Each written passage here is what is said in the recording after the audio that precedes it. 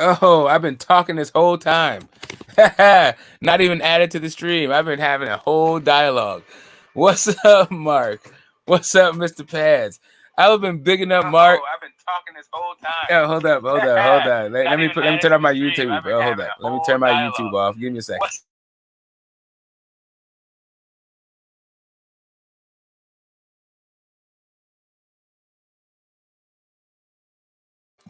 There we go. All right. So yeah, Mark, I was just talking about how I was on your stream earlier. It's been a while since I've been there. How I like how you run your show. How you have a vision for how the format should go.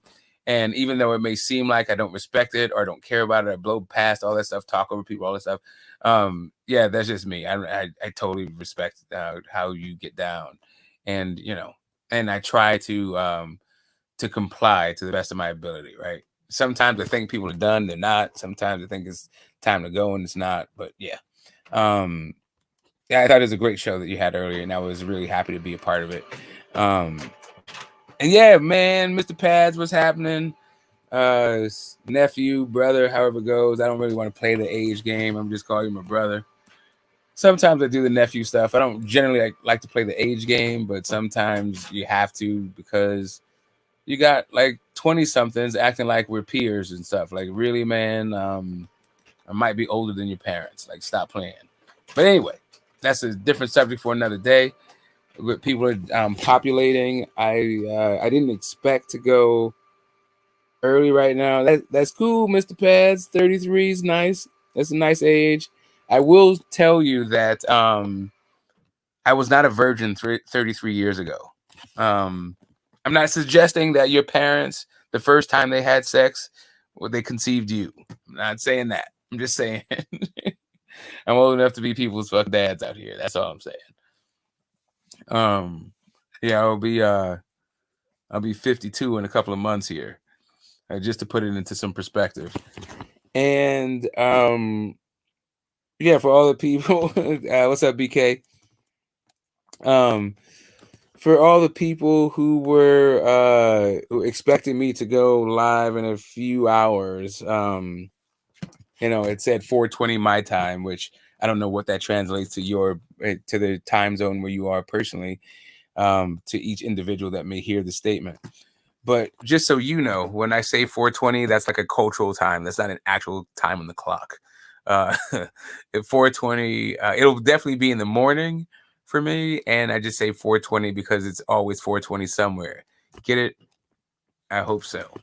Yeah, I haven't. I'm gonna wait for people to like kind of populate before I drop a song and get into the meat of this chat.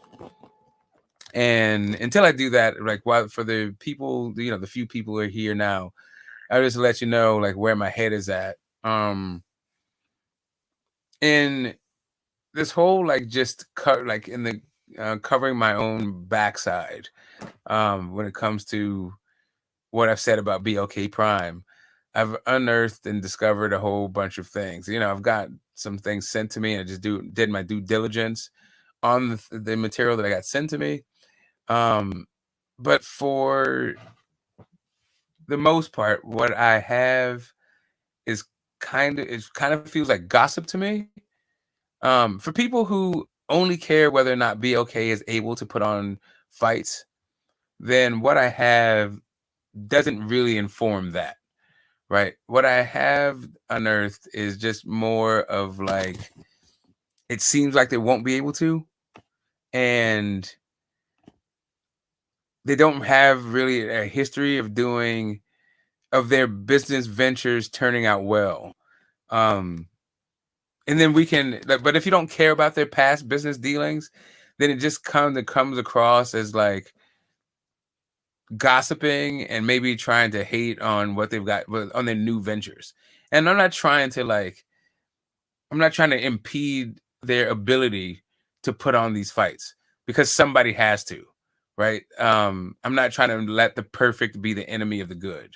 I don't want to have that situation, and I want to contribute to a situation where, because of the stuff that I'm saying, it makes it harder for them to put out a fight. or put on a fight, right? And I also don't want to become the the subject of the story and all this other stuff. But for the consumers who do want to know and don't have either the talent or the time or the training to do the research, I have done it to the best of my meager talents and limited time and interest, because really I'm a fight fan and I'm in it for the fights. I was slightly disappointed about this fight not happening. I'm not slightly. I mean, I was disappointed, but I'm probably not as disappointed as a lot of you are. Mostly my interest is like there's a new player in the game, and then the game needs new players. So it's just more about me being interested in the viability of them as players in the game. And here, let me drop the link. I guess there's enough people here that I can drop it without pinning it. Yeah, we're gonna get this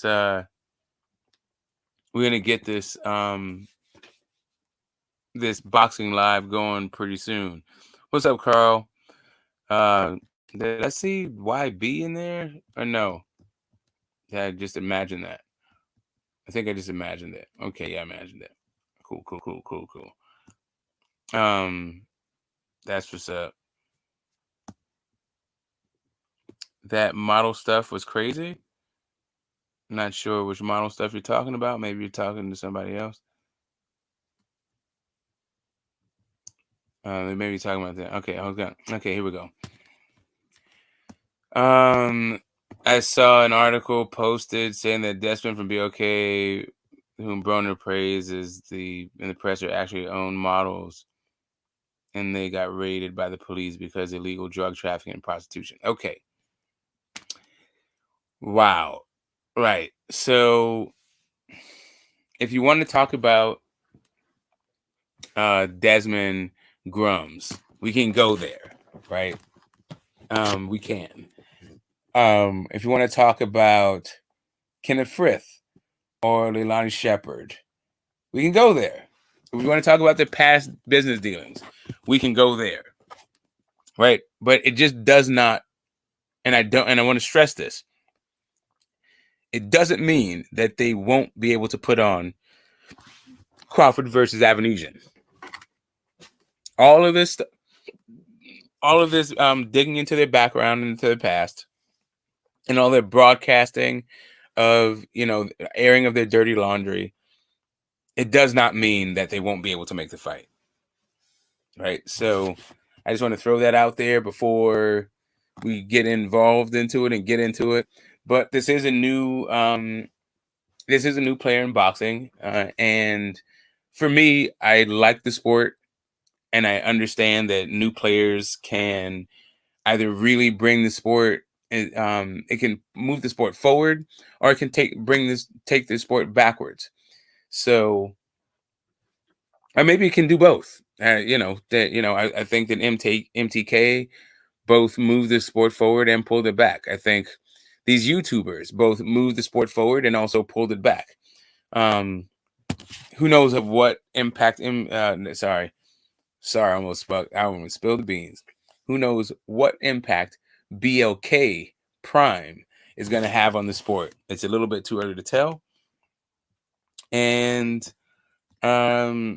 hopefully all of this stuff is just alarming. It's gives us a reason to pause, but ultimately won't be basically a deal breaker, right? And in doing my own research, I am a little bit reticent to discuss some of the stuff that I found, just because I don't want to make it harder for these fights to happen, right? I don't think that, just because they have a checkered business past, it doesn't mean that they can't turn it around and can't give us what we need, or what boxing needs right now, which is another platform and more dates, right? So towards that end, and with it, towards that end, I hope that the stuff that we discuss when it comes to Desmond or Kenneth or Ms. Shepard, I don't know if she's a Mrs. or a Ms. or whatever the hell. So I'll just go with the Ms. Shepard. And I think her first name is Leilani, and that's the reason why I also didn't just call her by her first name.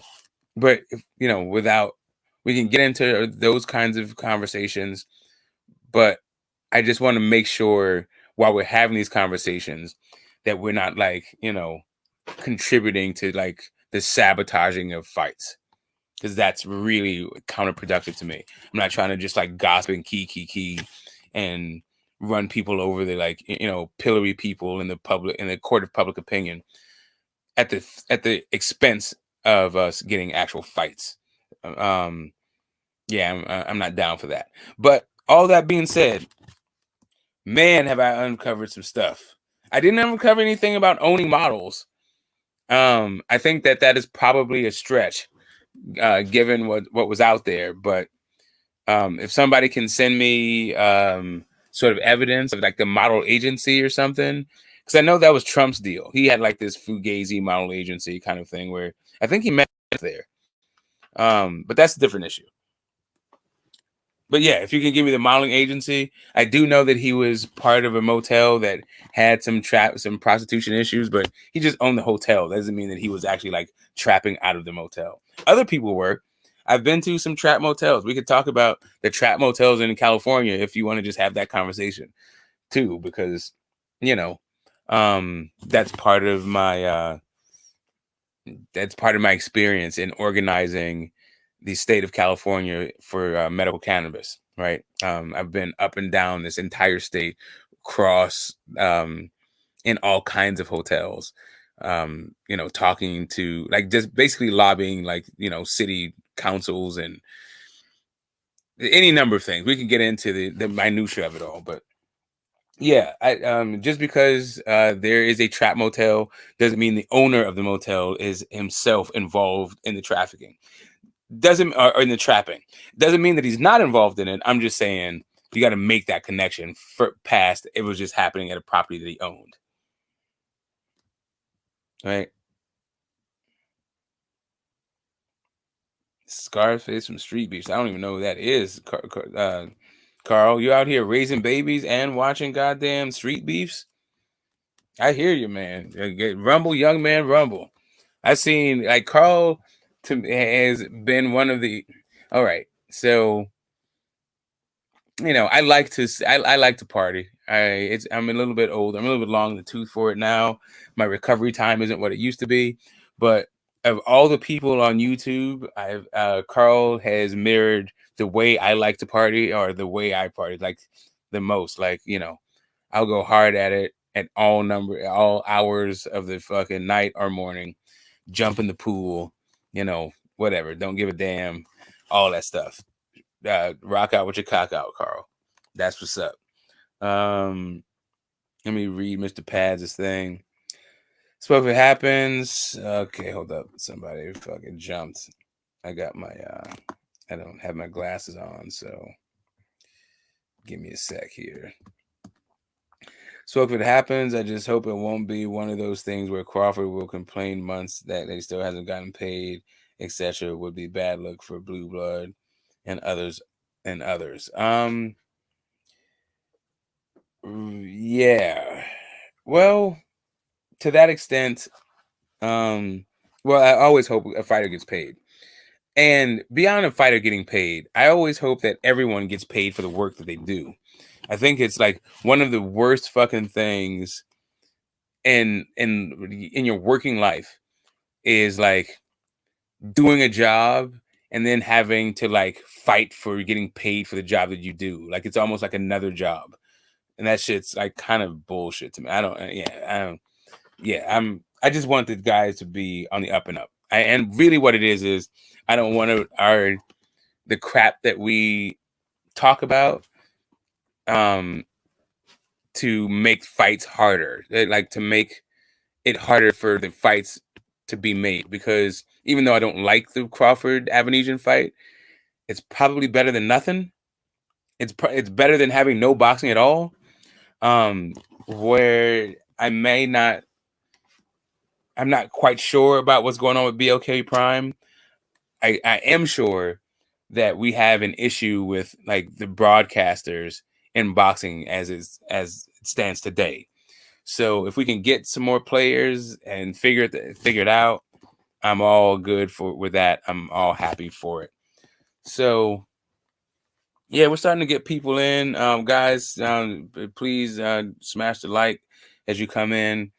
I'm getting a lot of views, but not really a lot of likes. I don't know what that even means at this point, but I do notice that, like, I have damn near a couple of thousand views, but like, 15 likes. I don't, yeah, and maybe people who are more versed with the YouTube algorithm can tell me what that means, but it'd be nice to like have at least like somewhere near the number of views, the number of likes, or even number of dislikes, I guess. Just like hit something. I don't know what that, I hear that it's all about engagement, but I don't even know what that means just yet. This on the commentary to you for Bud versus Ava. Hey, man, listen. You were going into the minutia with that one. Man, I have a whole bunch of questions before we even get into the ring announcer. I am trying to figure out who in the hell is the spokesperson for BLK Prime. Like, I'm hearing they got secret investors. I'm hearing Silicon Valley funds. I'm hearing all kinds of stuff. But what I'm not hearing from, is a promoter or a spokesperson for BLK Prime. Is Blue Blood the spokesperson for BLK Prime? If he is the spokesperson for BLK Prime, why doesn't he just say, I'm the spokesperson for BLK Prime? And why are we not hearing about more BLK Prime business ventures, I guess, or stuff, or fights that they have going on in the future? Is this just this is a one-off? I heard about AB. Who's AB gonna fight? I heard they're in contact, shout out to H Money, he's one of the reasons why I'm doing content at the moment. But he says that he says that they're in talks with Boo Boo Andre, according to Blood. I mean, sorry, not according to Blue Blood. Don't want to get him mixed up with Blood Boxing. And according to Blue Blood, they call him BB. According to BB, they're supposed to be in talks with Boo Boo. So, and I'm not mad at that. I'm not mad at it at all. I just want to know, what's going on. Who do I talk to for this? Because according to all of the corporate filings, the person to talk to is Leilani Shepard. I'm sorry, don't remember her first name off the top, but her last name is Shepard. I have like multiple calls out to her. Maybe she doesn't like the fact that my name is Get This Smoke, and I'm not. And she may think I have some other name other than Get This Smoke to give her. But listen, as far as I'm concerned, I gave her my first name, my middle name, and my last name. So she can call me Mr. Smoke, or she can be very familiar and call me Get. I'm not really mad at either one. She can even abbreviate and call me GT Smoke. Whatever the hell it is, just call me back. You know what I mean? I would like to find out a couple of questions that I think the YTBC would love to hear, right? The answers to. So yeah, I feel like if I get that phone call, it will probably benefit hundreds of thousands of payer customers, like ultimately. But yeah, that's just maybe a feeling that I have. We'll see. We'll see. I'm gonna drop that link one more again for you guys. I'm gonna head outside, and guys, tell me how my audio is. Am I crackling? Am I breaking up? Do I need to like find a different place?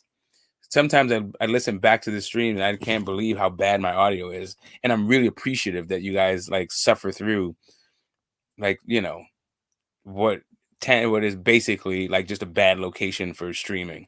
I'm gonna get a different, like, everybody uses StreamYard, but I may have to use a different streaming software because of just where I'm located. But yeah, that video I put out, the last video I put out about Silicon Valley EFC being a company that doesn't exist. I'm walking through the forest. Well, that forest is like right behind my house. Right? So just so you know, I'm just far away from like towers and shit. That's that's what's happening. But just let me know when I get like crispy or crackly, and I will drive down the hill and finish this live from a remote location. Yeah. Let's see. People are coming through. People are starting to populate. So, you know what? What's up, more real rap? Oh wait, I see Carl's in the back. What's up, party? What's up, party monster? What's going on, brother? Chilling, man. Raven, have you? I think you hit the link once, but you didn't really speak too much. But like, yeah, welcome. Just me and you. I think it's the first time it's been you and I on the panel. I think I was on your first one. I think I was on your first one. I was drunk as shit. Yeah. You were on one earlier. It's been a few weeks, but yeah, you just like came through. You said a couple things, and you were like silent for most of it. But, yeah. Yeah, I probably didn't have anything good to say. Mum always said, if you haven't got anything nice to say, don't say anything at all. Oh, well, you can sing. No, I would have with a song, serenade us with that, those sweet, sultry sounds that come out of it.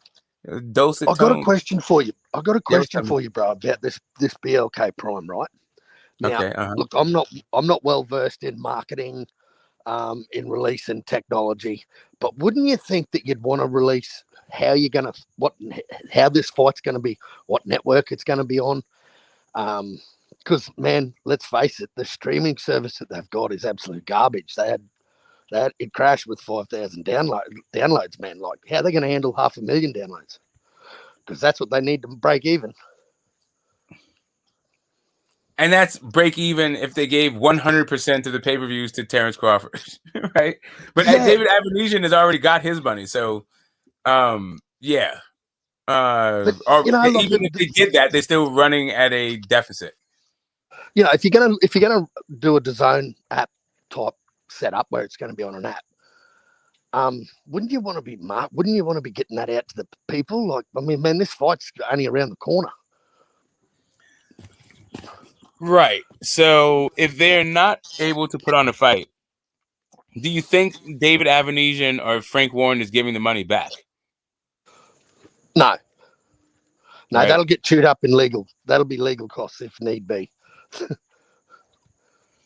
Right. Because they'll take that to court, and it won't be David's fault the fight didn't happen. He stuck to his side of the deal.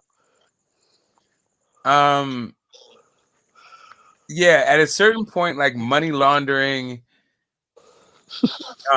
isn't the charity, right? Like you are you have to get some kind of return for the money that you're putting out. You're not just like giving these guys tens of millions of dollars and then be like, okay, money laundering. Is it a billionaire that needs tax credits, bro? Right. Is it okay, so here's the other part of it. Who is this shy billionaire? Who is this like when so when have venture capitalists not been proud of their new venture? Isn't like signing getting a VC on board part of your marketing? Like, isn't that the thing that like makes your company more viable? Don't you put that out there? Like, who has like secret investors, and that's supposed to make you feel better about the company? I don't understand it, bro. It seems too underground for me. It seems like they'd cover a good street beefs fight, because that was the first fight they put on. The guy that was in the fight was Scarface. Was his, I don't know whether it was his trainer or he's the guy that runs those street beefs on the YouTube channel. Street beefs. The only Scarface I know is either a fictional character or the guy from the Ghetto Boys. Ghetto Boys. I don't know. I don't know this other Scarface guy.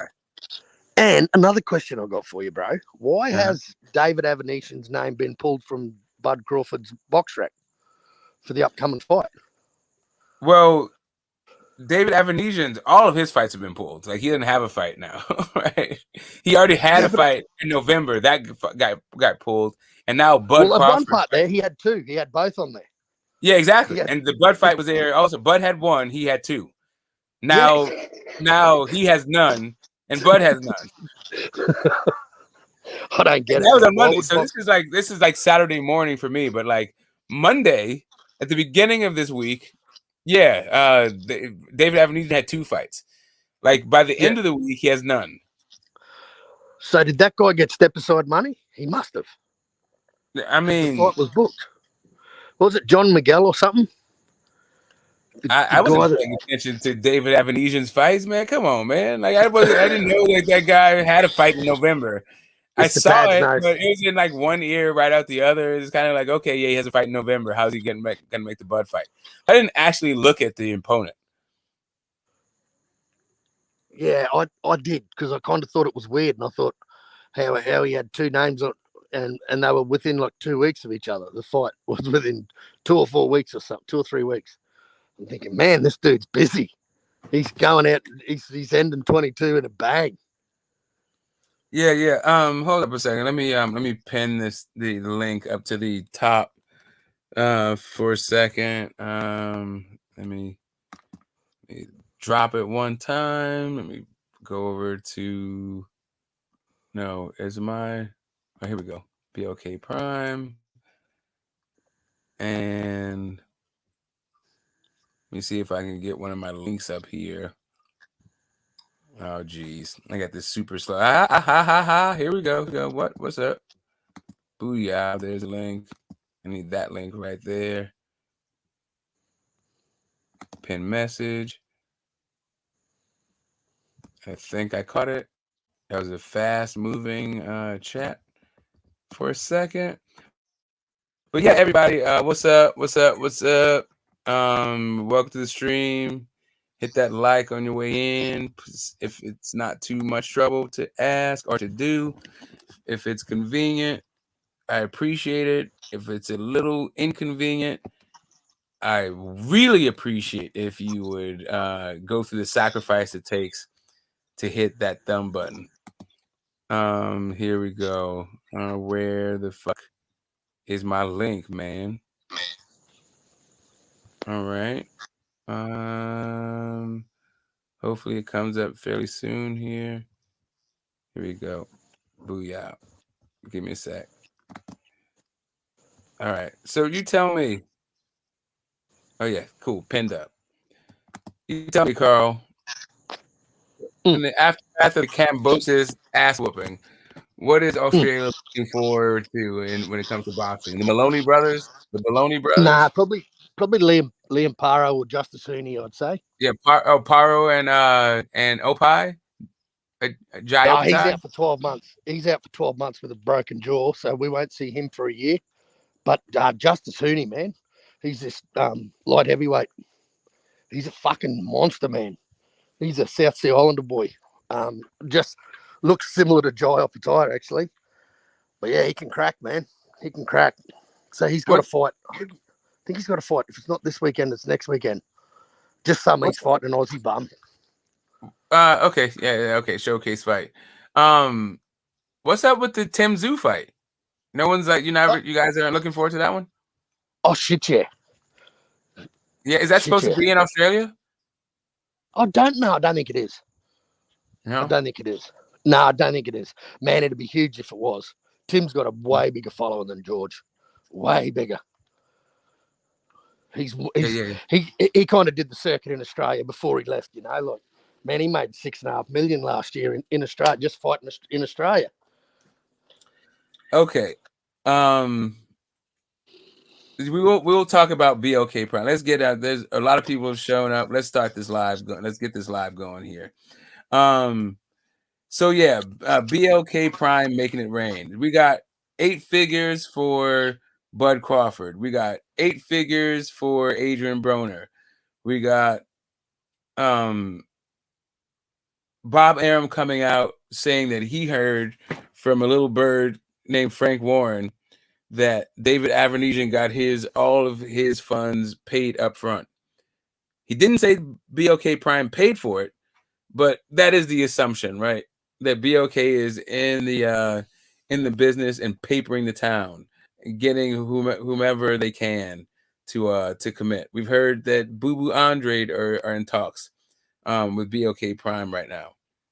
So this live is about BLK Prime.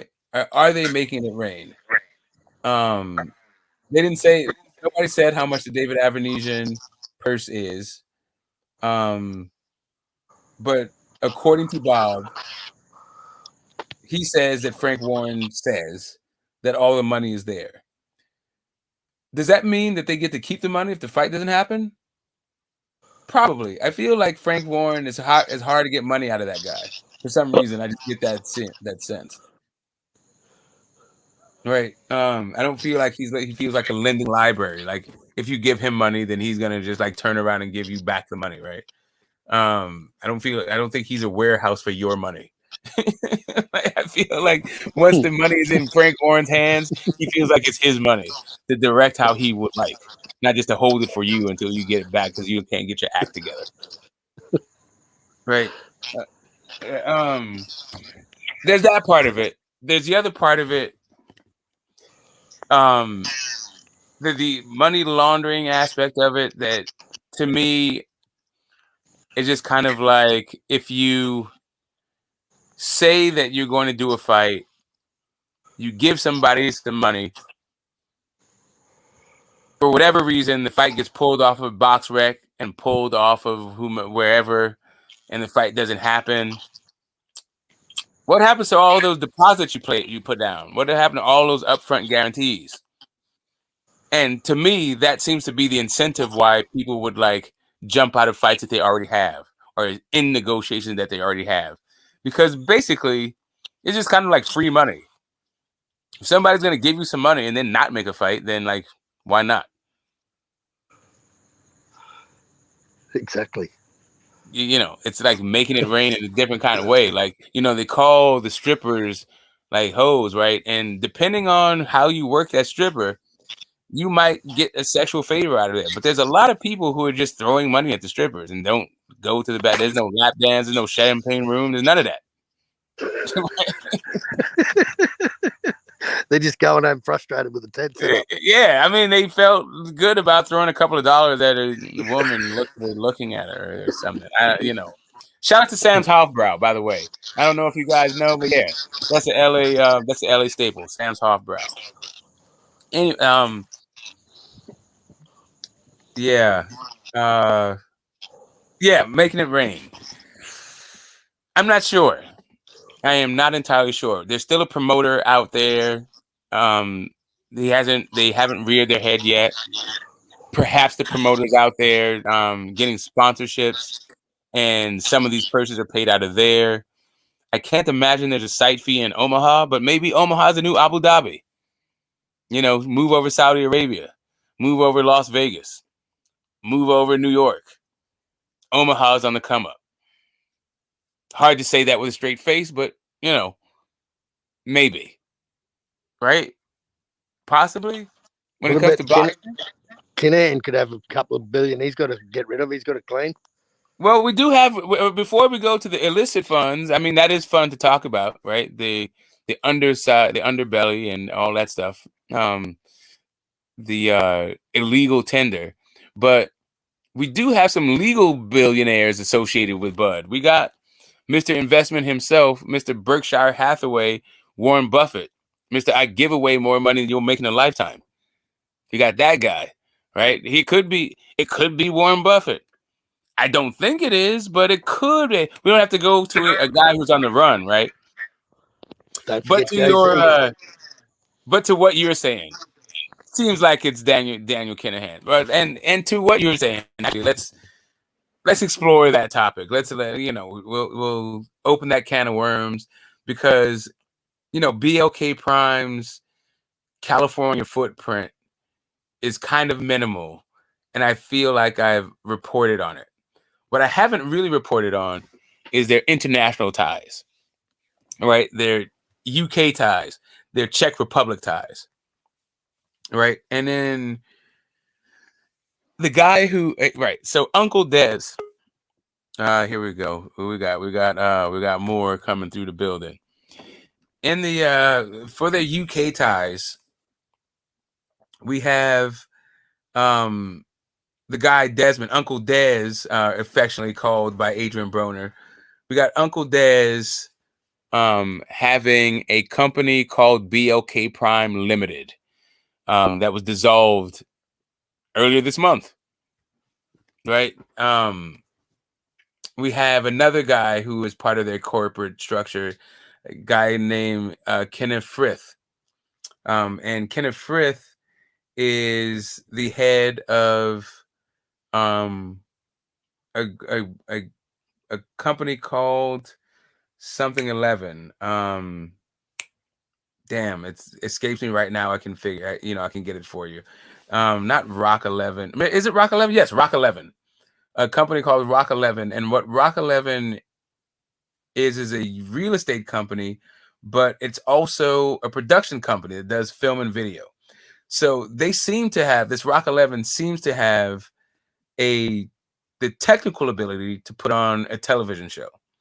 But it's weird that they have a real estate company, and it's also weird that this guy Uncle Dez had a real estate company too, right? And Uncle Dez also puts on film and television. He was part of a television show called Hacienda Heights, and he did a Jamaican shoot 'em up called like Rude Boy. Yeah, Rude Boy's Birth of a Dawn or something like that. Like some real like cheesy B-level like Jamaican shoot 'em up. So both of them have a background in film and television. So that makes sense.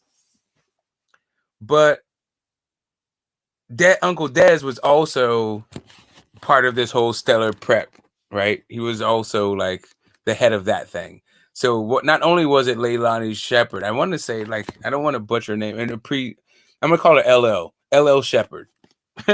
LL Shepherd.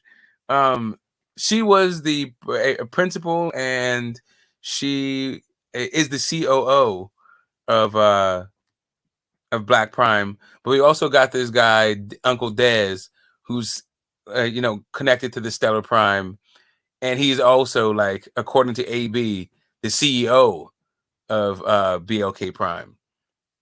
And Uncle Dez got a ton of bankruptcies in his past. Not just bankruptcies, and I mean all the way up until 2018, from like starting in 2009, going all the way to 2018. That guy's got he's got some cases on his ass. Like some drug trafficking cases. And like I said, just because he has a checkered business past does not mean that he can't put on the Bud fight.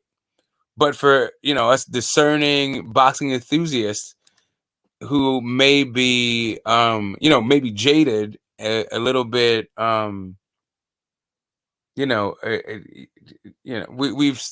we've seen operators come in the sport and basically just defraud people and bounce. I feel like just for our own what is it? Our own responsibility, right? Our own due diligence. We should probably chop up this stuff. And as I said, I feel like some of this stuff I'm not completely comfortable with talking about a lot of it because it comes across as a kind of gossipy, and it's not the kind of channel I want. I don't want to come up here and create obstacles to new players into the sport that are actually responsible actors, right? I do want to create a better entry for scam artists and for cons, right? I don't mean like convicts. I mean con artists, like a confidence scheme. I don't need any more scams or anything like that in boxing. So towards that end, we're here talking about BLK Prime and Uncle Dez. All right, what's up, more real rap? Before we get into it, I want to welcome you to the show. How you doing this morning? I'm good, bro. I'm good, man. I came up here to ask some questions because this dude Canahan, like, y'all had made a statement and it caught my antenna. I just picture somebody being on the run, still trying to make deals and shit. Getting that bag. So yeah, like everyone is like jumping to the end, right? Like I was gonna roll this thing out slow for people, but apparently people don't need the slow rollout. People have already sniffed up that MTK sounds a lot like BLK. I guess I'm like, people are bro. already they've made the connection, but yeah, I haven't. Yeah, go ahead. I was wondering, like, is this dude a cowboy? You know what I'm saying? Like that. That's what I envision, bro. Like a space cowboy or some shit, man. Like making these deals all over the world, fucking these bitches, and you know what I'm saying? Like doing bad business and shit. Like at the end of the day, I don't know what the hell going on, bro. When it comes to who's really behind the scenes of this ordeal that we going through, but it shows to me, it feels like a takeover. You know what I'm saying? This feels like a knockoff version of New Jack City. You know what I'm saying? When they took over the Carter. You know what I'm saying? Like it's funny, man. When people see baby. facts, man, rockabye, baby. It's when people seize power, this is how the shit is, man. There's no negotiating when you taking power. You know, this may have not been the best strategy because this is boxing, you know what I'm saying? Like you gotta have some real dollars and influence behind you. It's not just the money, you gotta have influence too. But for people that's paying attention, man, that's why I love history. Like people that's paying attention, like this goes to show you, man, how things get done. You know, when people really want to get some shit done, they just go ahead and do it. You know, whether fail or success. You know, you can't get shit done pussyfooting. You can't, keep putting that toe in the water. You're gonna have to jump both feet in eventually. And it's funny how like the rumors of cats that's getting signed is like, the bad boys of the of the industry, man. You got Broner, you know what I'm saying? You got Boo Boo, you know what I'm saying? You got the infamous Terrence Bud Crawford. Oh, it's crazy, man. That's why I wanted to ask, man. If this dude Canahan was a space cowboy, or you know what I'm saying? Like, is this dude the cat from Shawshank Redemption? You know what I'm saying? Reincarnated, like he done figured out how to escape the prison cell. You know what I'm saying? He was doing trade deals on behalf of his warden and shit. And now he done made a whole new identity and he back out here in these streets. You know, I just wanted to know what the hell was going on. Yeah, I mean, it seems like a bunch of stuff is going on, but all of it is unprecedented. It doesn't really feel like a takeover. While those guys are the bad boys, but I feel like you got the wrong double B's. They're bad business. But Boo Boo seems like actually one of the hallmarks of his career. Like if you were to describe his career, I think the best way to look at it is through the lens of doing bad business. Like this dude, he's been a 2-division champion without ever facing a champion, like either current or former, right? Yeah, and then he like when it comes to the biggest fights, he's like pulling out of them and he's citing business. He went over to the Matchroom and DAZN, and that was supposed to be this big coup. He was like the first like kind of real big signing to legitimize DAZN to the American public. People were like, "Oh yeah, Boo Boo, cool!" Like he finally gets fights. Boo Boo at DAZN ain't fucking anybody. Did he get a bag at DAZN? I don't know. People say he did. Did he? Fighting Walter. I'm not gonna remember that dude's last name, or Liam, or whatever the hell. Like whoever the hell he's been fighting under the Eddie Hearn banner. Like, did that really get him paid? Did that help his career? I don't think it did. But Boo Boo's not even with him yet. He's just a guy attached to him. But at least that guy is a champion, right?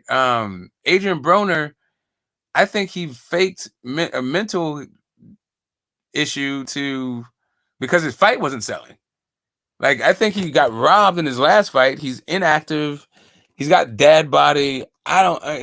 He's talking about how he's Tupac and the other dude Snoop, like his lines are recycled. He just seems to be like phoning it in.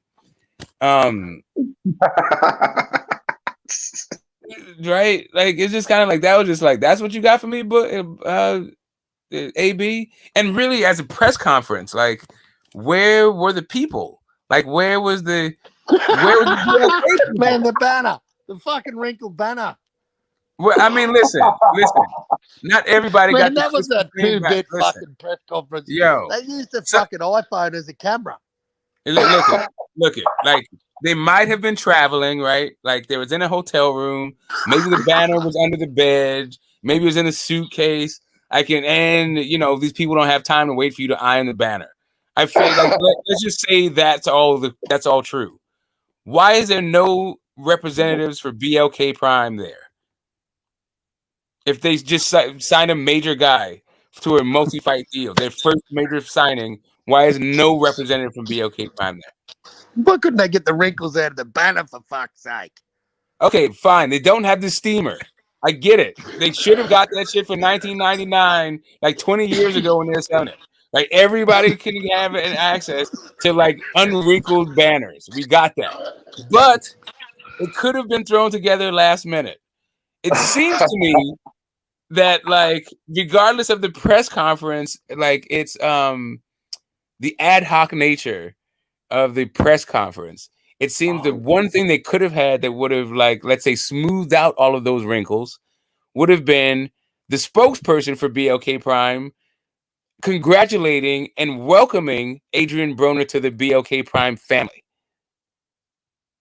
Instead, what I got was, Blue Blood leaving us hanging for an hour for a 5-minute announcement and to recycle lines. Like that was unsatisfying, right? It left a lot to be desired. And it just raises more questions than it answers. Like nothing about that said 7 figures, much less 8 figures. None of it even said 6 figures, really. They're taking the piss, bro. They're taking the fucking piss. It didn't really even say 5 figures. To be perfectly honest with you, like I've gotten hotel rooms in Miami and I've also got banners. And the entire thing cost me like less than $1,000. Right? So like I'm not even in the 5-figure worth of production. It doesn't cost you anything to like cap in the media. That's free. Let's see. The banner may have cost you $400. It could have cost you $1,500, right? But it could have cost you $400. No fucking way. No, I mean it could have. If you paid retail, $50 banner, mate. I mean, I get. Listen, I'm trying to listen. But you might have the friends and family discount. I'm saying if you're paying the money laundering rate, right, where you own the printing company. Sorry, you're right. Sorry. Oh God! If you're paying if you're paying that rate, then the banner could have cost $1,500, right? Because you're running cash through all your businesses. Cool. Let's put it there. Let's say the hotel room was like the presidential suite at the top of something that could have run you. Let's call it like $3,000. Call it $4,000, like post COVID. Like let's call it $4,000 post COVID. That's like $5,500. I didn't see anything else. I didn't see anything else to spend money on. I didn't see a poo-poo platter. What about his bus fare? What about AB's bus fare, man? I don't know that he didn't pay his own bus fare. That's true. I'm just talking about the value, the production value that I saw. At the most expensive rate. Like the unreasonable rate. I mean, like, what about the other place that you saw that was all boarded up? Like somebody had to pay for those boards. Right. So it's true, but I don't know that I think that's a one-time expense. I don't think that that's like a monthly cost, or you're not like renting the gate. I mean, but they are renting that space. I will say for that space, it is like It's right there on B Street, downtown Hayward, but there's very few open businesses on that street. So you could probably cut a deal with the landlord. And he probably had to, like, maybe he got one of those 99-year leases. They got one of those 99-year leases to begin with. Since it's supposed to be a school, they probably weren't doing it like a year to year. They probably got a multi-year lease to begin with.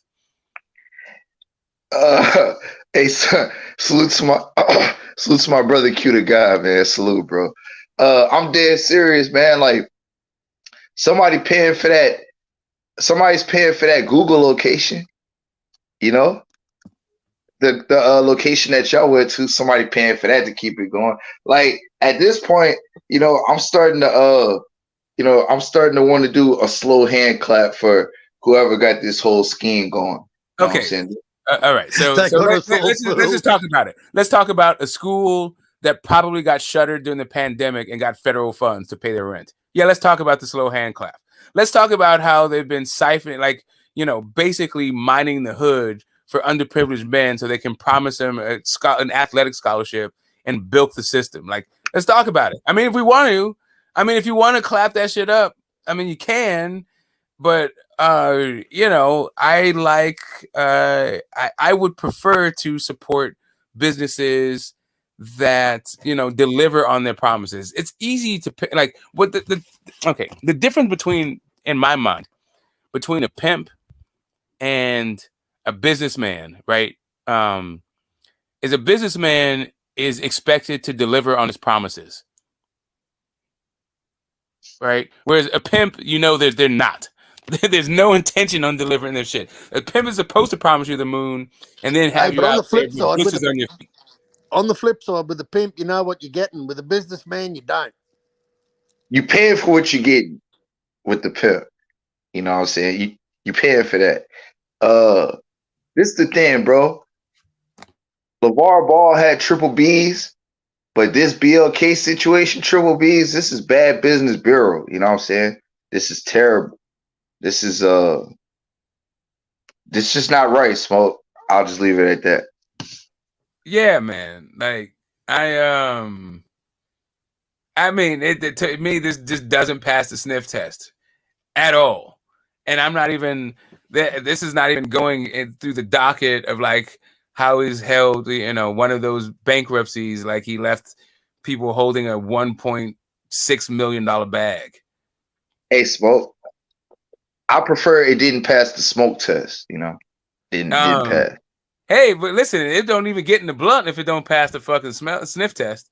First, I smell that shit. Like, come on. Before I put my money down, I smell it. Well, of course. Yeah, but, you know what I'm saying? Like, this shit don't pass. Don't pass the initial thing. Listen, you know how two dogs greet each other in the street? You got to do the official, but you got to see what's going on with you. What's crap-a-lapping? I hear you. I'm filling it up right now as we speak, man. It's getting filled up.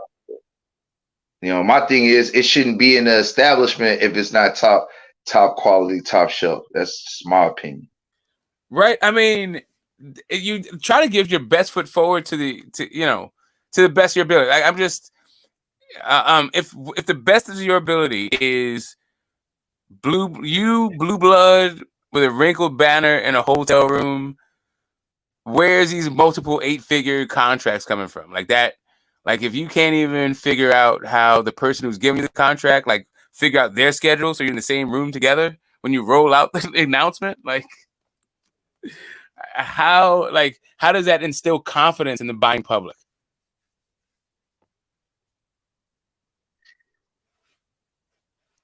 I mean, I'm not much of a consumer.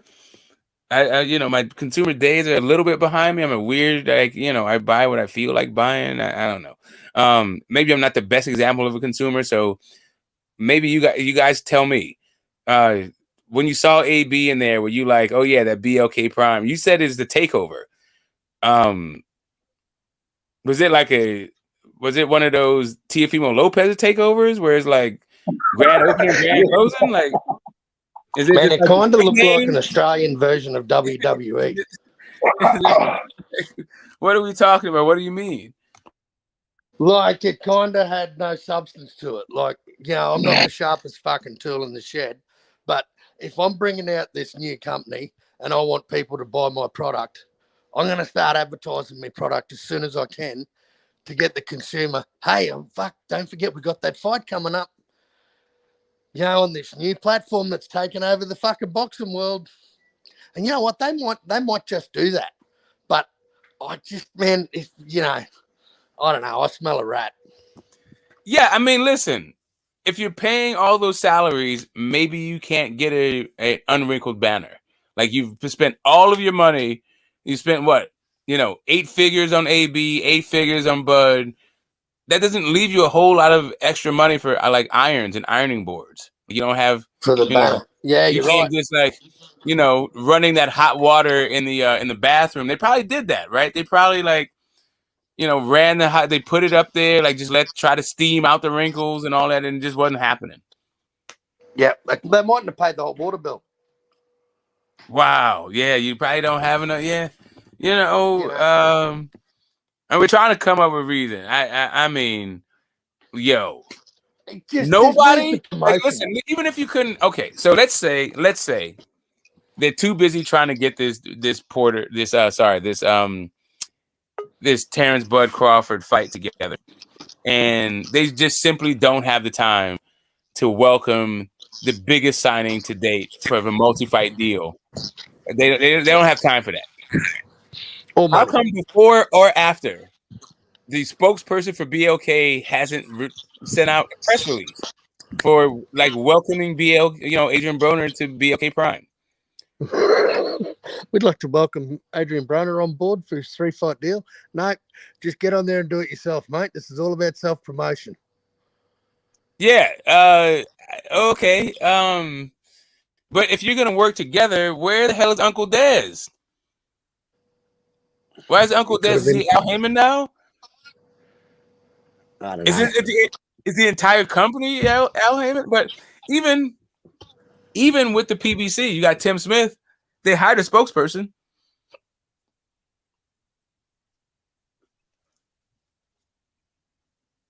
I don't know. It all sounds a bit fucky to me. A lot of fuckery going on.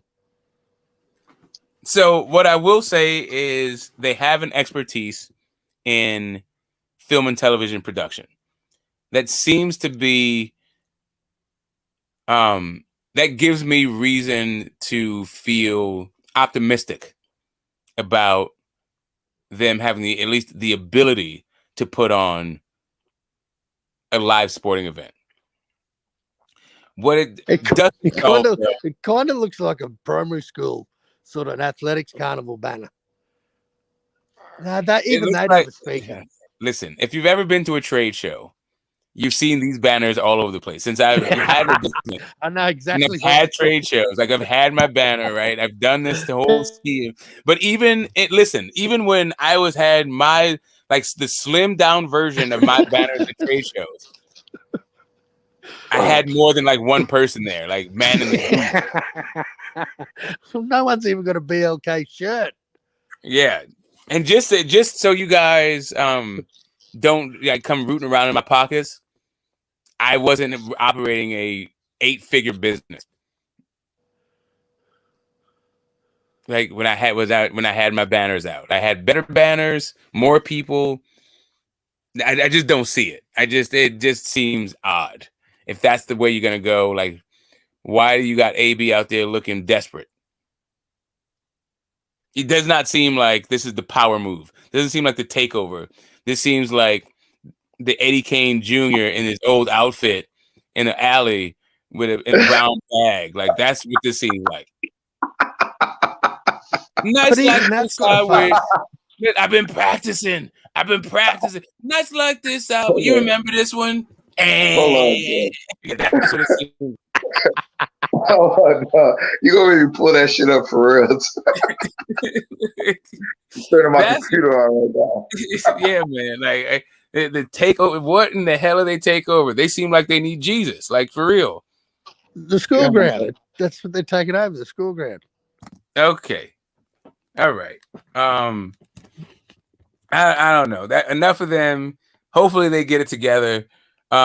It seems like it's a Daniel Kinahan front. It seems like it's a money laundering scheme. It seems like they're going to hold a whole bunch of people. They're going to leave a whole bunch of people left holding the bag. That's what it seems like. But that could all be wrong, right? And we'll see. I don't see it. I don't see it. Well, I mean, I don't think it takes a crystal ball to see this one coming. Like, this is the slowest moving iceberg ever. Like, I think BoxRec might be onto something.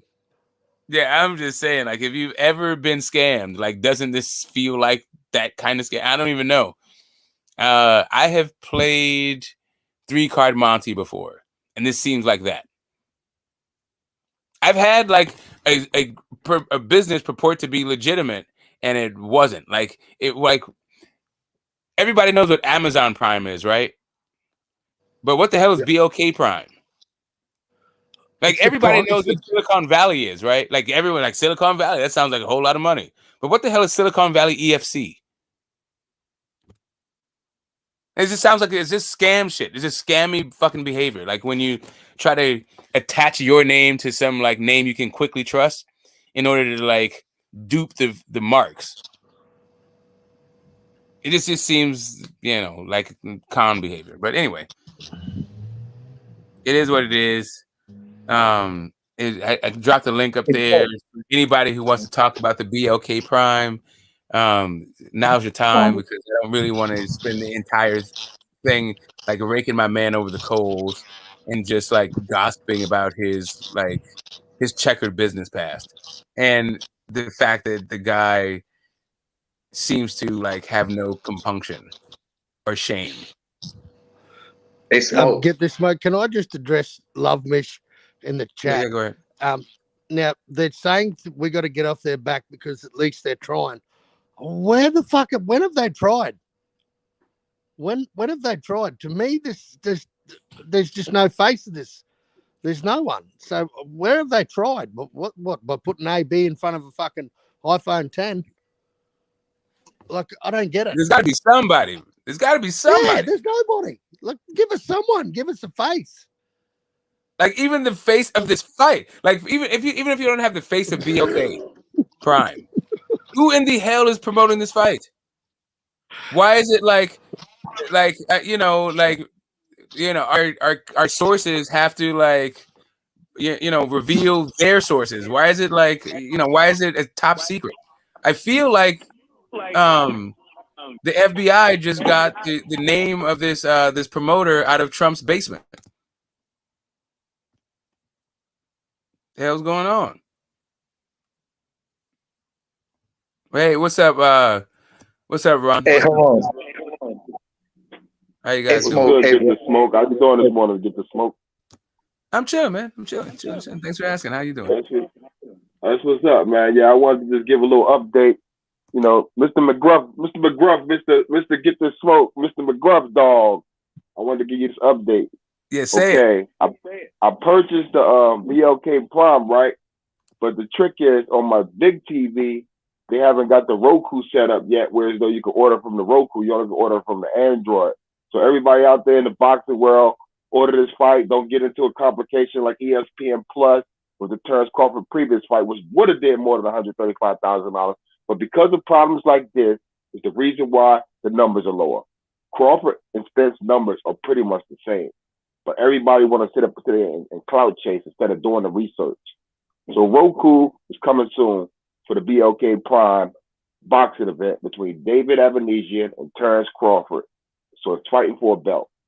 There we go. All right. So for all you doomsday preppers out there, get your Chromecast now, just in case the Roku deal doesn't come to fruition between December 10th. Get your Chromecast now. No doubt. Yeah, man, get your disposable debit cards too. Yeah, also a generator, just in case the power goes out. Oh, you reaching now? You said the generator, huh? Yeah, man. Because you up there talking about because you came up here talking about some Errol Spence numbers. I know you have to throw that in there for your usual shit. That's why I call you a troll, because that shit like that right there. That don't have shit. BLK Prime is on some janky shit. does not mean that Errol Spence is on some janky shit. We both know that ESPN is not on some janky shit. So yeah, but Hey, like, Smoke, that's hilarious. yeah, That's a powerhouse. That's a powerhouse. Hey, Smoke, that remind me of Sprint. Like when Sprint do their promotions, they always gotta add Verizon in the damn commercial. Like, bro, like, do y'all know y'all still giving Verizon like out? You know what I'm saying? Talking about we're within 1% of Verizon accuracy or mobile module, whatever. It just comes off like this, what you were saying earlier. Like singing up. That's like this. I wish. So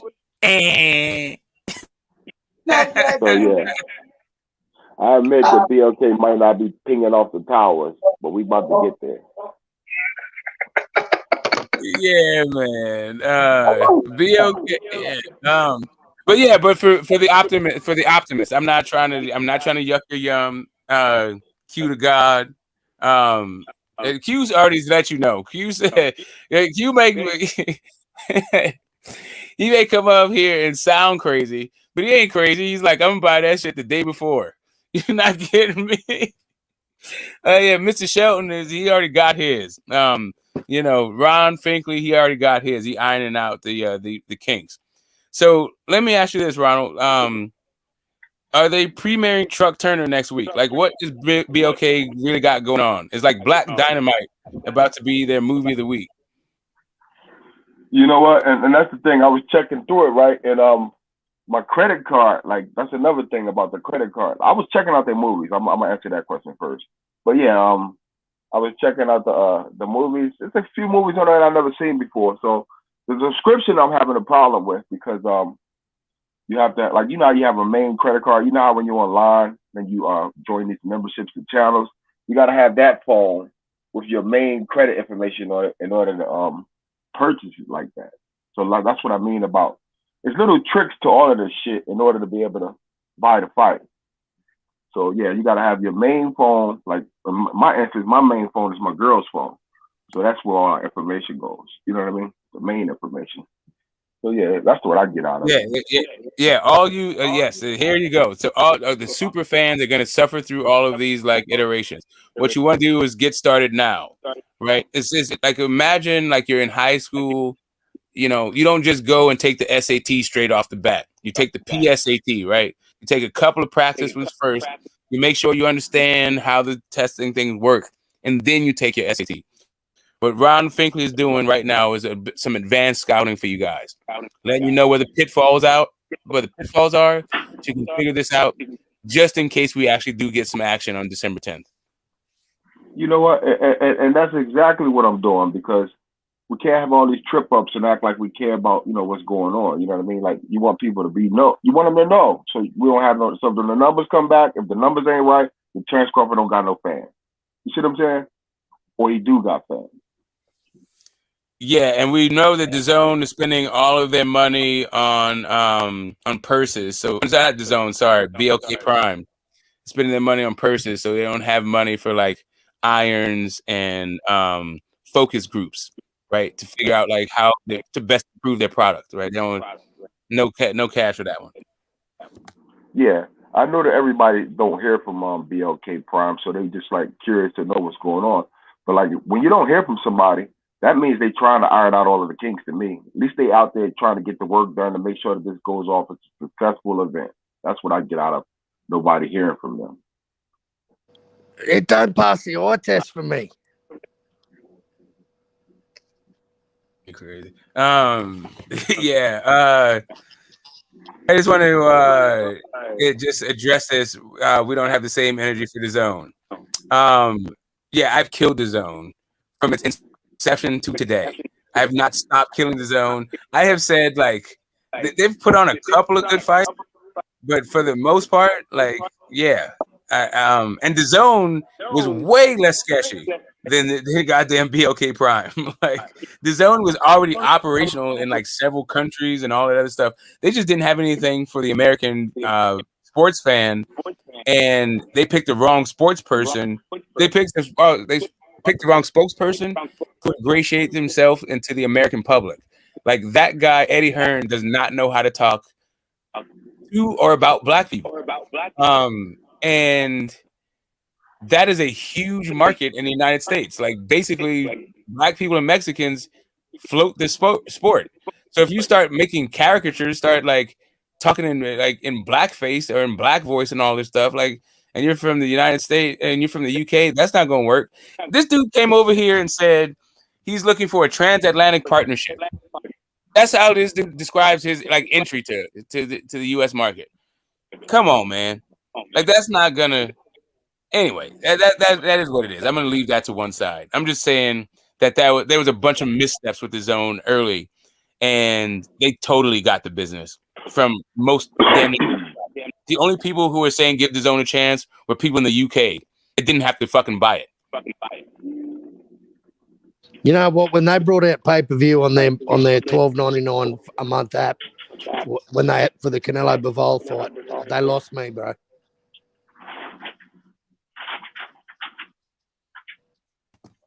Yeah, exactly. The zone, yeah, you know who the hell is down behind the zone. You know what kind of business they do. You know they're in operational. Yeah, and they still got crap. Like there was like it was a UK people and a bunch of people who didn't like the PBC. They was like, yeah, the zone, blah blah blah blah. But most American sports fans knew exactly what was up. Like if you didn't watch soccer, then what the hell were you buying the zone for? For Thomas Delorme? For goddamn Jesse Vargas? For Gabe Rosado? Liam Parra and Brock Jarvis was $49.99. Yeah, but that was one of their best cards right there. That's recent. That was recent. I'm talking about in 2018. Yeah. Like, you know, the zone, like Golden Boy signing to the zone was a huge for them. Triple G signing to the zone was huge for them. They were giving us Big Baby Miller. I don't know if you guys remember that.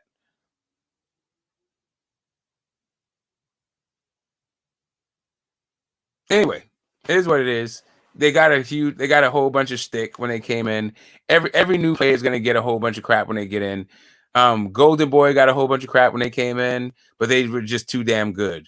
Floyd Mayweather got a whole bunch of crap when he gets in, and he still gets a whole bunch of crap. PBC got a whole bunch of crap when they came in, and they still get a whole bunch of crap.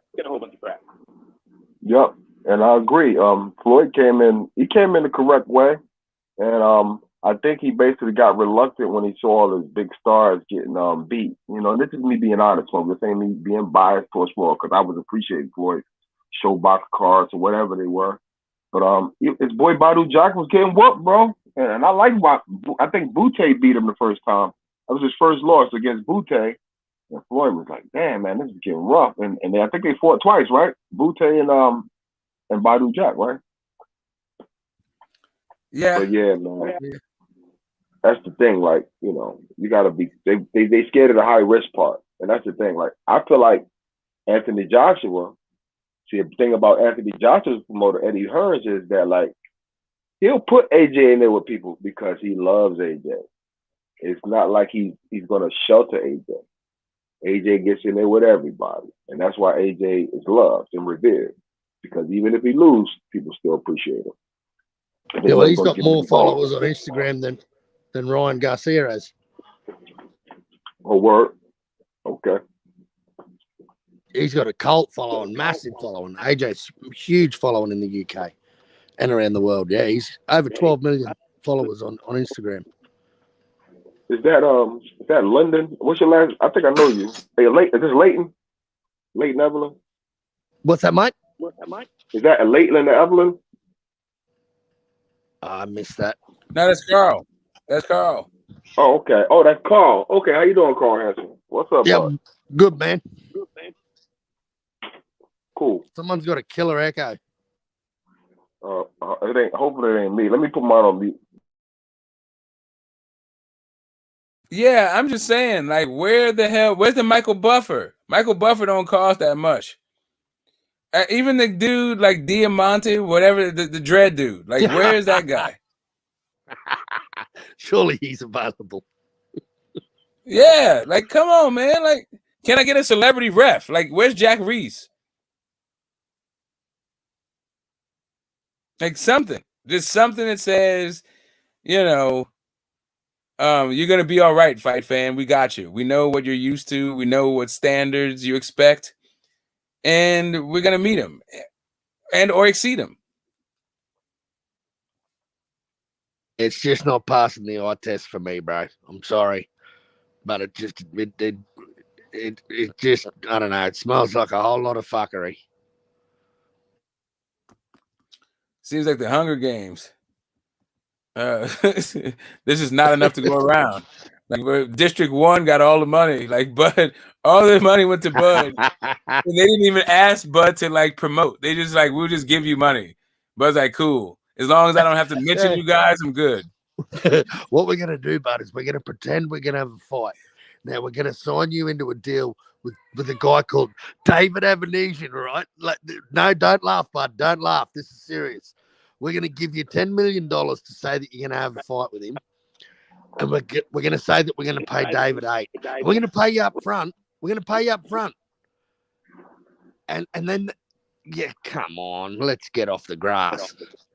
You know what? I admit that it seems like something like when you get that call from the people telling you they're gonna give you like a bunch of money up front, and then to put the decal on your vehicle and just sponsor it and go around town. I get it, bro. Trust me, I get it. Fucking Kirby back and come to your house with the fucking goodies, and they snack back, and they won't walk away from your door till you eat a couple snacks, and then they get in your house somehow and make you buy a fucking $3,000 vacuum. I get it, bro. But yeah, no, just send us $30. Just send us $30 now. You'll definitely get the fight. No doubt. You know, but if you did, here's the thing. Here's really the kicker. If you pay for the pay-per-view right now, you have access to the chat about the fight, so you can talk to other people who've also paid. And that's important, I think, because I think I've seen a few of the YouTubers in there, like fans, like, and that's what's up, man. That's what it's all about, man. To me, man, look, I listen. I don't have $40 to trick off like that. Sorry. All right, listen. I'll talk to you motherfuckers for free before I pay $40 to a bunch of others. Like you are fucking tripping. Oh yeah, let's let's soothe our bruised ego, right? We all feel like we're about to get scammed, but let's act like we're not in this fucking chat. Me, you, and like 2 other people. Yeah. You know what, man? I'm still working out the kinks too.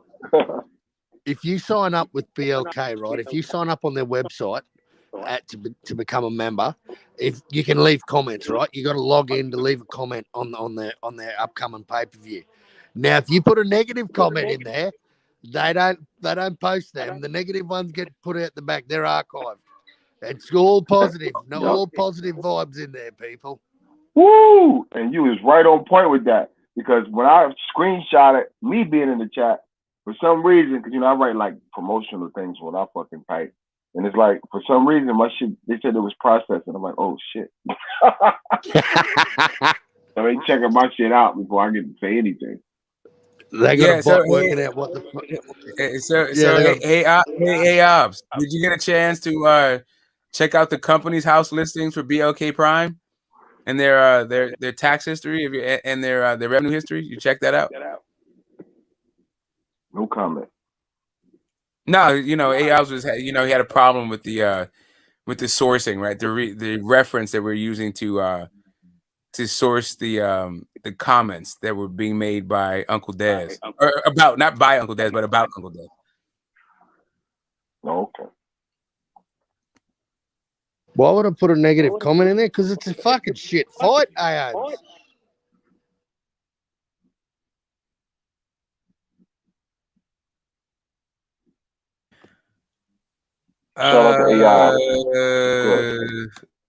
So I have not run personally an 8-figure company, but I was head of a division that was an 8-figure company with all of the divisions. But the division that I ran was a 7-figure division, not an 8-figure division. Which state you from, Smoke? Are you from San Diego? I'm from California, yeah, but I'm from the Bay. Born in San Francisco. Nice. Raised in Oakland. Oh, cool. You be seeing Boxing Frico out there? Do I see who? Boxing Frico. Boxing Frico. No, I don't know who that is. Who's that? You know, AKA, you know, the one with the glasses with the afro, the light skinned, tall, fat kid who talk all that shit online. The big YouTuber. Shit, I don't know who the hell you are. Boxing Frico. Check him out. Boxing Frico. Man, I'm old, bro. I don't get all this stuff. Like, you know, like most of the new stuff. I was trying to throw a subliminal shot. Yeah. Boxing ego. I was trying to say. Man, that's it, man.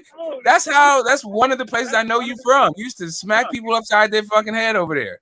Now you got Nick, the guy. Okay, I didn't know. Yeah, and you know what? That was like actually my first. He's in Richmond now. Okay, gotcha. Yeah, that was like one of my first channels. I got rid of those motherfuckers, though. I don't fuck with them no more. I like all of the channels that's up now, the up-and-coming channels, because I feel like you get more content out of a small channel than you get out of a big channel that just kind of caters to what they want, what the chat wants them to say. You see what I'm saying? Like, yeah, there's a time when it was all about just being yourself and it wasn't like interactive. And he's like unnecessarily combative. I don't know. I like Ego is cool. I actually like his whole thing. It's just that Ego is part of his name and it's part of his game, and he should probably like lose the ego at this point. Like, you're not the fighter, bro. Yeah, I haven't watched that shit in a minute. Yeah, now AOBZ, you know, I don't think I blocked you, bro. Like, I was real cool with people. I just talked a lot of shit and made it seem like I was blocking everybody. Man, you was smacking the heads, man. Come on, bro. No, real trolls I was smacking. I don't think I was smacking AOBZ. Yeah, I was a real troll. No, like, you don't have to sugarcoat it just because he's here. That dude's a real troll. A-Ob is always welcome. That's family. But that dude's a damn, like, look at this comment. Yeah. Yo, he making me go back with my memory, yo. People used to actually come to my channel and say, Ron, can you please get me unblocked from this channel? Man, that's what's up. And I would get them unblocked too. Like, that's how I was. Like, I would get certain people unblocked. Yeah, man. So I went both ways. Man. I went both ways, yo. Good, bad guy. Good, bad, good guy. You know what I mean? Good, bad guy, good guy. You used to smack the hell out of people in that damn chat. It's like, oh, let's see. And I was trying to get a damn wrench over there just because that was the first place where they were really what is it? They were really into the wrenches, right? Like, he exalted the wrench over there, so it made you want to be a wrench. Yeah, I took a test to get a wrench on it. I didn't even ask to take a test. He made me and I can remember everything. This dude named Kendall or something. Some kid named, like a Kendall doll picture looking dude, but me and him had to take a test to become a wrench over there, yo. It was a boxing question, of course.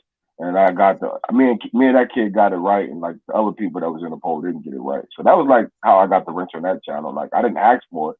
He just said, well, y'all talking so much shit in the chat, I'm gonna make y'all take a test because I need y'all to shoot this, like some shit like that. You know what I mean? Yeah. Ego was wild back in the day, yo. He was wild as shit. Yeah. I don't know about now. I don't watch him. I ain't watched him in like 3 years. Yeah, it's just hard for me to, like, the amount of self-congratulations that he does. He's like always bigging up himself. It's like, God damn, dude. Like, if you're on your own jock so hard, how can anybody else jock you? Like, fuck. Is there enough room in your car for your ego? Like, do you have to get a bigger car? Like, so is your ego always running shotgun? Yeah, he walk around with like an ego cloud over his head every day. Like, yeah, it's nice out because I got my ego following me around like shit. Like, so AOBZ wants to know more about this test. Was it a multiple choice test? Was it like math, English, world events, grammar? Like, what was the test? Well, of course it had something to do with, I don't remember, but it had something to do with boxing. Like, it was like a popular question, like, you know, that everybody should know if you're a true, like, American boxing fan. You know how ego is. It's like a popularity one. It was a popularity test, like, but of a boxing person or some shit. Could have been about Floyd. I don't remember. It could have been about, like, Pernell Whitaker or something. I just don't remember. I just know that that's how you got a wrench over there back then. You know what I mean? Like, that's all I remember about it. Damn. Yeah. But no, there was no drug test though. Nah, no drugs. That's Should have really been a what it drug should do. test. That should exactly. That's Yeah, put we'll you be in quizzing the people. Like make it, hey man, Yeah. figure out if I'm gonna those go on people are pause. on the I'm gonna go on pause real quick, Smoke. I gotta put these cars in the car real No, quick. you got it. You got it. We made a whole bunch of fun of BLK Prime. And we talked about some of the real issues surrounding them, and their leadership. And hopefully they'll work all this stuff out, and it's just growing pains. And there's a perfectly reasonable explanation as to why they were running a diploma farm for underprivileged high school males, right? And maybe there's a completely reasonable explanation as to why none of the corporate officers want to go in front of a camera or in front of a mic to talk about this wonderful company that they're part of. And maybe there's a reason why, Blue Blood is the guy. It's a perfectly reasonable thing. I don't see it. But what's up with these fights this weekend? We got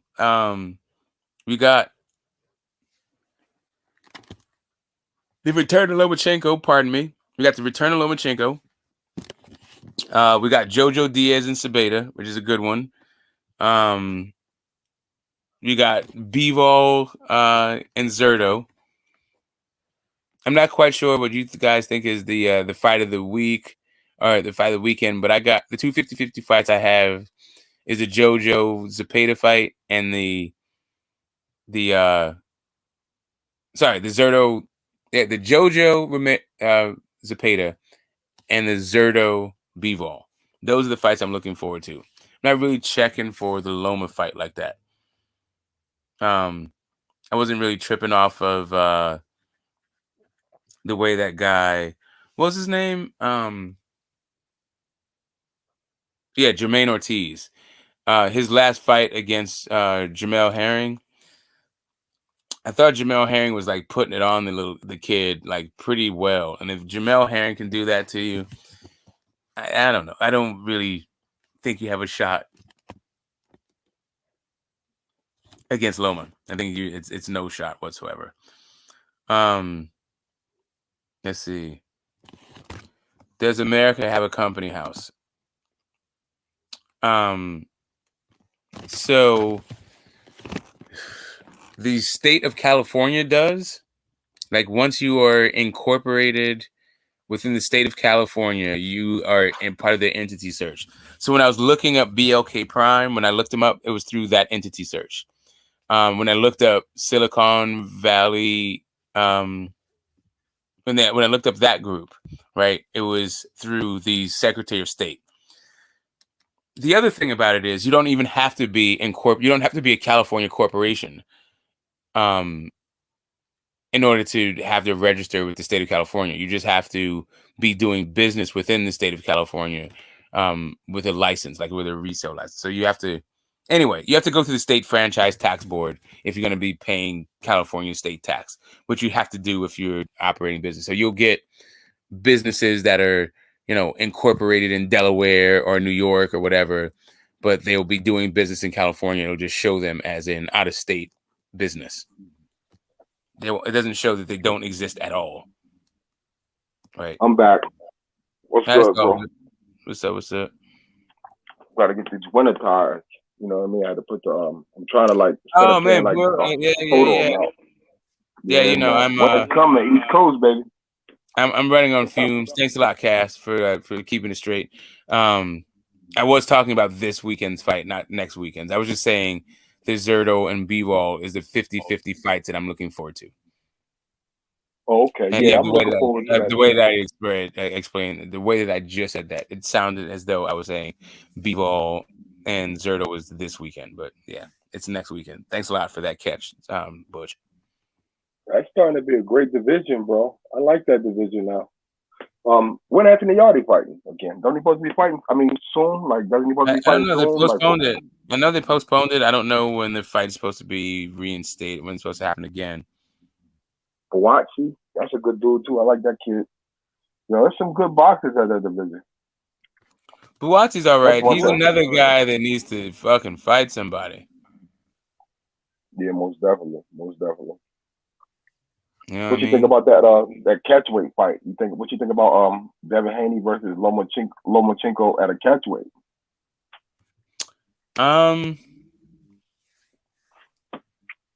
I don't know. I feel like Devin's gonna beat Lomachenko, and he's not gonna get credit for it anyway.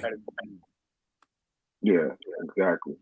You know, it's like kind of one of those situations where it's a little bit like Canelo fighting Sugar Shane Mosley.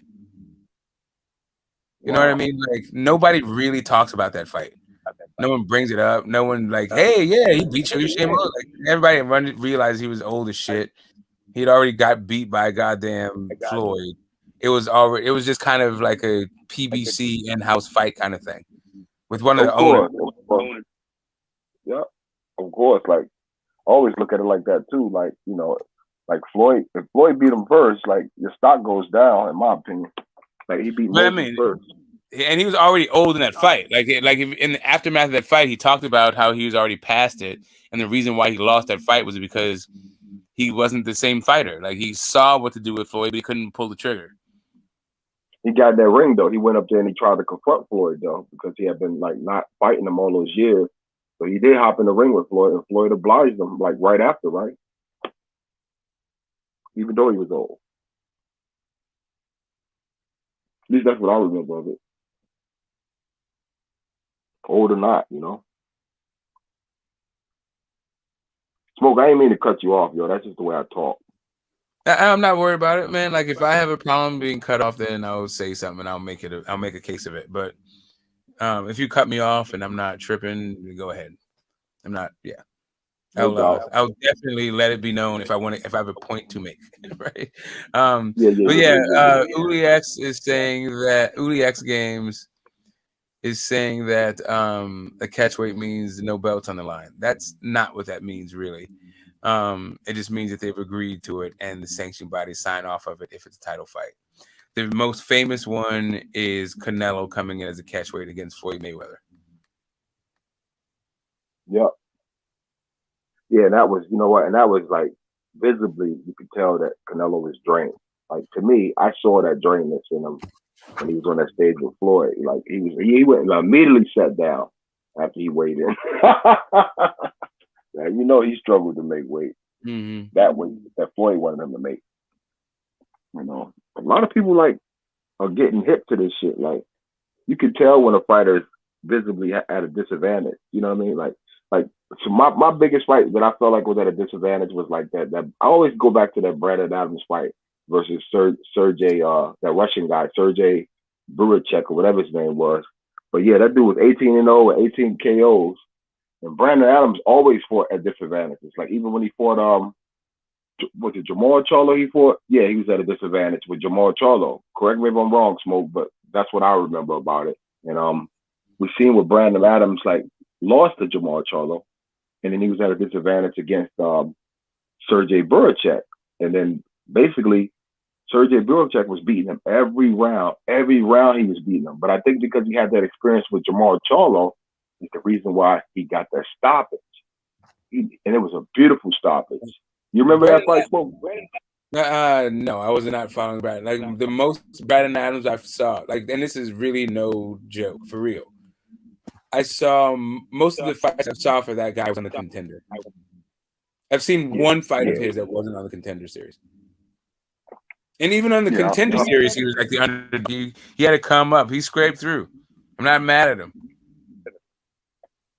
Yep, for sure, man. Like, you know, it's all about like who you in there with and who you who you learn from, whether they beat you or win. Like that determines like how you fight your next fight, I think, to me. Yeah, Sugar Shane was that, you know, that was the final. Him and Sugar Shane.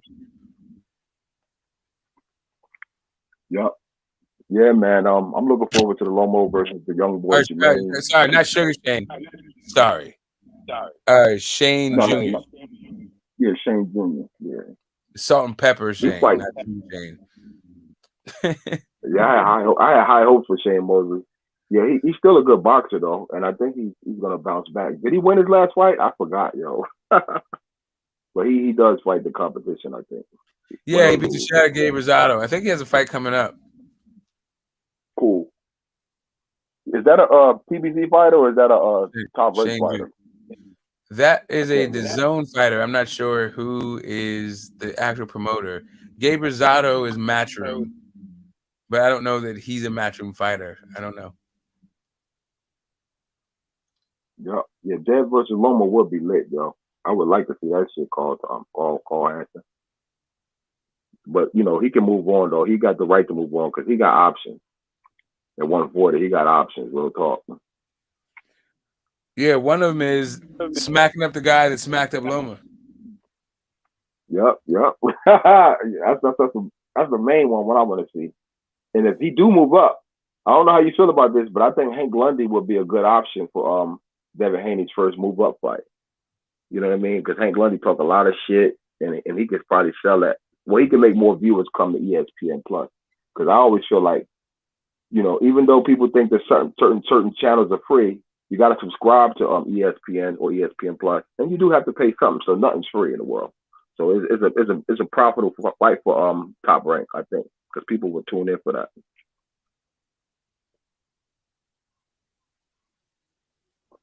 If you get my drift.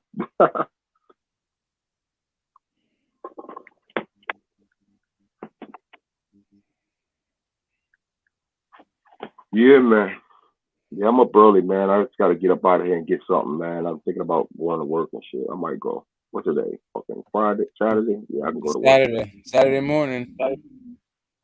Yeah, I can go fuck around with some cars or something shit today. Oh, wait a minute. What kind of car are you messing around with? What you talking about? I work at a dealership. Say again? Right now. I work at a dealership right now. So I do shit at the dealership. Like, you know. Yeah, what are you doing at the dealership? I do everything, yo. I do everything. I'm all around multitasker. I do whatever they want me to do, whether it's fucking put on brakes or whether it's fucking, you know, change the tire, whether it's fucking detail a car. I do it all, yo. Oh, yeah. You're in the maintenance side of the vehicle. You're not selling the vehicles. Nah. I'm just a blue collar worker, bro.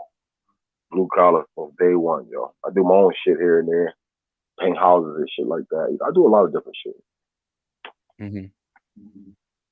You know, I think that's the best way to be. I'm not like obligated to nobody. You know. Yeah, and you know, and shout out to you. You're a 1099. Yeah. Yeah, for all you people out there that's self-employed, you pay your own taxes, got to do your own health care and all that stuff. You just say you tell your employer, don't worry about like taking anything out of my check. I know how to do my own checks. Just pay me. Well, no, at the dealership, I'm on the books at the dealership, but like other shit, you know, I kind of like, you know, do that with. But no, I'm on the books there. Yeah, okay. Can't be off the books there. Like, you got to be on the books there.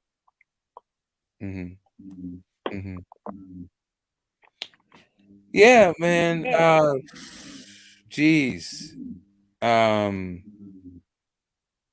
Yeah, the Loma fight, I don't think there's a lot of intrigue. If Jermaine Ortiz wins that fight, oh my God.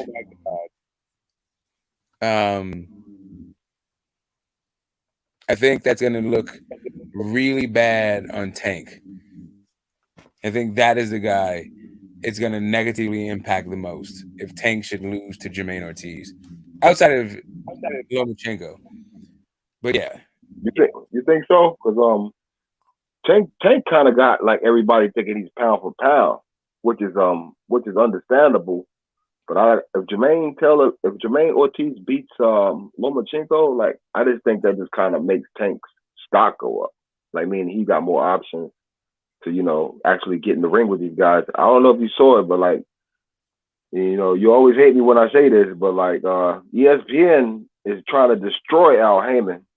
They put out another one this morning, man. It's like they telling people that they're not giving the fight, and he called Tank the pound for pound boxer. You know, he called him the town. Stephen, what's his name? Stephen A. Stephen A. Oh, anybody listen to Stephen A. about boxing, bro? He bigged him up though. He bigged Ryan Garcia up. He bigged up. Of course he did, because the guy wants to act like he knows about boxing. Of course, yeah, of course, yeah. That's Stephen A's like thing. He's like.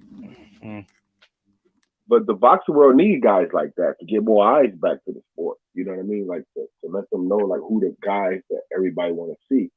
And they don't need guys like that. They need guys like that to know something about boxing. But just being popular and talking about boxing is not what boxing needs. You need to be popular, talk about boxing, and know what you're talking about. Because boxing is so fucked up. Like, it's so confusing. There's so much. What is it? There's so many independent operators. It's really, the purest form of capitalism we have in sports.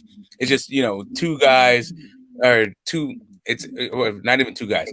It's a business person showing up, offering your product, and if you like it, you like it. If you don't, you don't, and then they go away the next day. Yeah. And you know what? And I feel like that hurts Tank's credibility if he doesn't fight like a Lomachenko, like before Lomachenko gets old.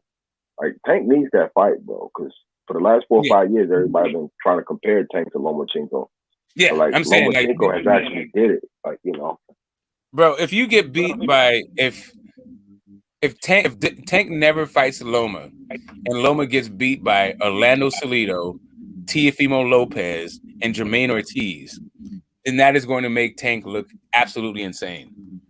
It doesn't even matter, like, if you call Loma a hype job. You'll be the guy that ducked the hype job. Yep. All those years. And you can't say that people don't like Lomachenko, so you can't say Loma was nobody. Like, I think they really try to, like, wait him out. Like, you got to merge. So a lot of that is just the way that Bob Arum votes. And I don't understand how people don't get this about Bob Arum. Bob Arum is a guy that will protect his fighters by blaming the other side for not wanting to fight. That's what he's always done. He's done. That's a Bob Arum special. It's like, Mikey Garcia is a unified champion and Loma's there. Mikey doesn't want to fight because he's loyal to Showtime. But I'll send him an offer. But if it'll be a take it or leave it offer. If he doesn't take it, then screw him. I'm not wasting time negotiating if you're just loyal to Showtime. Like, basically what you're saying is the only way you get Loma is if you fight him on my side of the street. That's what he's saying. But people get all bent out of shape when, like, Errol just pointed that out. See, Smoke, this is where, like, I kind of differ because I look at, like, promoters need to merge together, and that was another point that Stephen A. made. He said that the public wants to fight. So, like, we've seen the Tyson Fury versus Wilder. We've seen, like, how they joint promoted that fight and how they joint capitalized off that fight. I'm not sure if it was on ESPN Plus for Fury. I'm not sure if it was on, what they call it, pay-per-view for PBC. But we got the fight, so they both capitalized off of making money off of that fight. That fight did $850,000. I don't know how that's split down the middle. Maybe you do, but like, people respect bigger fights, and they come together and making a deal happen for two promoters. You see what I'm saying? Like, the in-house has to go, bro, because we know what the rankings look like. We know who's more important than the other person, or we know who's a better boxer. So they got to just, like, stop trying to fool the public. And that's what the big picture is for me, with this whole situation. So actually, I feel, so I definitely feel you on the cross promotion. And I feel like the whole, like, siloed off into, like, promotional companies and networks is one of the things that's ruining the sport and all that stuff. But I don't know. Like, for me, like, Bob Arum came in to the business before that even existed, and he was trying to marinate fights back then. Like, I think Bob is just Bob. Like, he's just different. Like, we have some market forces, right? Like, it's not Bob's fault that the Zone has Golden Boy and Matchroom and like K2 and whatever else and whomever else. And it's not Exactly. ESPN's fault that they got top rank. It's not like that's not none of that shit. Like that part is not what I put on Bob. What I put on Bob is he protects his fighters and then blames other parties instead of just saying I'm protecting my guy. So this entire time, like the reason why Bud and Pacquiao didn't happen because he said he was protecting Pacquiao. Yeah, Right? This is how, but in the entire like during that whole thing, he's like blaming other people for like why that fight didn't happen. But then he finally just took responsibility for himself, right? Like this dude protects guys, and he marinates fights. He would have marinated Rumble in the Jungle if he had his drug, but Muhammad Ali wasn't having that. Yeah, and then you get guys like Devin Haney though, who come over there. He's put in a situation where though he's the A side, even over Lomachenko. But you're right, like Bob is gonna make sure that he wants to get what he wants because he has more favor towards Lomachenko. And people get mad at that, but like I don't have a problem with it. Like fuck it, like Bob can be that way because guess what? We get the fight that we want. You know what I mean? Regardless, and he don't have no control over that. You see what I'm saying? But if Devin Haney chooses to take that route, you know what I mean? Yeah, I mean, and he ultimately he doesn't have control over any of this stuff, unless he is, unless he's contractually has control, right? But a lot of these guys he doesn't really have contractual control over. Like I don't think he has contractual control over Devin Haney. I think they are co-promoting and they have a business relationship, but I don't think he can tell Devin Haney who to fight. And I think that's evidenced by Lomachenko seeming like he doesn't want Devin Haney again, that he wants Shakur Stevenson. So it seems to me that like Shakur should be the guy. If that's what Loma is saying, if I'm Tank, I'm trying to get Lomachenko. Like that is the guy that needs Lomachenko more than anybody. No, actually, well, two people need Lomachenko. Shakur Stevenson needs Loma, and Tank Davis needs Loma. The thing is, if Jermaine Ortiz knocks out, stops Loma or like beats Loma, then that's not going to really look bad on Shakur. It's also not going to look bad on Devin Haney. It is really going to look bad on Tank Davis. Yup, big time. Because it just proves like that there's other fighters out there who are just as elite as you. Right. So, Verdejo fucked up because he could have beat Nakatani, but he just dropped the ball on that. Because the more experience that Nakatani had over Verdejo. Yeah, and even the Nakatani Verdejo, like I was talking about, like Bob protecting guys while he blames the other side. That entire time when Tank was a young champion, 20-something, 22 years old or something, and they created this narrative that Tank was decking Loma. Burchelt was there.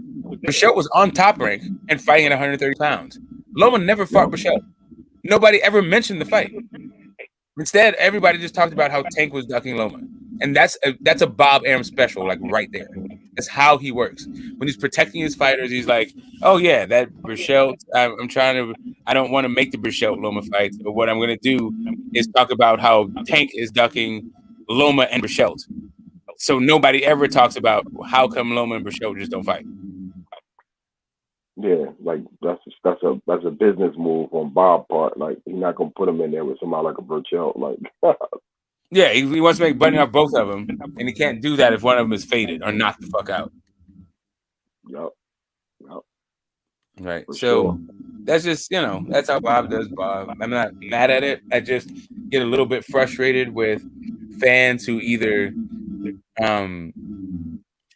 who don't want to acknowledge that's how Bob does business. They know how he does business, they just don't want to acknowledge it. You know what I mean? He can't really trip up 2023. Like if Top Rank want to be the powerhouse, they're gonna actually have to make these guys fight. Like 2023 is gonna be an epic year, I think, again for that division. Like 140, 135, you know what I mean? Like it's on and popping for those divisions at Top Rank. Like, and I'm curious to see, and I'm anticipating to see that they actually do the right thing by boxing because they got the ESPN contract. If guys really want to be pay-per-view stars, they can actually start the process to make them household names. You know what I mean? Because they got 18 freaking elite boxers at 140 at top rank. So you gotta match those guys up. You know, you gotta. You know. Where is you know, I haven't even thought about this. I'll figure it out. Maybe you know. Where is top rank the most deep? What division? Is that 140?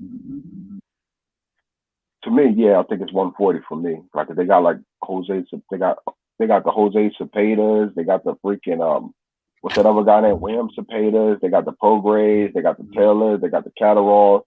I don't know what Catterall is at, like, but like the point is like, and even with PBC, like if you bring certain boxes over there, like if you the Lopez's versus the Haneys, you know what I mean? Like it's a lot of different matchmaking you can do, and it's like that's what grows that division to make them like household names, I think, because Jose Cepeda to me is the best boxer at 140 to me.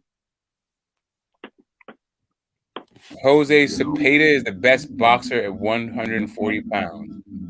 Yeah, bro, that dude is nice, bro. That Mexican dude is nice, bro. Or he's Spanish or Mexican, whatever he is, but that dude's nice as shit, bro. You know? Wow, you got some good boxers at 140 pounds. Because all right, so here's the guys I think beat Jose Cepeda. Oh, first off, I think the Baranchik fight took a lot out of Jose Cepeda, but I still think he's good. All right, but yeah, I think Subriel Matias ends his career. I think he retires Cepeda. Hold up, say that name again. Subriel Matias. I gotta check him out, bro. I don't think I ever seen him fight, yo. Wow. You haven't seen Matias? Man, here's okay. I'm gonna tell you something. I think that this may help you out. Maybe about me. I was a huge fucking Muhammad Ali fan, like growing up, right? And to the point where when he retired, and because Larry Holmes beat him, I hated fucking Larry Holmes, and I didn't watch any fucking Larry Holmes fight because I was too fucking young and stupid to know better. So therefore, like I missed out on goddamn Larry Holmes' career. And once the Klitschko's came around, I missed Larry Holmes. I realized that I was on some fucking dumb shit. That I had missed somebody that I would have liked to support because he wasn't the perfect guy. And now I'm stuck with somebody even fucking way worse than Larry Holmes. Right? So I just stopped with the letting the perfect be the enemy of the good. So Subriel Matias fights on PBC. You're gonna have to hold your nose, get past whatever issue you have with Al Heyman, and watch some of these guys fight. Okay. Yep. I'm on it, bro. That's gonna be my. Right. You don't want to be the guy missing out on like good fights because you're like tripping off some other shit. Exactly. Fanboyism and shit. You know. I mean, I was on some fanboys and shit, but like you can just miss some stuff, right? You just like I literally held my nose. I did not like the Klitschko's, right? Like I didn't like the way they fought. Well, I didn't like as people they were fine, but I didn't like the way that they fought, and I didn't like the marketing around them. So they were just really frustrating for me. But I did watch all their fight, and as a result, saw some good fights. So just kind of like you don't want to you don't want to spite yourself.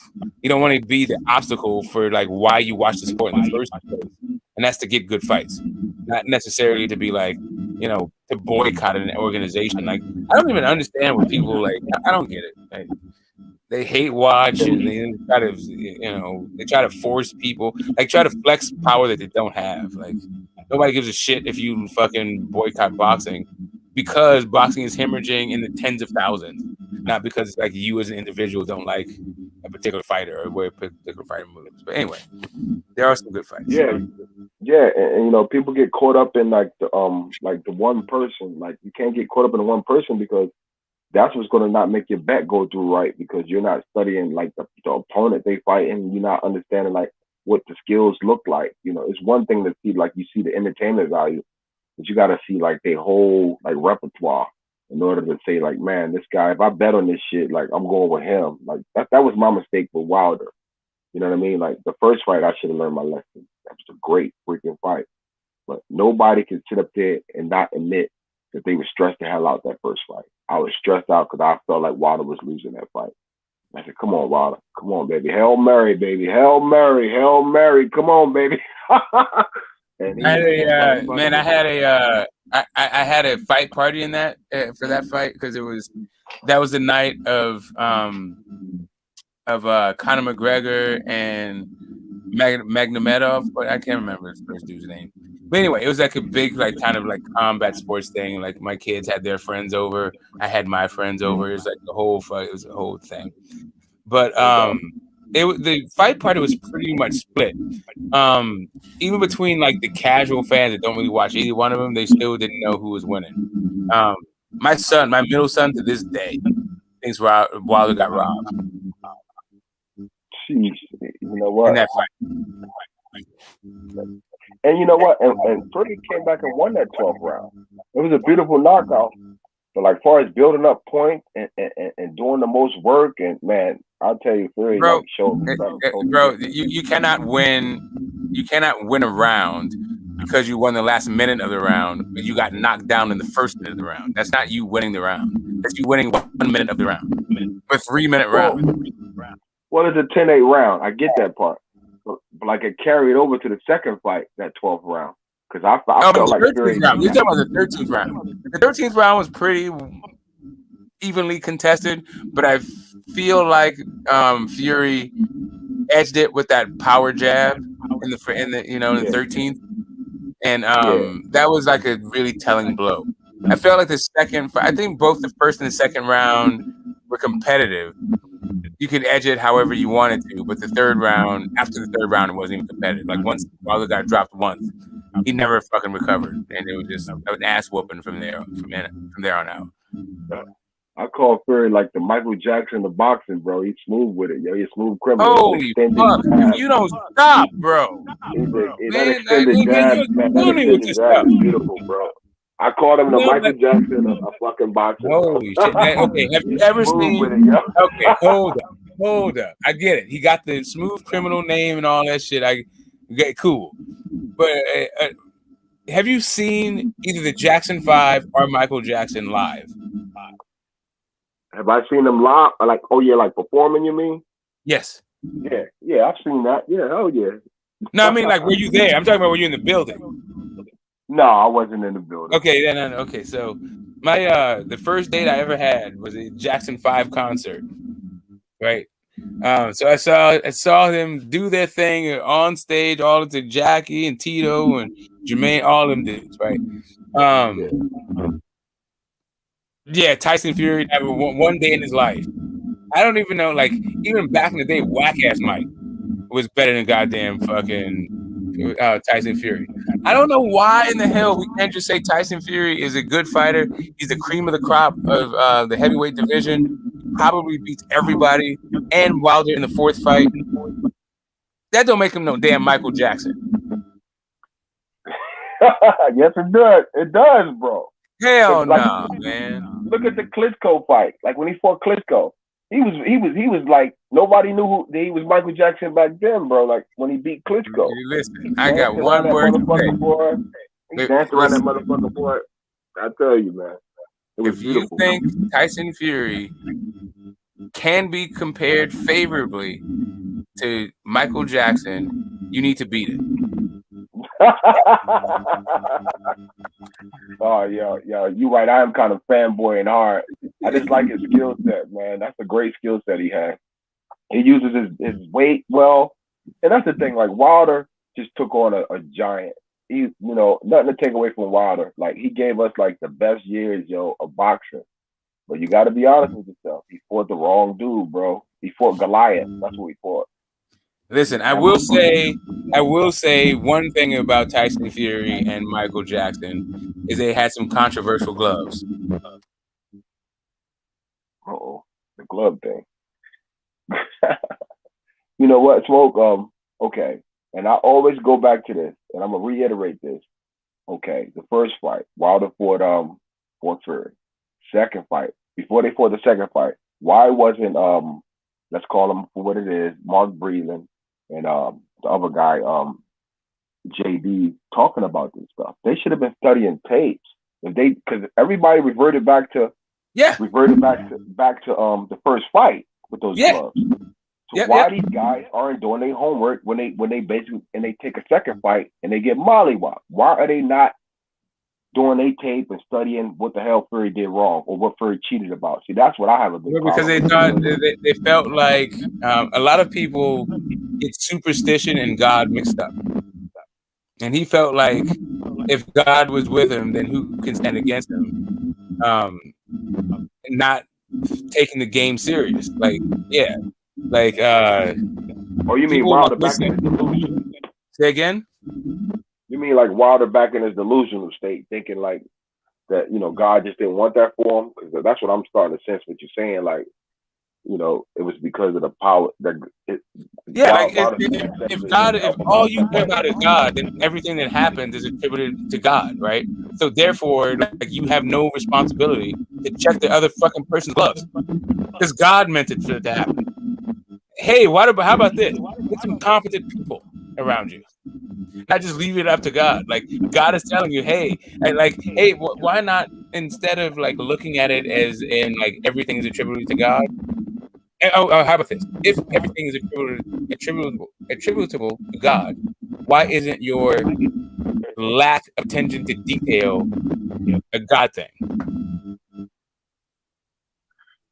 You know what? Emmanuel Stewart probably would have been the closest to God if he was still alive when they fought, because he called it saying these two guys was going to be like the top of the top-notch heavyweights. And it's like, if he was around when they was fighting, we would have probably had the glove gate. Like, we would have had just like a straight, unbiased point of view from a trainer, you know what I mean, who knows what's going on in the sport of boxing.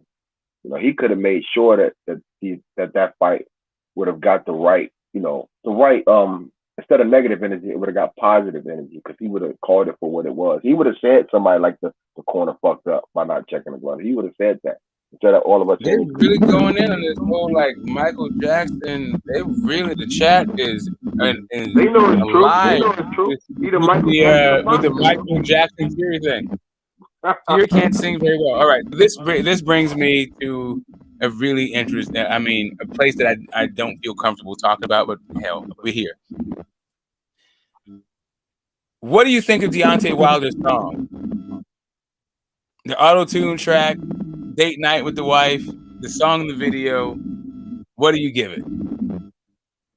I give it like. Are you asking the chat or are you asking me? I'm asking you. You up here? I give it a 10. I really did like it. I ain't gonna front. I did really like it, and it's something that you can bump in your car.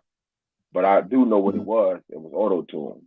So I got to give it like a 10, but I can also give it like a 5 because it wasn't his original voice, But it was hot though. It was hot though. I like 5 and 10. You like that? You like the girl? I love you. You like that? You going crazy? He did it good, bro.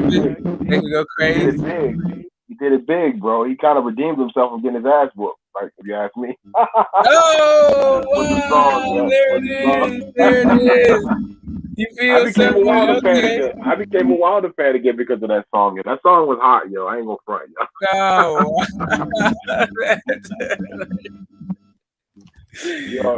I listened to it only one time, but it stuck in my head, yo. It stuck in my head. He killed that shit, and his wife was looking good in that video.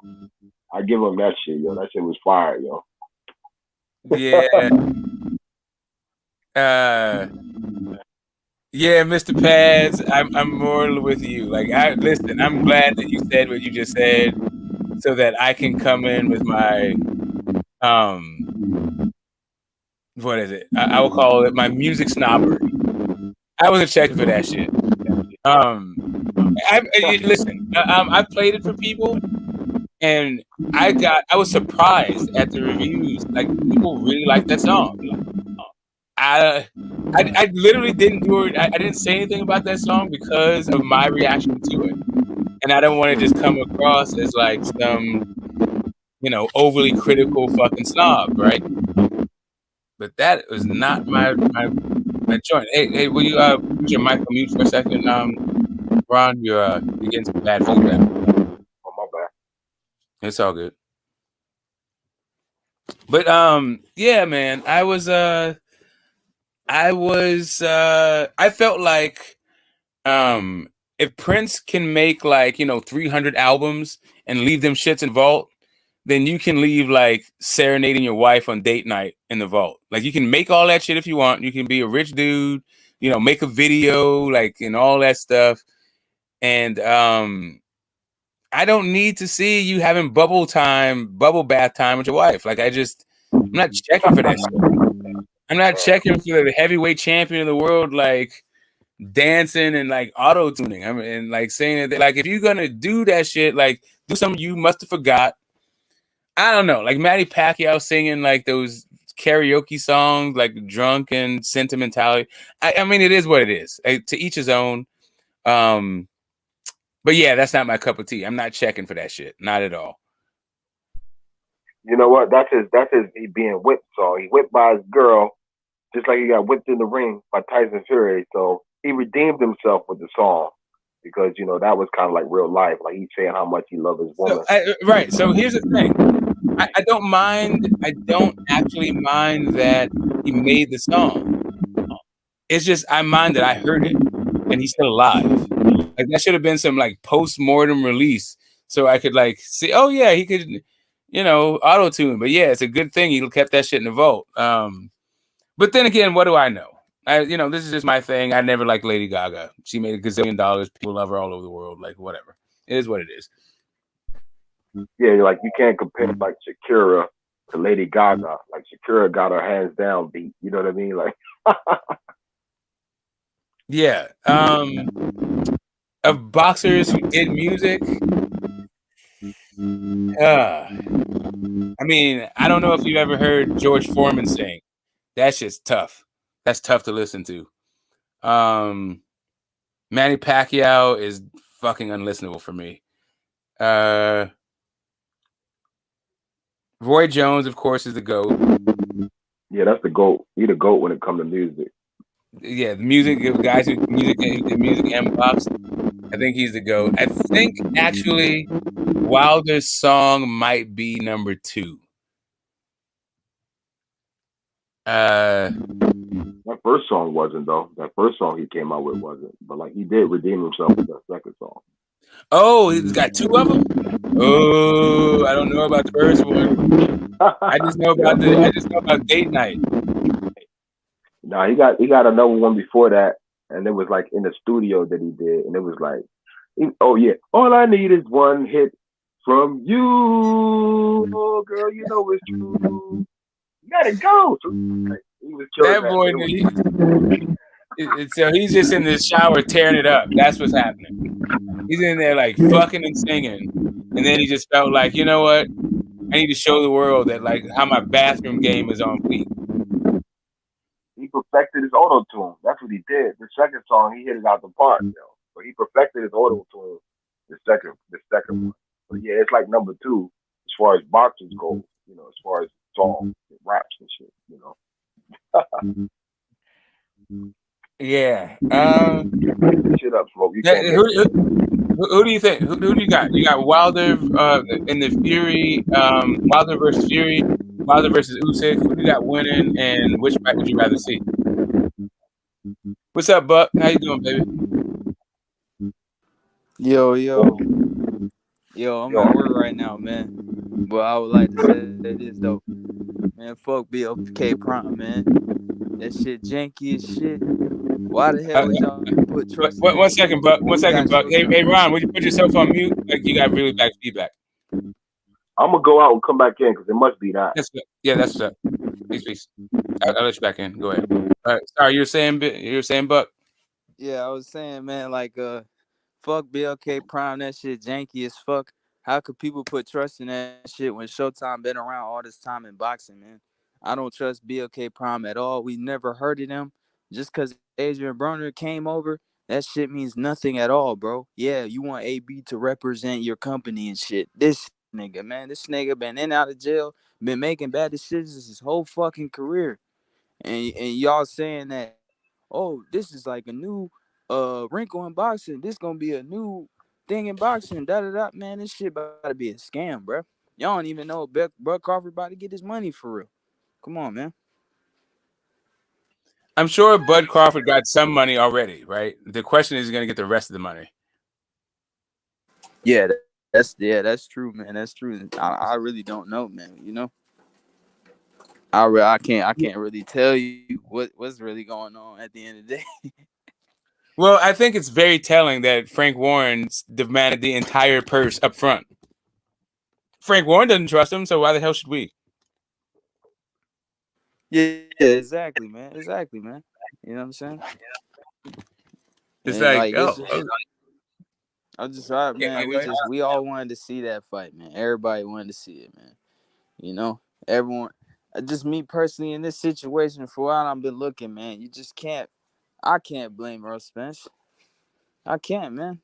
This nigga walked off the fight and automatically had an opponent within 48 hours, bro. You know what I'm saying? That's what Avernesian manager said. Within 48 hours, they made that shit quick as fuck. No hesitation, bro. And they also said that Bud was been trying to fight Avernesian. They also said that too. That offer was sent to them before in the past. Oh, wait a minute. You got them bars. I've heard you. I've heard you. Like, yeah, you got the, you're working it all out. But that pin game is nice. So, I was just talking about, boxers who also did music. It slipped my mind that Adrian Broner is also one of these guys. He's a boxer that does music. So where do you put him? I said that Roy Jones was the GOAT. And then I think that Wilder's latest song might be right underneath that. But I don't really know Adrian Broner's tracks. Like, what do you think? Who's the best boxer? Me, man. There's so many boxers that dabbled with music. You know what I'm saying? That actually loved music. I don't know, man. I'll probably say Roy Jones, man. I feel like he was the most successful, maybe. You know, AB had his little thing going, but I ain't really hear too much tracks from him. You know what I'm saying? And besides that, who else is really making music? Like Pacquiao loves karaoke and shit, and and stuff like that. But I don't know, man. I'll probably say 150 is Roy not a Jones, boxer. Say again. 150 was a hangers on, and he's a hustler. So he tried to get into the game and lost his shirt. What's up, Smoke? I'm saying 150. What's up, Cass? How you feeling, man? Cassidy was good, bro. Oh, you saying 150 is in buck 50, or you saying 150 is in 50 Cent Curtis Jackson? No, I'm saying 150 as in what's up to 150. Oh, okay, that's happening. Okay, that's okay. We're talking about like boxers that did music. Then you came in on that part. That's all. Oh shit, yeah, man. What about who didn't Floyd do music at one point? Well, he had a music label, but I don't know that he was doing music himself. Yeah, I saw he had a one video. I saw he had a tune, man. He might have.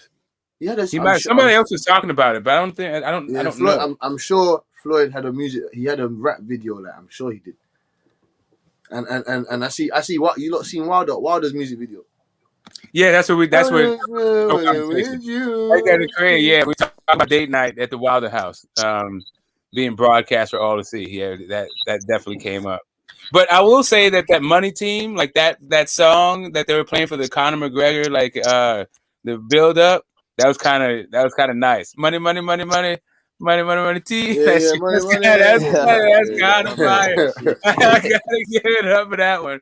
But that wasn't Floyd making it. That was somebody at Floyd's thing. What's up, Uncle Troy? You looking tired and you looking like you ready to troll somebody for some energy. We got you, baby. Come on, we'll give you a lifeline. How you doing? Oh, he's frozen. Good Lord.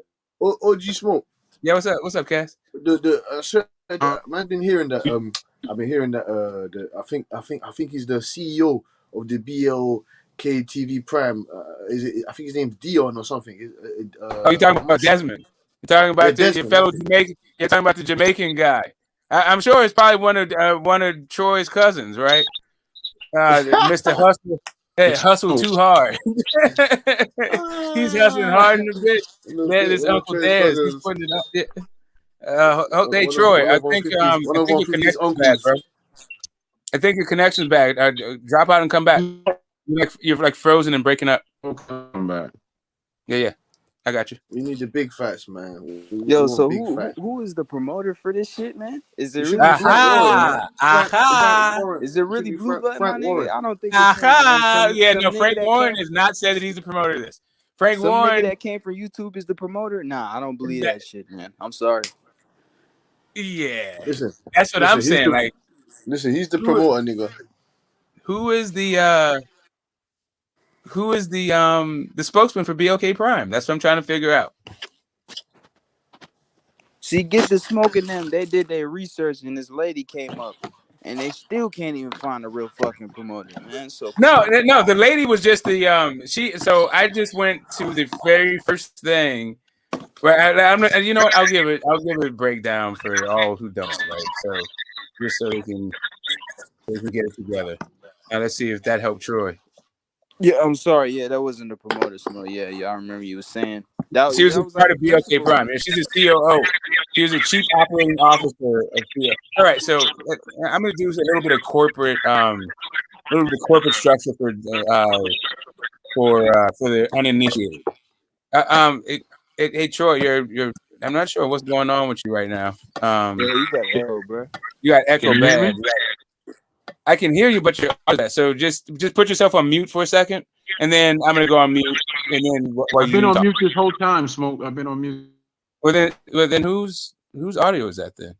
Okay, now it's gone. Cool. Like I was saying, she was the chief operating officer. So in a company, you basically have like three people that you kind of need to have in order for your company to run, right? You need a COO, you need a CFO, someone to handle the books and the finances and to get investors, and figure out the places for your product to be sold or your service to be sold, and you need an operation, the COO, the operations person.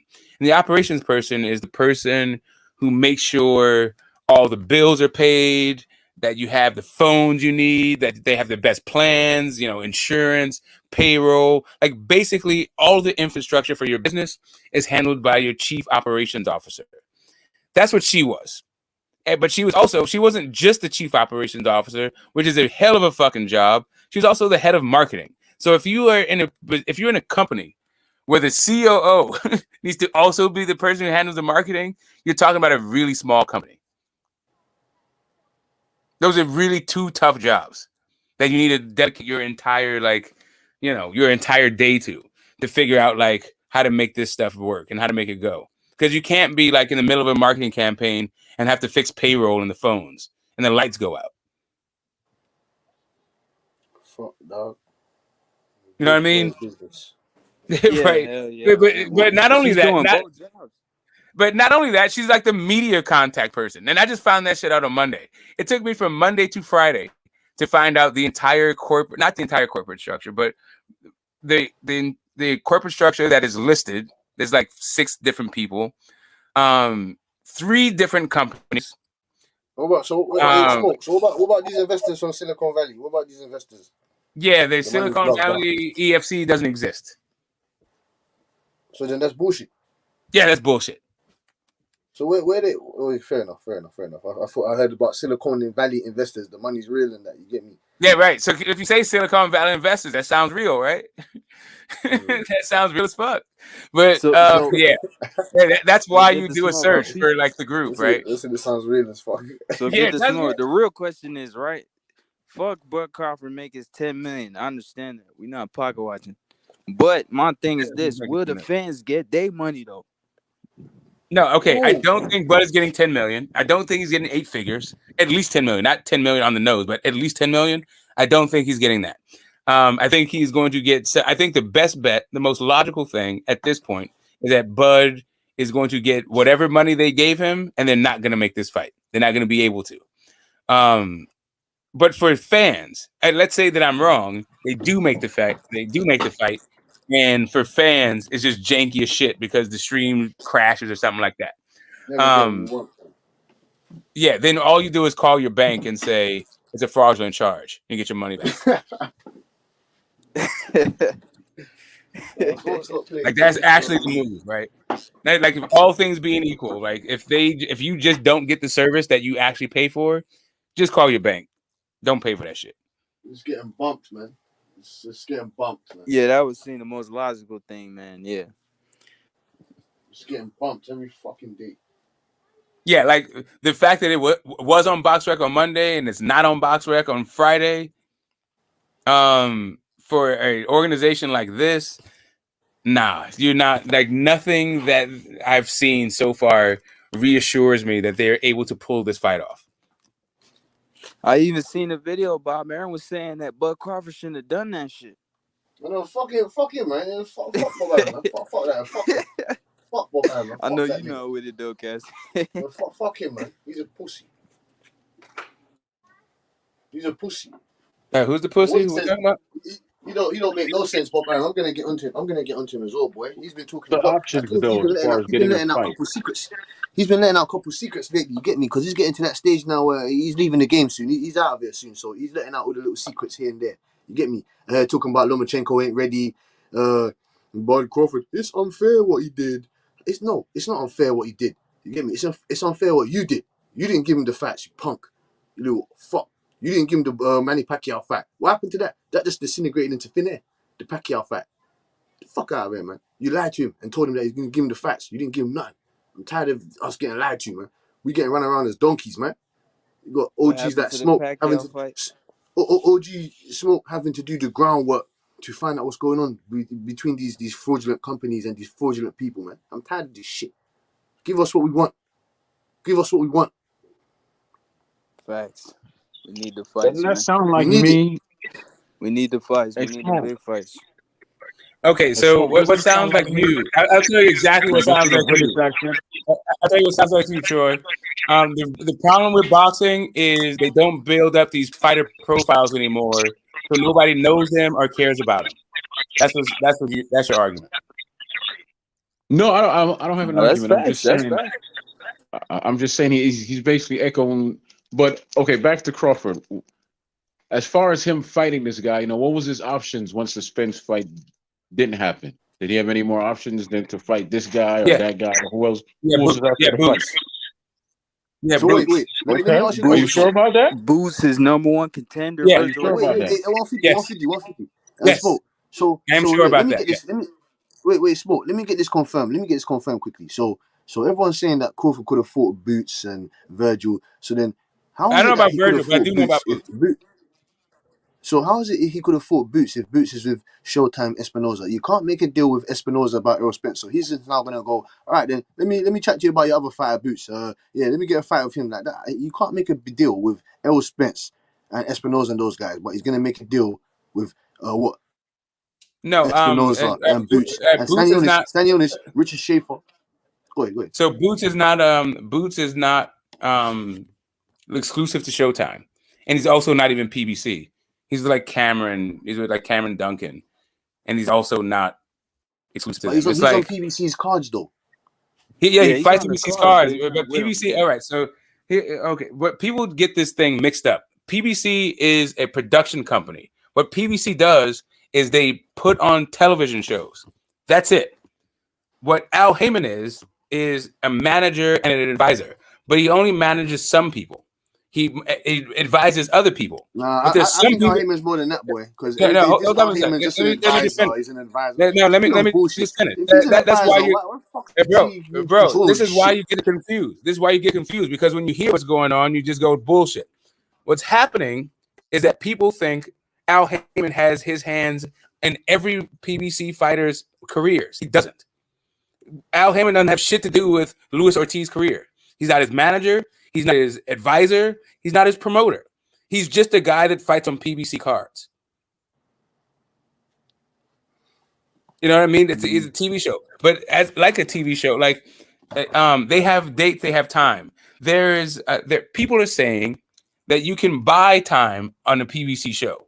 Like if you have a promoter and you want to get your fighter up there, you can buy time. You can buy a slot on a PBC card.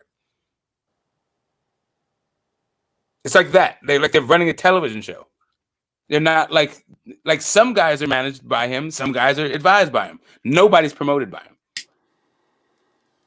I'm tired of shit, man. We ain't getting what we want, bro. I need to understand, Smoke. What the it's so frustrating that he can't fight him because he's with that guy or he's with that. What the fuck? What the fuck? What the fuck?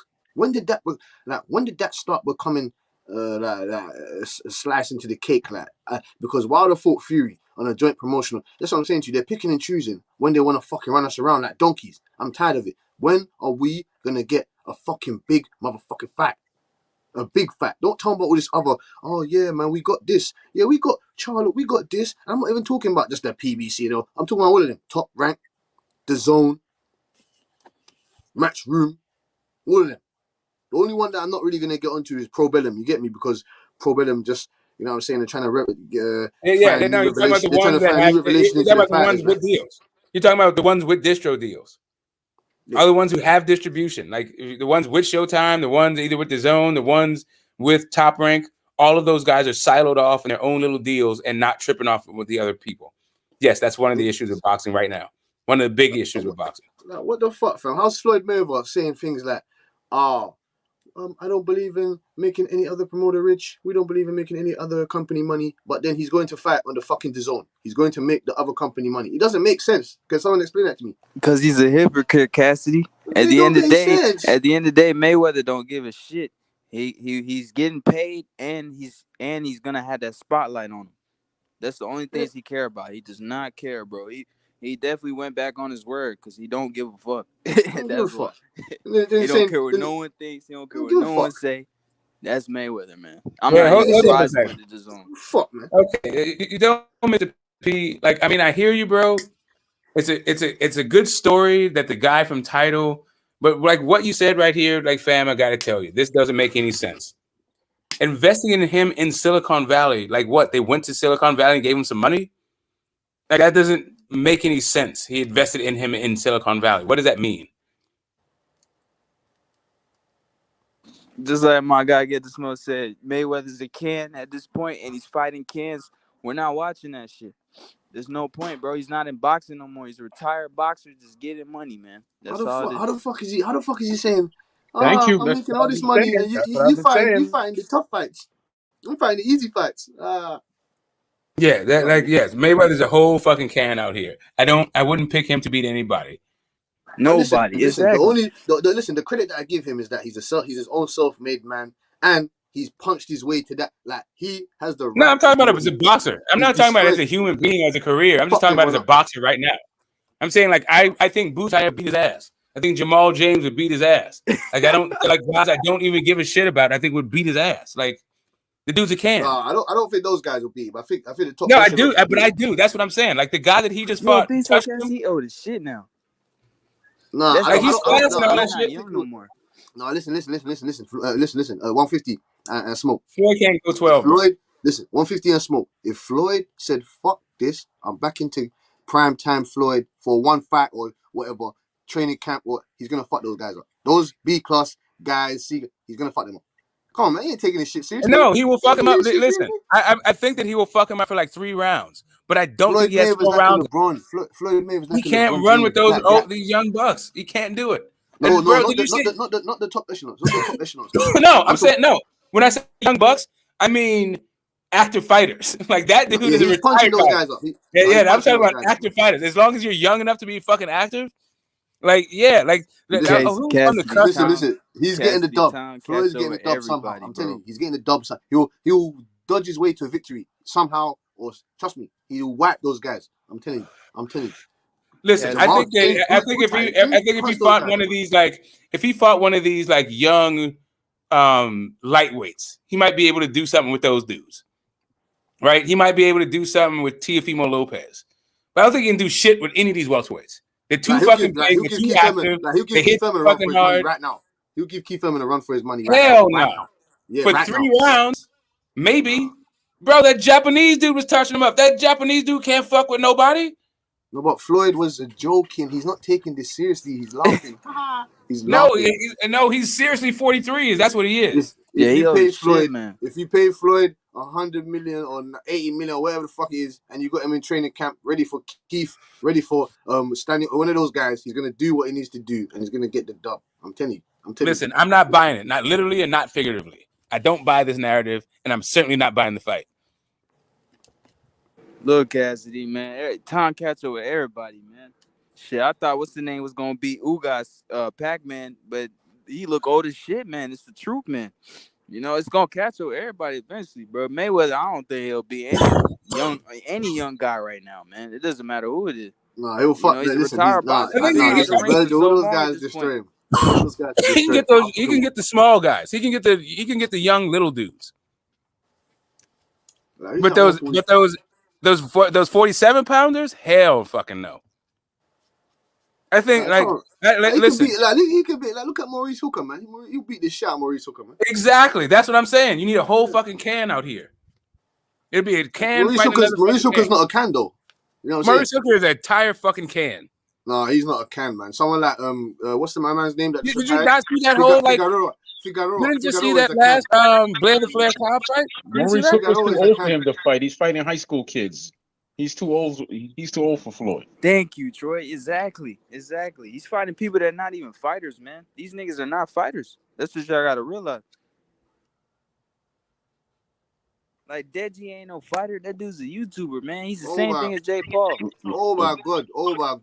Floyd is basically the R. Kelly of boxing right now. He only fights underage people. How's he? Oh, come on, man. Like, how's we he don't fighting need Deji? that. We don't How's he need fighting that. Deji? Not at all. How's he Not fighting Deji? today, not tomorrow, not ever. How's he fighting Deji? Do you know who Deji is? Do you not know who Deji is? Yeah, I know who Deji is, Cassidy. I know who he Deji, Yeah, is. that's the young boy shit. I don't know. They Let me know. got famous. They got famous or whatever, made their money off of making YouTube videos about glitches on FIFA. Yeah. Fucked up videos He's about got FIFA. a big name, bro. That's Wait. Hold up a second. What do bitches have to do with FIFA? No. Is he playing FIFA, like the video game, or what? Yeah, FIFA. No, I'm saying Deji and KSI are like their foundation. I know who KSI is. But their foundation was FIFA. Like they got where they started this whole YouTube thing from FIFA, the football game, innit? Like they started making funny videos. Okay, yeah. They're gamers. Yeah, and I got that. Yeah, exactly. Yeah, they all started on YouTube and look at them now. Basically, it's the same thing as Jake Paul, man. Same They're thing. still on YouTube. They didn't just start on YouTube. They're still there. They didn't leave Yeah, YouTube. they're still on now. Of course, Deji they still has have a no big rights. fan base, but this is where they Deji has began. no That's what I'm rights. trying to say. They began on Deji YouTube. has no rights being in the ring with Floyd. No, Deji.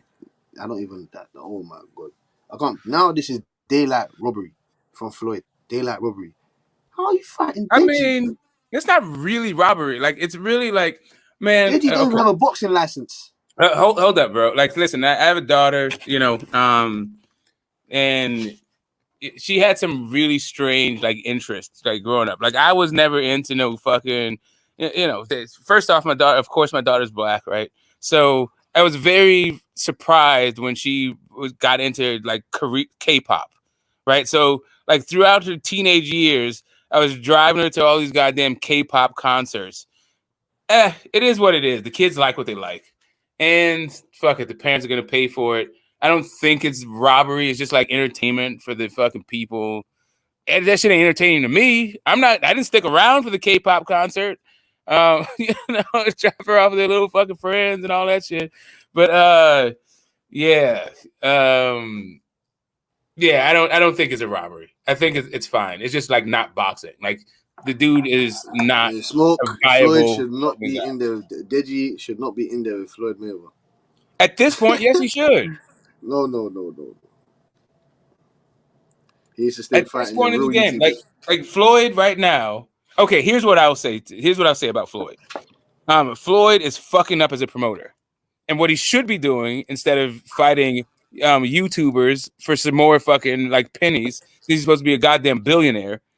He should be focused on his actual business. Floyd don't give a fuck about that. Smoke. He don't give a fuck. He don't give a That's fuck the about issue. none of that shit. But they're not even gonna have an exhibition fighting. Hey, Smoke. He's got TMT Promotions. Nobody here can name me more than 2 to 3 fighters on his promotional company, apart from Tank Davis. No one else. They had Richards and Hitchens. He fucked off. Hey, Smoke, let me ask you a question, right? When I say the same thing that Floyd should you know, when he does these shows he put on, you know, why don't he promote fights? I'm a hater. You just echoed the same thing, and you're right. So how am I wrong and you're right? Why don't you break the science down for me? Oh, okay, cool. To the extent that you say Floyd should not be fighting these exhibition fights and he should be I didn't focused say on his should not. I promotional never business. once said that. I said clearly Well, when then, he's fighting fighting these fights. well, then Hold we on, don't agree Smoke.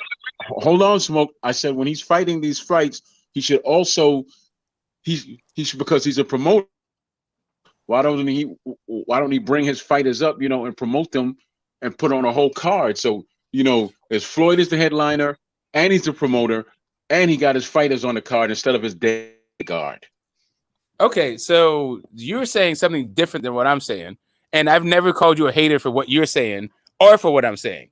But I don't see that what you're saying is actually a viable business model. Like what Floyd is doing is buffoonery, and he's supposed to be promoting real fights.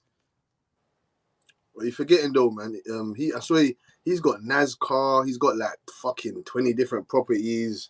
He's doing this fucking exhibition shit. Like, if Floyd could fight real fights, he'd still be a fighter.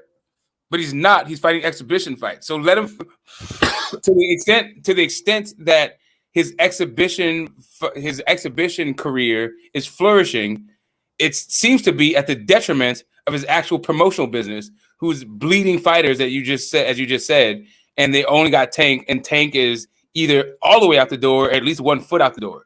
He might have 1 foot in the jailhouse for a little bit. We don't even know. Hey, that's true, man. You're right. Is he fighting? Tank is not going to jail.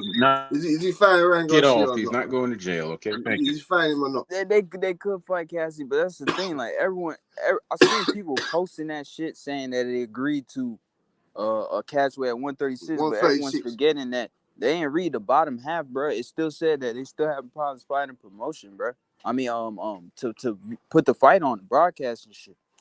You know damn well Tank ain't going to no fucking DAZN, man. Ain't no way. Yeah, Floyd went there, so Floyd went there, so why can't you go there? Floyd went there, so why can't you go there? Say that again. Your own promoter went there to go and fight on the fucking network. So why can't your own fighter go and fight on that network? See, I agree with you. I think they should do that, but they're not doing that, man. Let's just be honest. Your own he promoter, got exclusive contract to Showtime, man. He can't lead that shit, man. Your own promoter, or your ex-promoter, your ex-manager, or whatever the fuck Floyd was to you, is going to fight on the same promotional service or company or whatnot that you want to fight the guy on. So why is he not going there? I'm tired of this shit, man. They just need to make. I'm tired of this moment. They just need to make the facts happen. You see me here, 150. I told you, Smoke, OG, Troy, Uncle Shelton, all those OGs there. They know the business. You see me, you get me, the young G's of the game. That's not our job. We just want to see the facts. I don't know how these fights get made like that, but I want to see people fight. I can name you. I'm going to keep repeating the same shit. I can name you 10 world-class fighters that we haven't seen fight yet, and I'm tired of it. What the fuck is you're right, man. I told you, no Terrence Bud Crawford until December. We don't know when Errol Spencer's fighting. We don't know when Keith Thurman's fighting. We don't know when Jamal Charlo's fighting. We don't know who Golovkin's fighting for them belts. We don't know when these guys got to get in there, man. Cassie, I'm with you 100%. He's supposed to be fighting Lara. He's supposed to be fighting Lara. Yeah, that's what I heard. Yeah, I heard Where's Bubu Andrade? Where's he? We don't know. He's supposed to be signing to BLK Prime. And Smoke. And Triple G's not meant to be. Triple G's not meant to be fighting Lara. He's meant to be fighting that Falcao guy. They put Falcao in front of that Lara. He really should be fighting Charlo because he's number one in the IBF. So he should be either fighting Charlo or Janabek. But Janabek is fighting somebody. Janabek is and Munguia got ordered right here. I heard. We getting yeah, Munguia ducked though. Munguia's not fighting Janabek either? No. They ordered that shit a while back, man. Munguia did not want to fight. He did not want that fight. I'm saying that just recently ordered the Munguia versus Janabek for the title. Oh, they ordered it again? Yeah, because now Johnny Beck is the title. He's now Johnny Beck's actual title holder. Yeah, Okay, exactly. Yeah. Okay, now it makes sense. Oh, hopefully Munguia get in there. That's a great fight. Hopefully. I mean, the Charlo fight was a title fight, and Oscar was like, I need to wet my beak. Yeah, see, exactly. Oscar didn't want to do that too. He didn't want to put McGee in there. That's why they having this nigga fight all these fucking tomato cans, man. Are you almost got 50 fights and you ain't fought one top 5 contender? Yeah. Get the fuck out of it. Get out of it. That's what I'm saying. What is the last belt this nigga won was from Saddam Ali that beat an old ass Cotto, man. How long ago? I'm not having this shit no more. I'm tired of it. I'm dead. I'm finished. I'm done with this shit. I want to see the top guys, top 5 against top 5. I don't want to see number 14, number 69 against number 8. I don't want to see that shit. I'm tired of it, man. I'm tired of this shit. It's annoying, man. It's annoying. More fighters with Munguia. Are we gonna get when BIVOL punches up ZURDO, which I think that he is? Are we gonna get Bertobrev and BIVOL? We ain't gonna get that. And they're both Russian. We ain't gonna get that. Hey Cassidy, well we know those two gonna actually get in there. Those two will fight each other. I know they will. I know they want to fight. But BIVOL and Better Beef, they not no fucking clowns. They're not like some of these other guys in boxing, man. They want to fight. I know they. Yeah, but how is Eddie Hearn gonna work with Bob Arum? Bob Arum already said that he doesn't want to make that fight. Yeah, I remember Bob was saying that dumb shit, man. I can't believe he's saying that shit, but I mean, I feel like, man, if they truly want to fight and get in there, they can make it, bro. What about Ben? Look at this, Benavidez. Who the fuck's he fighting? You fighting who? Who the fuck's he fighting? Uskotegui. Uskotegui. Yeah. You see me, yeah? What I want to do to these people, yeah, is I want to understand why Suleki, Uskotegui, Derevyanchenko, who else has been in that? Why are these guys fighting all those guys? I don't understand. Why is it that Derevyanchenko has fought Jamal Charlo, Triple G? Who else has he fought? You fight Jacobs? Yeah, he fought Jacobs for the IBF title. He fought everybody, bro. Derevyanchenko fought everybody. Why is it Suleki has fought Andrade and he was gonna fight Charlo? Like, this is what I don't get. Why is it? Because he's food. I don't understand that. Because he's an opponent. He's an underdog in all of those fights. Here's the thing. He never won. He never won a fight that he was an underdog in. Not once. Smoke, man. OG smoke, man. This is annoying, man. No, Floyd was never in an Floyd was never the underdog, right? That's the way. You just got to look at fighters for like how it is. Who in the hell would Floyd even be an underdog against? Like probably like Winky Wright. Present day, Crawford, Triple G.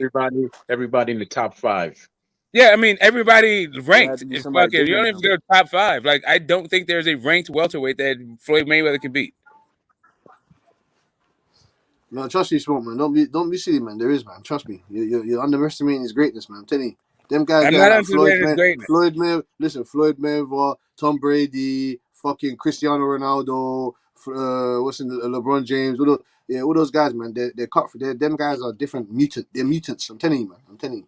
They can deal with this shit. They're 40 something. I'm telling you. I know. I get you. I get all of what you're saying. I just watched him get touched up by a fucking can.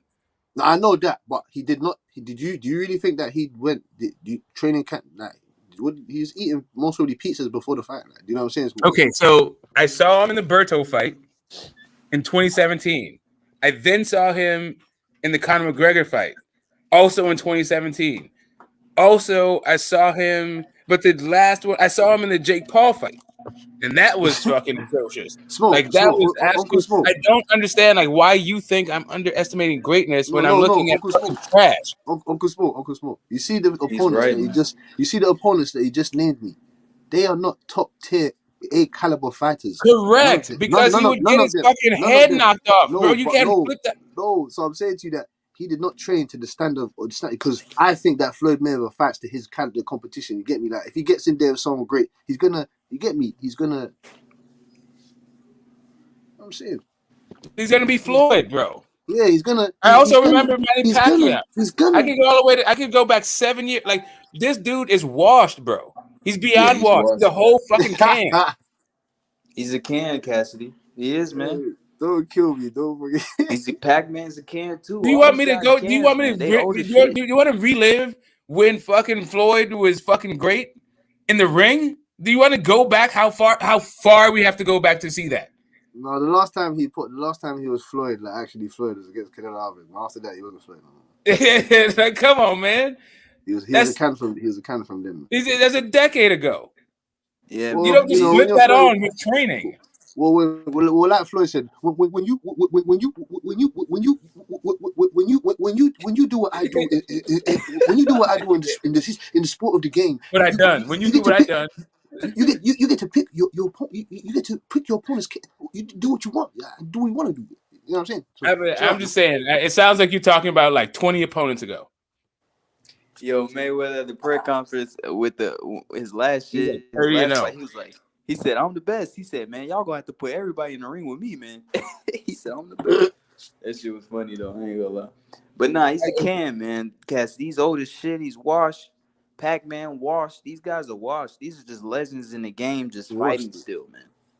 You know. Because in the entertainment business, they're superstars, and that their name is as market value. Exactly. They still got a big name. They still hold a lot of weight, so they know they can still fight and still make money and shit. So that's why they're doing it, man. And Pac-Man's not even fighting for money. He's fighting for charity. Pac-Man's fighting for charity. He's not even fighting for money. This is the third time I've tried. I suck at retiring, dude. This is the third time I've tried to retire. I just suck at it. I got to do something. I'm not having it, man. Like I said, like at the end of the day, all these people talk about, oh, these dudes coming back. Nah, they're not. Mayweather would never come back in the ring professionally, or Pac-Man. They're not doing that shit, man. Those days are over with. If they do that, that wouldn't be smart. They'll just be fighting past their prime, like Roy Jones and Roberto Duran, Sugar Ray Leonard, losing the guys. See, that's the thing. You're supposed to retire from boxing and do something else.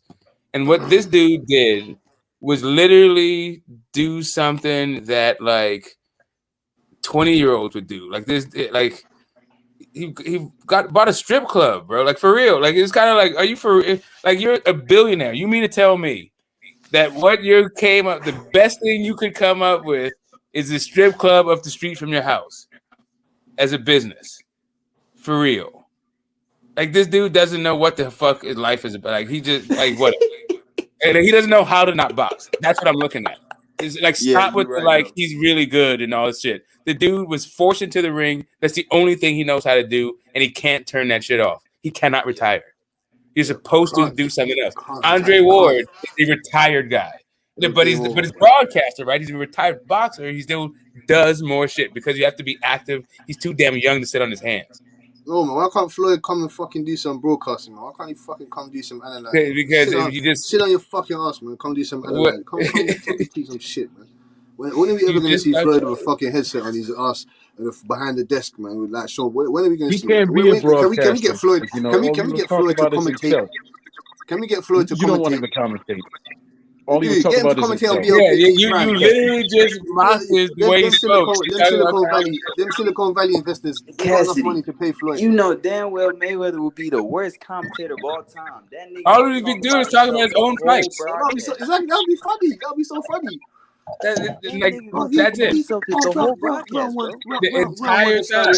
Round one has started, guys. He gonna talk about himself. He's moving to the left. Nobody want to hear that shit. We already turned on the fights anyway. Hey, Uncle Troy, your mic, bro. Hey, please mute that damn thing. Oh yeah. I'm doing. I ain't got one of them realistics. You got Radio Shack. I'm doing dishes, man.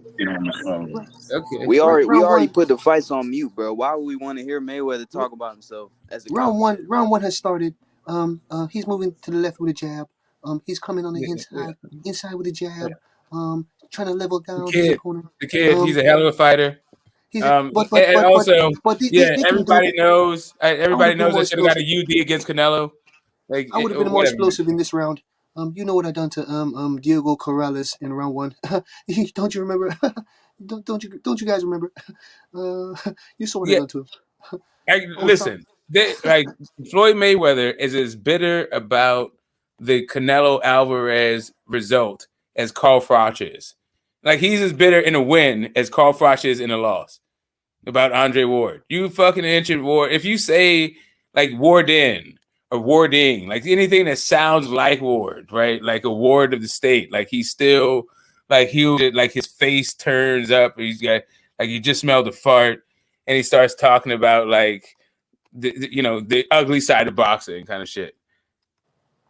Floyd, at the drop of a hat, will tell you he should have got UD'd. I mean, he should have got a UD against Canelo. I've heard him say it now.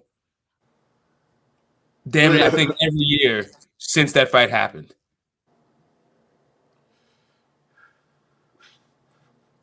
I said you got a split decision. That's too funny.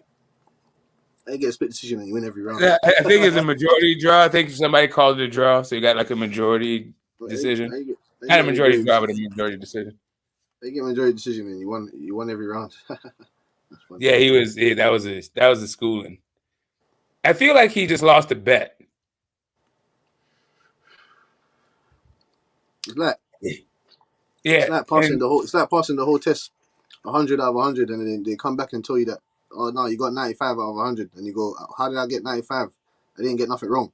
Well, because this is a Golden Boy promotion, motherfucker. Oscar De La Hoya still got a judge in his pocket.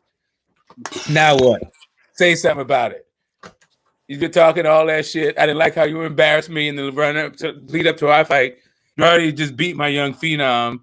What, you think you're gonna get that bet off too? Like, how much do you think you're gonna rub it in my face? How about this? You think I don't have influence? It's my goddamn promotion. You're not the Golden Boy. You're the Bronze Boy. You got robbed in, and guess what? You should have been used to it. You should have got used to it. Oh shit. Mr. 50-0. Yeah. You know what I'm saying? Anyway. That's it. You mean Mr. 49-0? Yeah, I mean, that's Rocky Marciano, isn't it? No, he's 51-0 now, man. 51-0. No, sorry, he's 52-0. No, he's 50. Anybody. Marciano beat 49 boxers. Floyd beat 49 boxers. I don't know the 50th boxer he beat. No, he beat that guy. He beat that guy in Dubai. He's a professional fighter. Yeah, well, I mean, yeah, but that wasn't a sanctioned bout, right? So we're talking about in the what is it? 95 years of sanctioned boxing. He fought in his 50th fight a debut fighter. As I stated, I don't know the 50th boxer he beat. I don't. No, that's what I'm saying. I don't know what you mean by. I don't know what you mean by. He did be a boxer, but he said OG Smoke said the bout wasn't sanctioned, so I don't know. Yeah, we're just talking about a sanctioned bout, right? It's like the Jake Pauls of it all. Like, I had just had this debate whether or not he was a real boxer, and I can make an argument whether or not he's a real boxer. I can't really make an argument whether or not he is a boxer. In this world, he definitely is a boxer. He's a real boxer? Not really. Conor McGregor's not a real boxer, but shit, it's a sanctioned bout. So he's a boxer. I don't think a guy who has 2 wins and 200 losses is a real boxer. He's small. He's a boxer. He's on box rep. Yeah, that's what I'm saying. As far as boxing goes, that the last guy he's got boxing, so he's listed. Yeah, I'm just saying he's like a boxer, but he's not a real boxer. Like see, okay, Smoke. I asked you a very simple question. Where's he listed today as a boxer? The last guy that Floyd fought. Where is he listed as a boxer today? Where? Present day. He's on box rep. Inactive. So really? He's on box rep. He's on box. Really? Where? Please print that out. There's like how many guys? Literally everybody except for one guy is inactive that Floyd fought. I'll show you right now. Like, why in the hell would you use that as your measuring stick? Like, Floyd been retired, bro. Floyd old as shit, and he had a long ass career. Like, everybody he fought except for Canelo Alvarez is an inactive fighter. Yeah, see, because they smoke. Yes, I sir. don't know. Yeah, see, I'm just playing fair here because if the guy's a boxer, he has to be listed somewhere as fair because there's another boxer out there who's 50, he's 51, 52 and oh, and he fought all boxers. He has no losses. So Yeah. why is the 50 so great and the 52 isn't? Because that other guy, you can't name him, and Floyd Mayweather's better at marketing. I can't name Floyd's last 5 opponents and still fight. Yeah, but you can name Floyd though. But you don't call him the other guy. I can also He didn't all of a sudden turn name into a Mr. motherfucking Will Lopez, Ferrell first name movie. Ricardo, El Huh? Finito. You need anything else from me? I just gave you the man's name. Ricardo I thought Lopez, aka El I thought you were Finito. talking about you were talking about the Thai guy. Mr. Graham. Who is Mr. Thai Graham. dude? I don't know what you're talking about. Yeah, I don't know, dude. I guess maybe it's because they was fighting champions or something. I don't know. Mr. Graham. Yeah, that dude, Conor McGregor is Box yeah, boxer. Yes. 0-1-0, inactive. Like every other person not named.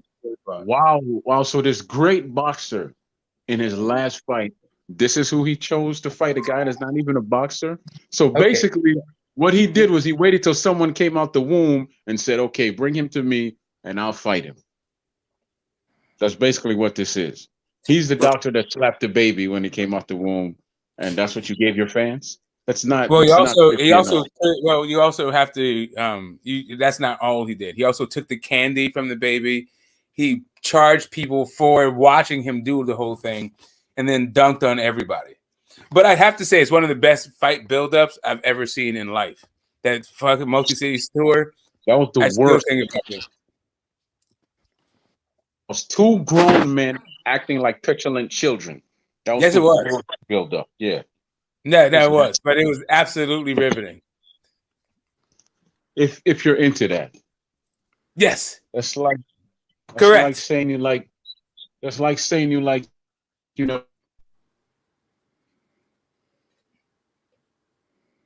Yeah, I'm glad the taste police came and interrupted your internet connection while you're out here yucking everybody's yum like you're the godfather of like what should other people should like and not like. And sit your old ass down. That's why people call you a hater. Your own connection's hating on you. It's tired of listening to you talk. that build up was fire flame. I don't know what the hell you talking about. Fuego. I saw the Irish people were going crazy for it. The Canadian people were going crazy for it. We were just singing the song for that stuff. Man, we saw what do we see? We saw Conor McGregor go crazy for the Irish flag. We saw Floyd Mayweather's trick arm is actually perfect. What we saw a little scuffle even with the bodyguard that just got his ass whooped. Man, it was replete. Like there was allegations of race, even old ass Floyd Senior looking like Smeagol with his dreads. He came out talking shit. I feel like Floyd Senior probably would have taken Conor also. By the way, but yeah, man, that was pretty good. I don't know how you can not like. I mean, yeah, sure, it was pretty base. It was pretty vulgar, but like, I don't know. This whole idea about like high art, I would say I didn't really like the Deontay Wilder song, but it's just not my cup of tea. It's a song I've heard in a style that I've heard a gazillion times. It just wasn't anything like really original about it, but it was Wilder doing it, which was fucking bizarre for me. God damn. But as a song and songs go, it wasn't like, it just wasn't my cup of tea kind of thing. So I hear you on that one, but just to like try to hate on people that did find it entertaining, man. You know, get your surly old ass out of here. Anywho. All right, sorry about that, Cassidy. I had to go off one time. No, it's calm.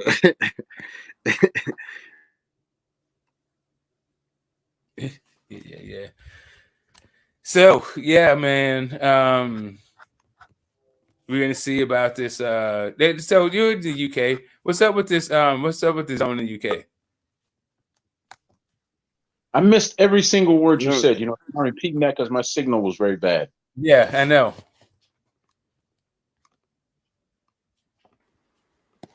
I All I heard figured. you use is my catchphrase where I said it's not my cup of tea. So I'm just going to assume that you were talking now about me. that's your catchphrase. Oh my God, dude. Oh Jesus Christ. Yeah, I mean, that's how I knew you were speaking of me, Smoke. Whammy. Boy, did you just mess that one up. I had no idea that they even said that. Like, you got to stop with the navel gazing. Do you know how many people around the world say that's not my cup of tea? Of course. Like daily? Not. But I know how many people have said it when it pertains to boxing, which is me. And I know how many people I care about who says it when it pertains to social media boxing talk, which is me. Okay. If you think that you have somehow monopolized the most popular phrases in the English language, then go ahead. Yes, I'm copying you, bro. Not my cup of tea is a popular phrase. Wow, I didn't know that. No, it's one of those things that nobody ever says. Thank you. There you go. Except me. You just proved. Yeah, I know. I'm humoring you. I've always liked to Smoke. Thank you very much. Thank you, man. You're welcome. Yeah, you're welcome. I guess like as long as you realize you walk right into you don't need sincerity in your life. But okay, I like sincerity in mine. But go ahead. As long as you need. Tea? You like sincerity? That's not my flavor. Yes, I like sincerity in my tea. That's your catchphrase. It's not my flavor. There you go. See, there you go. There you go. What the hell, man? Listen, I don't have catchphrases. I'm not like a personality caricature myself. No, that is a moniker. That is my first, last, and middle name, as far as you're concerned. I wish you'd put a Mr. That's on your birth certificate? I said, as far as you're concerned, my birth certificate. How many birth certificates I have, and which names are on them? If there's any names at all, is none of your concern. As far as you're concerned, you know what's on my birth certificate? My first name is Git, my middle name is this, and my last name is Smoke. You can throw a Mr. in front of that. My pronouns are he and him. You sound like Mr. T. First name, Mr. Middle name that period. Middle last name period. Name T. Middle name is that it's period. Really Troy's his name actually. No, you know his real name is Troy, right? Oh, okay. Well, okay. That is a complete another lie. But anyway, man, who's fighting this weekend, man? We can stop with all the shenanigans. With all the shenanigans. Who's actually fighting this weekend, sir? Oh my God! A bunch of people you're not gonna watch because they didn't bring up their profiles beforehand. If you don't know by now, you're not gonna watch. Because you're asking me on Saturday morning who's gonna fight. Yes. Okay. I'm thinking that you already had plans on Saturday. That what you have to do with your Saturday night, and I'm making curry chicken, and I'm staying in the house, and I'm going for a walk, and that's about all my day's gonna be. Exactly. That's what you're gonna do, regardless of what I say. Who's fighting? So, stop playing. Which means I'm going to be at home to watch the fight. So, who's fighting, sir? Okay. On ESPN, you'll have the fight that you'll be Lomachenko and. What's your boy's name? Jermaine Ortiz. He just fought Jamel Herring. It's a fight you didn't watch. You're correct. I know, man. As this fight you won't be watching tonight either. I don't know why you're making me go through this. Everybody knows. It's literally in the title of the video. But okay, for you, here we go. Loma returns. He fights Jermaine Ortiz. Not only that, we got Jojo Diaz fighting William ZPEDA. So that's actually the fight that's worth watching. But yeah, it's real easy. It's on ESPN. They just turn on ESPN at 8:00 or 7:00 or something. Any female fights coming on tonight, there, sir? There is a woman on this card, I believe, but I didn't recognize her name. I'm sorry. Any noteworthy? Not that I'm aware of, but I am a casual when it comes to women boxing. Stated before, all of us on this social media thing are casuals because we're not involved in the sport. We're simply talking about it. So we're all casuals, myself included. Okay, so however you define casual is your own business. That's not what I meant when I said it. Okay, sir. So those are all the fights that are coming on? Those 3 watch fights? No, and let me pull it up for you. Let me pull up this thing. I got you back. No, Smokey, you gotta do that. I mean, is there anything big? Big fights. I should have started off with that. The word big. The big fight, right? So the big fight is the Loma return. The very next. So Jake Paul is fighting. If you like that guy, but I know you don't. Keep on moving. I think there might be some women fighting on that card, though. I think Serrano was fighting on that card. Actually, Amanda Serrano's fighting on that card. Okay, that's gonna be a good fight. Now to Jake Paul, I really hope that we want to see Katie Taylor and Kabajan. Huh? Katie Taylor and Kabajan. I heard Katie Taylor. I heard Katie 21 wins, I think. And was it? Yeah, Katie Taylor's a good fighter. I heard her name. I don't know the other name. She's fighting another undefeated fighter. She's very good as well. I think she's 19-0. Okay. Now, I was going to say something about the Jake Paul fight. I hope that Anderson doesn't take a dive like the other dude did, because I have so much respect. I have so much respect for Anderson Silva, man. He's one of them dudes that, I really seriously respect, man. That dude is fluid with his skill. He was when he was in his prime. He was pure water. He was so fluid. I hope he don't take a dive to this dirtbag here. It's not even taking a dive. Jake Paul should beat the shit out of him. He's 40 really? plus now himself. Why? He's 40 plus himself. He's not a. Do you think he's an actual boxer? Thank you. Back to Colin McGregor. No, he's not an actual boxer. Thank you very much. Yeah, Anderson Silva's not no boxer. Jake Paul should beat the shit out of him. Beat the holy shit out of him. I don't know if he's gonna beat him up. I hope. I don't think Anderson Silva is knocking it out, man. I love that, but that's not in the card. That's not in the cards. Yeah.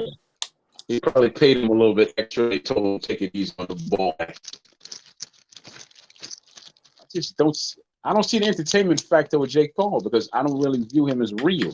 There's something phony about what he's doing. Very phony. And I don't know why anybody else can't see that but me. Oh, Anderson Silva. Yes, nobody thinks that. Nobody can see through Jake Paul's ass. It's just you. You're not by yourself. Everybody's tuning into the Jake Paul. Mr. Graham. Yeah. You water your garden. You old fucking fart. Hey, Smoke. OG Smoke. Do you know how old Anderson Silva is? Yeah, ancients. He's like 45 or something, 46. He's 47 years old. 40 old. I'm sorry, because since when is 40 old? He's almost 50. He's done. See, and and obviously I'm not done. I'm still here talking to you. Done in the sport of the done in his current sport, because in any sport outside of bumping your gums, and even in the bumping your gum sport, you're coming in like last. You can participate. Didn't he knock out his last opponent? Didn't Anderson Silva knock out his last opponent? Yes, he did. And so did Jake Paul. Yes, finished. And so did Jake Paul. Guess who's gonna knock out the next opponent? Jake Paul's opponent took a dive, right? Jake Paul's opponent took a dive, according to him. Whatever, dude. I guess Anderson Silva's gonna be swimming too. Guess who's gonna be the next guy to get knocked out? I might actually watch that. I might actually watch that because I have so much respect for Anderson Silva. Of course, I'm not going to pay for it, but I might actually watch that. Just Okay, just so for here's Anderson what I don't Silva. understand about this era of like watching sports. Why do people feel obligated to say what they will and won't pay for? Like they wear like a badge of honor. Like we're supposed to say quickly. I know. I'm just saying it's not you. You're not the only person to do this. But like, what is it? What it compels people to do that in this generation? Oh, I'm just being honest. I'm not one of Yeah, them no, dudes I'm that's just saying. gonna. But I mean, there's a bunch of stuff you can keep to yourself, right? Yeah. But Smoke. What I'm saying is, so many of these dudes come on social media and brag about this is their fighter, this is their guy. Then they go and steal. Then they don't pay for the fights. They just watch it for free. Oh, Me, I'm telling you, I'm telling you flat out, I'm not gonna pay. But I'm still gonna watch. Okay, I hear I'm you. telling you flat out. Uh-huh. So you can't. Hey, I'm a man of pure honor. Okay, so hey, I'm not gonna. There's very few fighters that I'll pay to see. Well, here's the thing. If you say you have respect for Anderson Silva, so you would take the time out of your night to watch him, I can understand that. If you said that you were going to pay for the fight, again, whatever you do with your money is your money. But you got that right. I wouldn't have guessed that you were going to whip out your credit card. That would have been like kind of a surprise to me. Yeah, you'd be surprised, but yeah. Yeah. Well, no, I'm not surprised. You're definitely par for the course. You boring ass fossil. I'm gonna eat. I want to see. I'm gonna make some. I want to see. I want to see I'm Jake gonna Paul take a go walk. fucking paid. I'm I want gonna to see do Jake Paul go pay Anderson John Silva's Jones. a foster? Go pay. Y'all need to Go cut it pay out. John Jones. Go pay John Jones some money. Go pay John Jones some money. Go box him. I want to see him go box John Jones. John Jones will beat the fucking shit out of him.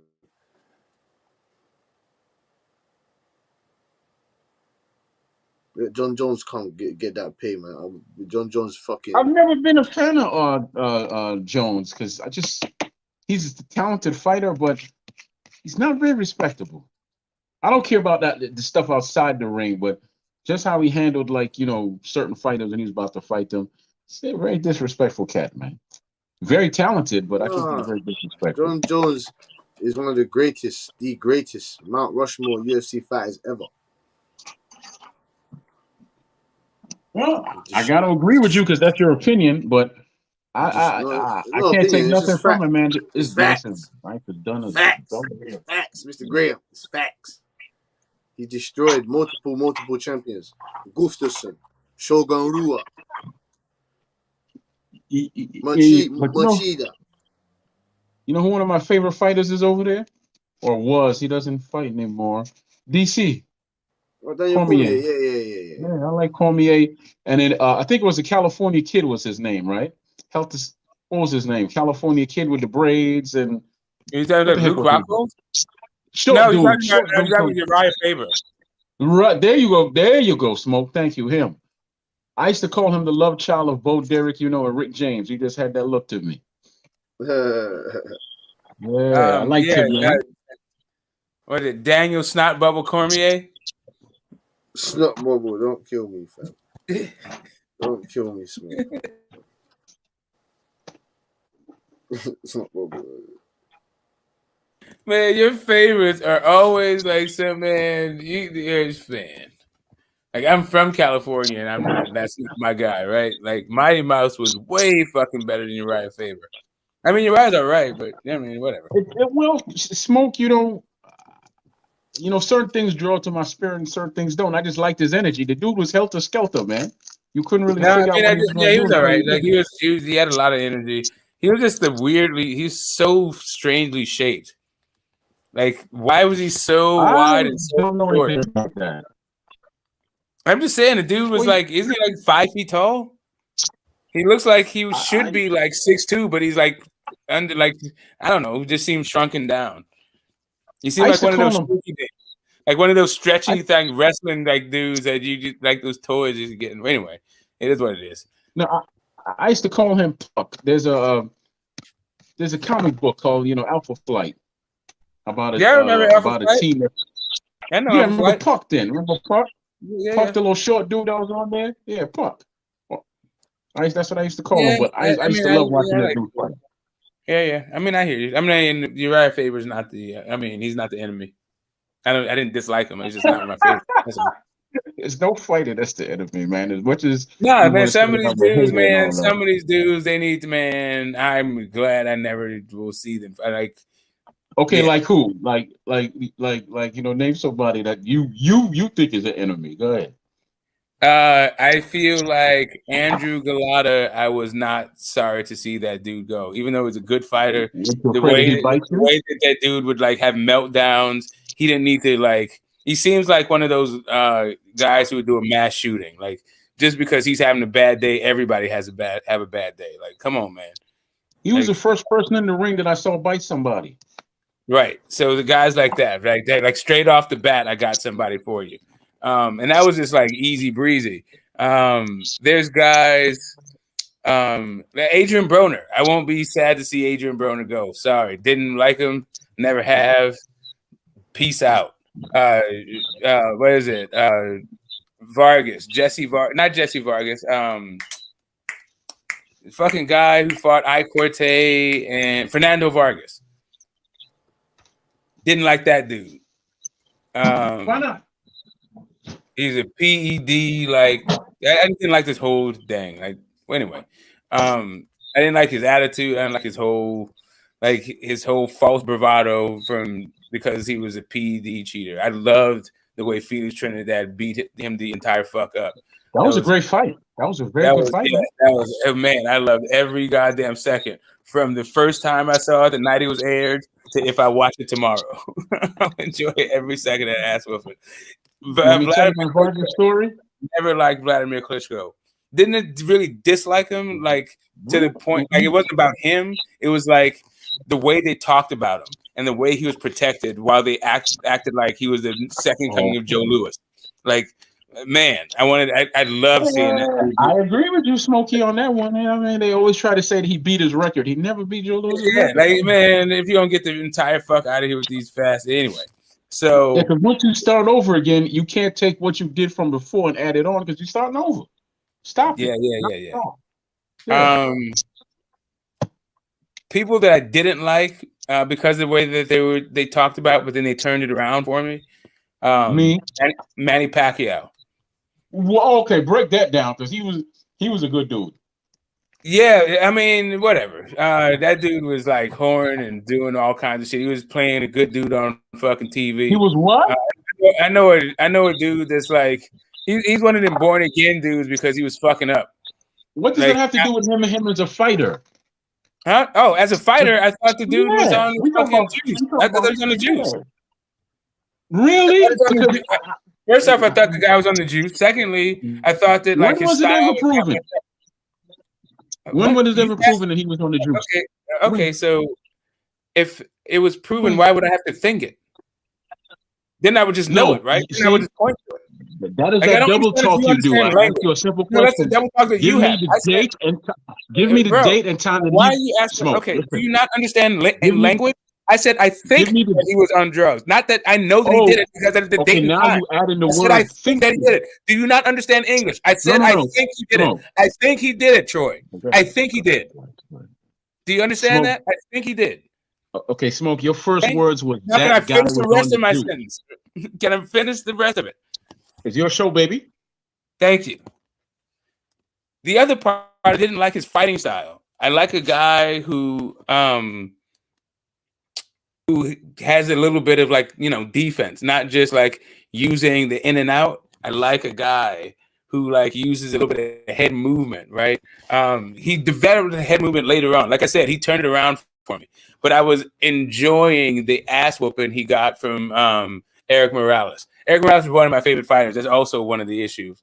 But I didn't like his style. I didn't like the way they talked about him. They talked about like he was the second coming of goddamn Sweet Pea. Like he would beat Sweet Pea, beat Floyd, and all this other shit. Like, man, this dude's gonna get his fucking ass whooped. Anyway, I loved Eric Morales beating his ass. What happened in the rematch? I'm just talking about guys I like seeing. But like I already told you, bro, Manny Pacquiao turned it around for me. That was just at the beginning. That was back then. Now, no. But he was one of those guys that I started off not liking because of the way people talked about him and his fighting style. But then he just like kind of grew on me over time. He also improved.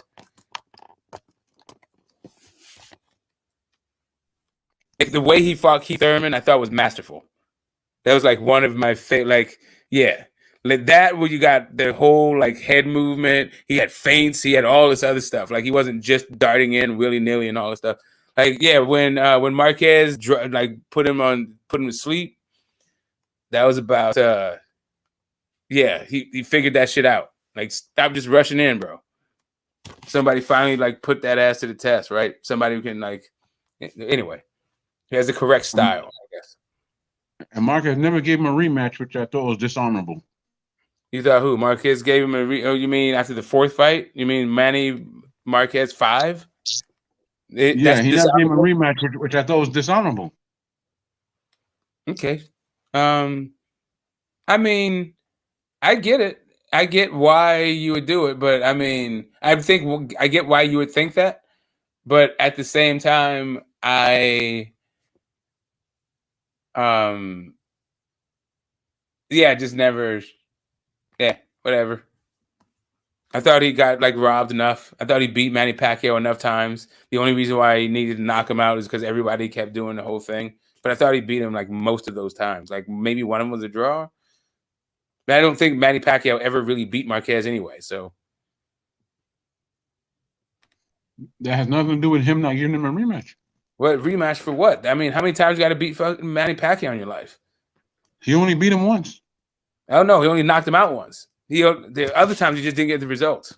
That's why he didn't get a rematch. So now it's definitive. The only way he's gonna beat Manny is by knocking him out. So like whooping him up and not getting a knockout again, like, they both are gonna drop each other. They're both gonna do all this weird, man, whatever. It is what it is. 4, I feel like, was plenty. Especially if he, like, you know, who did he fight after that? Who? Marquez? He fought nobody. He retired after that? I thought he fought Floyd after that. Floyd before that. When he first moved up from 135. Okay. I mean, you know, it's all a blur now. So did he retire after that? That was his last fight? Yeah, I don't remember him fighting anybody else. He was trying to campaign to get Cotto. He never got that fight. But, somebody else, D-Mob been kind of quiet. What's on your mind? It's not D-Mob, it's D-Mob. Silence. I think he fell asleep. No, that's Cass. Yeah. He's there. Yeah, he's like 8 hours in front of us. The hell that dude's asleep. Oh, because he's like thinking about your evening plans. I'm gonna make a cup of tea. I'm gonna put on a nice cardigan. I'm gonna play pinochle. I've never played pinochle. I see big fat. Okay, whist. Okay, so who else is your enemy in boxing, Smoke? Because you named about 2 or 3 of them, right? Or I've named a gazillion of them. He wasn't really the enemy, but I certainly didn't like your guy, Dillian White. But I do love the way he loses. That dude loses in it's the most entertaining fashion in all the sport, and it's starting to grow on me. I can't wait to see him get knocked out again. You know what I like about him? You know what I like about Dillian? You can knock him down. Fuck your bullshit OG Smoke, man. You're gonna respect Dillian White, boy. He comes back and wins. White, boy. You're gonna respect him, boy. He comes back and wins. I do respect him. I don't know why he hasn't come back yet, but Dillian White is the guy. He has no outstanding skill besides his power. His footwork is terrible. You need to come to Baltimore and Marvin McDowell, aka the champion maker, right? And I guarantee you, 6 months with Marvin, he clears out the heavyweight division, clears it out, and undisputed.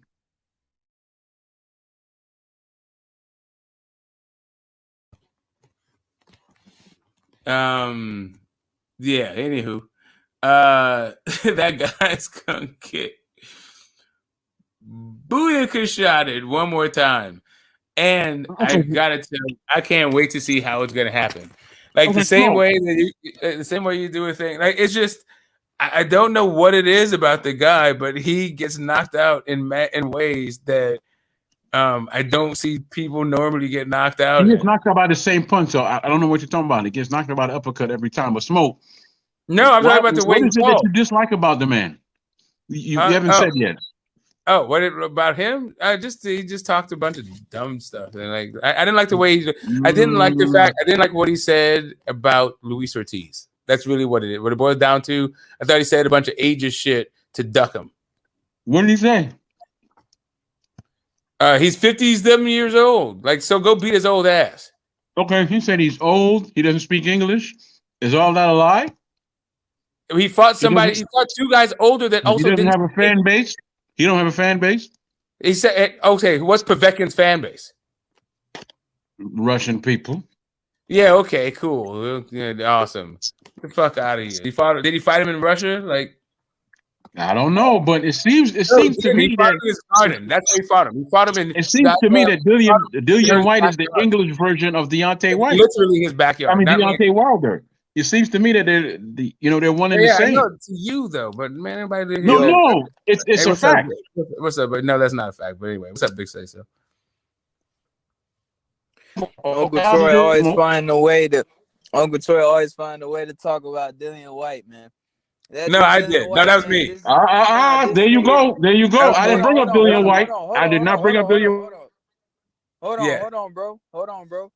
This nigga Dillian White literally cashed out last fight. He only wanted money. He was never going to beat Tyson Fury. He only wanted money. Never.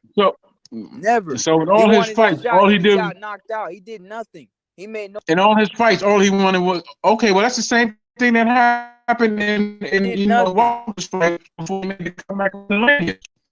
I told you, that we haven't been at 150. We haven't been at 150. If fucking at 150, what are you talking about 150, man? Tyson Fury pushed him over. Look. Fucking Tyson Fury pushed him over. Yeah, so that's what I'm saying. Like, who falls like that? Like, who falls like that after being pushed? Like, who goes timber? Like, generally you like catch yourself. You don't just like fall all the way down like a tree. You just got chopped down. But anyway, Dillian White does, and that's why I like it. Like the way that dude, like the way he loses is absolute comedy. Well, he loses the same way that Wilder. Hey, smoke. In all reality, Smoke. How dare okay, go you? ahead. What are you talking about? You got joke men like Charles Martin, I walk like a god on this earth, Martin. You got and Trevor the Dream Bryant. That's fighting in fucking. Yeah, I mean, that's not my thing. Like, the last place you look like he was fighting a wedding. No, I hear you, bro. Like, you don't have to. I understand. Here's the thing. Here's really what the thing is. I rate Dillian White higher than I rate Trevor Bryant. Like, saying that guy and that, like, I think Dillian White would knock Trevor Bryant back in a fucking police station. That's not even. That's not. But that's sad. Don King got him fighting. Don King got him fighting in the back of the Chitlin circuit. But the fact that you have to compare Dillian White to Trevor Bryant. No, Smoke. That's the point. That's pretty damn bad, bro. Smoke. Let me ask you a question real quick. Let me ask the panel real quick. Dillian White got knocked out that fight. Deontay knocked his last fight before he fought this dude here. What's the difference? Nobody heard that. And the silence is deafening. Yeah, because your mic was messing up. Maybe I said that Dillian White got knocked out his last fight by Tyson Fury. Deontay Wilder got knocked out before he fought his last fight, Tyson Fury. What is the difference? What is the difference? Yes. One is Deontay Wilder, the other was Dillian White. Pick up the pace, brother. Pick up the pace. And what's the difference? I don't know. What do you mean? What's the difference between them getting knocked out by Tyson Fury? You can stop right there. Both these fighters talk a bunch of crap. All you ask is they're both different people. Like, that's all that's different in this thing. No. But you said you like the way he gets knocked out. Yes, White. So did you like the way that Wilder got knocked out too? No, I said I love the way he loses every single time. Like Povetkin. Did you like the AJ? Wilder got stopped twice by Fury. So did you like that too? At least Wilder gave him a tough fight. Dillian didn't do shit, bro. No, I'm not even talking about that. He looked complete. He looked like complete trash in that fight. Yes, he looked like complete trash, just like Deontay Wilder looked in the second fight. Hold up a second. The results were the same. It's just that Fury had to get off the canvas twice for that result. But the actual result was the same. The fight was totally different. Like Deontay Wilder's totally proved in the fight. If you want to do a triangle theory, that Deontay Wilder's way better than Dillian White because he was able to drop him twice, right? But anyway, but we're talking about what I was talking about. I can say this: he finished on his face. Yeah, he did finish on his face. Yeah. I mean, but Wilder got up. I mean, he just didn't he didn't bit the count. He didn't get up. He finished on his face. He didn't get up. No, he got up. He wasn't like he got up. It was whatever. Finished on his face. So Uncle Troy. He got knocked on his face and then he got up from getting knocked on his face. But that's it. But that's neither here nor there. He was counted out on his face. He was not counted out on his face. So Uncle Troy, they waved it off. They didn't. He wasn't even counted out. It was waved off. So what was Dillian trying to do, man? He was trying to rough up Fury. He looked like trash in that fight. I guarantee you. He looked like trash. A hard fight. He was trying. He looked like trash in that fight. He was trying to counter the jab, and then the whole time he's not worried about that uppercut, and that shit caught his ass. And y'all talking about pushing him? The motherfucker. I didn't say nothing about pushing him. I didn't say nothing about pushing him. So don't say y'all. He pushed him, fam. He pushed him, fam. Pushed him. He didn't get up. Fuck that. You see, Wilder didn't get up either. He pushed him because he hit his back. He got caught. His back of your head on the canvas, fam. He was done, bro. He got caught. He's back in. No, I mean, no. So here's the thing. Fuck that shit. Yeah. So here's the thing. Theory, bro. That's the only common opponent they have, but that's not the only knockout. That Dillian White suffered. Smoke has this agenda against Dillian White. That's actually not the only common opponent they have. Smoke. That's not the only common opponent they have. Hey, Cass. You asked me. He asked me what people did I not like, so I'm telling him. Of course, Dillian White is going to come up, and I think Buck is onto something because I think Troy already knows that I don't like Dillian White, so he was just waiting for me to say that so we can start talking about Dillian White. But whatever, like I'm saying, I don't really dislike Dillian White the way I wasn't thinking about Dillian White at all. You actually brought up Dillian White. I was not thinking about that. Correct, because you asked me who I didn't like, and I had to tell you a whole bunch of people, and you still weren't satisfied. You told me a total of 3. But when we got to Dillian White, you definitely had a whole bunch of pushback about some. No, it's not pushback. I simply asked you a question. Both of them were stopped by the same man. Yes, did you enjoy watching Wilder get stopped as you enjoyed White getting stopped? It's a simple question. Nah. Fair question too. Fair question. No, it's not really. Why not? Because I said I like the way he loses, not just that one loss. Wilder lost the same way. Did you like that? No, not particularly. I like the way White loses. I understand what you don't understand. The way White loses is funny to me. If everybody, not the way White loses is funny, the way White loses is funny to me. This dude is always getting knocked the fuck out. This dude is always all of his losses are by knockout. Thank you. And it's just kind of like, and it's by multiple people. It's not like the one guy, right? Exactly. Multiple people have knocked him out. Wilder lost twice, and all his losses have been by stoppage. Yo, Uncle Troy, you remember when you said Dillian beats Usyk? You remember when you said that shit? I said he would beat Usyk and he'd be undisputed. I said all of that. Yes, I did. Yeah, man. What you think now, man? What I think now? I think he needs to come to Baltimore and train with Marvin McDowell. That's what I honestly think. Yeah, he's not going to do that. Now, what do you think the outcome's going to be?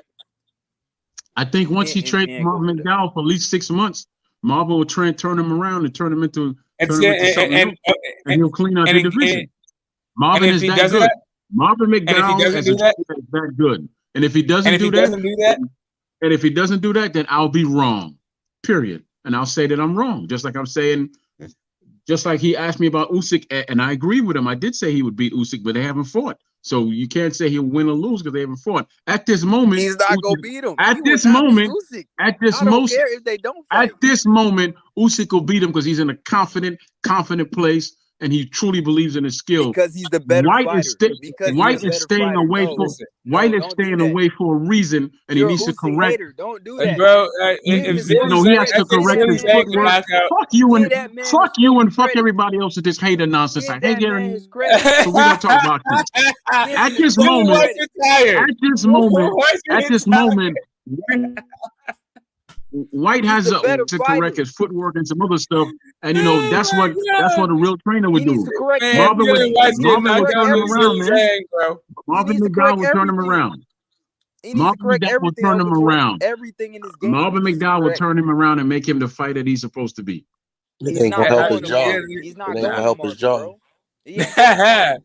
Zilly Zang, baby. Big Bang Zilly Zang got something for Dillian White. Can If you don't Dillian get White even hit, beat Zane? if Thank you you. don't Can he get even hit, beat you ain't Zane got to right worry now? about that. That's Can he called beat Zane right defense. now? That's called defense. He Can he gonna beat get Zane hit. right now? Can Dillian White beat Zane right now? Big I don't Bang know who Zilly Zhang Zang. is, man. He I fought don't know who Hergovich. Zhang is. I He can't fought answer these Hergovich. what if Yeah, questions. yeah, 50. can. What are you talking about, Big I Say? can't. I don't What know are you who talking about, Zen Big is, Say? and So yeah, yeah, you you keep can, asking yeah, me you what can if beat questions. Zeng. What are you talking about? What are you talking about, Big Say? So what are you talking about? Hey, that You nigga knock the Zane. fucking stuffing out of Zang, nigga. Cassidy. You Everyone knock the thought fuck Zane was out of about to Zang, get and his ass Hergovich whooped. ain't shit. Everyone thought Zane was about to Hergovich get ain't his ass shit. whooped, and he gave Hergovich a tough Hergovich ain't ass fight. shit. He gave Hergovich ain't Hergovich a shit. tough ass fight. Everyone thought Zang ain't beat Zane no was a one on bum. Povetkin. Hergovich is He ain't trash. They beat thought All Zane I'm was a nobody saying, on bum. all Dillian I'm White's saying level. is He ain't Hergovich beat got no it. one on I'm Dillian saying White's level. What can you that ask Zang him? can crack What a you talking little about, bit. man? We talking about Zang big, can crack big, a little great bit. Hey, Dillian White, listen, nigga. I, Big, I great, didn't sharp, like. you Listen, I get didn't me? like the way The Joe body Joyce. structure Dillian White, Okay, nigga. so What you who talking does about? it? How often? He'll How fuck up. He'll often fuck up does Zilly Zhang. Zilly Zhang how often ain't does beat Zilly Zhang? nobody on Dillian White's level. And Hergovich ain't Why shit. does why does Dillian Hergovich White ain't always? shit. Hergovich Why does ain't Dillian shit. Why does Dillian White always get dropped? Like who? It was the He don't last have a time he Because chance. this didn't is get dropped. boxing smoke. This is He don't have a heavyweight chance. Wait, boxing, hold nigga. on, hold on. This is It heavyweight is boxing. You're boxing. gonna get Oh, bagged in wait the a head. second, Smoke. So you saying that all his fights he got dropped? And all He his just fights, don't because you have a said he chance. always gets I'm dropped. trying to So you remember. saying I'm that trying to all his remember. fights he get dropped? No, I think the last one, like Povetkin, he knocked that guy out and didn't get dropped, but Povetkin knocked him out before that. Let's see, the Maurice Walk, he didn't get dropped in that one. At least he wins his Reva's rematches fight, when he got comes dropped. back. At least he Reva, wins his rematches. Can't say that Reva's, about the other Wilder. He didn't win any of the rematches. No, yeah, he because just the guy knocked he him. rematches beat not only him, but the guy that Dylan White was rematching. Tyson Fury beat them both. Stopped them both, in fact. To beat Wilder, you got to go to sleep and wake up. Period. No, you Look, don't. Cassidy. No, you Hey, don't. Cassidy, look, Yes, you man, we No, do. you can't don't. push. Look, I understand Hergovich's not a big name, but the reason why I brought him up, everyone talks about Bud Crawford and Devin Haney, all these fighters getting ducked. That nigga's been ducked. You know how many people turned the fight down with him? Andrew Ruiz, Luis Ortiz, Tony Yoka. All these dudes dropped out the fight, did not want to fight him. And they say he's a bum and shit, this and that. He had a tough fight with Zhang, but why they don't want to fight him, though? Why they turn him down? Why he ain't want to smoke? And he want to fight. He wants to fight. He was a fact. Yeah, he wants to fight. Bro, I just named you 3 people, bro. I And said they all who was dropped out the who was the fight. fact? Every Who was the last one fact? of them did not want to fight him. Who? Hergovich. Oh, get out of They there, didn't man. want to fight him. 150 with that That's shit. the truth, Cassidy. There's like What the 5, hell with bro. that shit, There's man? like 5 heavyweights that ducked him, bro. That's straight Well, facts, bro. no one ain't ducking him now. No one ain't ducking him now, Big C. So Hergovich They can get all probably the not smoke. now. You Hergovich ain't probably shit. right about They that. run You him over, probably fam. Why right. didn't you go fight You Makhmudov? probably Why didn't you right go about fight that. Makhmudov? Why didn't you go fight Makhmudov? Huh? That Magmadov dude is a beast. That dude might beat him. Yeah, you I ain't beast. gonna lie. Hergovich don't want to see him. Hergovich That don't dude want to see might him. beat him. That dude's actually good though. That Magmadov Fucking dude's knock the good shit though. out of Hergovich. He'll beat Dillian White too. You get me? Mm-hmm. He's knocking out Dillian White. He's putting I'm Dillian with White you. to sleep. I think he'll beat Dillian. I'm with you on that. I think Magmadov would beat Dillian. He would. Listen, I think these he would. heavyweights need to get it cracking, nigga. We don't want to see who's Jared Anderson fighting in his next fight. Who the fuck's that guy? It's some random ass nigga he gonna knock out. Yeah. I think he works for Sports Haven. He work for you, Sports Haven. What's up, Cass? What you What's up, saying, Cass? fam? We want big fights. We want 50-50 fights, man. Or Benavidez Plant. I want to see that fight. I want to see if Plant can do that to Benavidez. You get me? I want to see Andrade. I want to see Charlo. I want to see Keith Thurman. I want to see these guys in the ring. Bob Crawford fighting Avernesian. What the fuck is that? But that's what we're getting. So that's what we're getting, innit? That's what we're getting. Yeah. I'm tired of Errol Spence saying, I ain't gonna fight Keith Thurman. No. You're getting in there, or you drop the belt, or you take the franchise belt. They're gonna make a belt for you, and you take that. If you take that, then you're a fucker. We don't want that. You don't like the franchise Stanley belt. Jonas fight, Cassidy? I don't mind that. I don't mind that. But I don't understand why. I don't mind Okay, it. I don't you mind think you were on Stanionis' bandwagon. Now all No, of a I agree sudden, with Cass. I agree with forget Cass. Stanionis. Now Stanionis, the Yeah. guy who's been ordered, the guy who's been Listen, waiting. Like Listen, now, OG, Smoke. fuck Listen, OG. him, fight Thurman. No, listen, OG. Listen, OG. I didn't say fuck Stanionis. I'm happy with that fight, but listen, OG. Listen, OG. He already took step aside money. So your turn is you at the back of the line, nigga. You at the back of the line, nigga. Wait, hold on. The IBF is up Hold on. next. The WBC is up next. Hold Suleiman on. has already said it. Hold up. Suleiman has said it already. Keith Thurman He went is to the next. back You of the don't want to line. fight Keith Thurman? You get the fuck out of it. He went to the back of the line for Undisputed because everybody Joe wanted good? to see Undisputed more than they wanted to see Joe good, Stanionis. How is Joe That good? doesn't mean you go to the back of the line if you make way for the fight that everybody wanted to see. What? Yeah, but it's not your turn. You missed your goal. No, it is. He didn't miss it though. No, Smoke. No, that's what I'm saying to you. He didn't. He They took ordered step that aside, fight a man. long time ago. If he fights somebody No, else, he has to no. give up that WBA belt.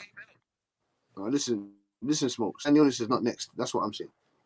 I'm You don't telling you, think they Stanionis already next? ordered that fight a long time ago, bro. If he Yeah, does they not said fight they ordered Stanionis, that shit. he's But getting he took the stripped. step aside money. He took the step He aside took the money, step right? aside money. He took step aside Yeah, money for for a fight Undisputed, that bro. wasn't made, bro. That's Exactly. done. It's his He turn took now. step aside Now's the money next for the fight fight. up. Exactly. He gave away his he gave away his ticket to the dance, nigga. So you have to wait outside to get a new ticket. What? No, Cassie, it's his turn, bro. That nigga It ain't his Thurman the turn. back of the line, man. What? Thurman fought Barrios, man. That nigga 140 pounder, bro. How the hell he? What do you mean? Yeah, Al That Heyman. nigga Al been Heyman. out the ring Al for 2 Heyman. years. The nigga been out the 150. ring for 2 years, bro. 150. Al Heyman. That's how. Al Heyman. That's why. Al Heyman. Al fucking Heyman. Nah, Stanionis actually has a title, bro. Fuck that.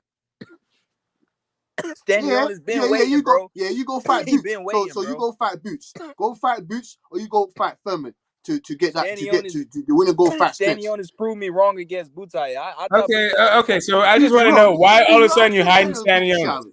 Stanionis. Before you even talk about Stanionis, okay, let me ask you this: there's for some reason you don't seem to be very high on the Stanionis versus Spence fight. Why is that? No. I don't mind that fight. I'm saying to that Stanionis say next, man. Boots or the WBC mandatory. Even that's Keith Thurman or whoever the fuck that is number one there. Okay, but only next. one of He those took step fights aside have money. been ordered. If you didn't take that step aside All of money, those guys, if you didn't only take that one of those fights been ordered. One of those fights have been ordered. That's the only fight that's been ordered is Stanionis. No, yeah, Stanionis and getting the Keith Thurman fight. Keith Thurman has not been ordered. Keith Thurman has not even been made the mandatory yet. Yeah, he ain't fighting. He's going. Well, you know it's all. Not only is he not made the mandatory, but they certainly haven't ordered the fight. This is WWE. This is WWE. We know what's gonna happen. I understand, bro. They're gonna make the Keith Thurman fight. They're gonna tell him you fight Keith Thurman, or that's it.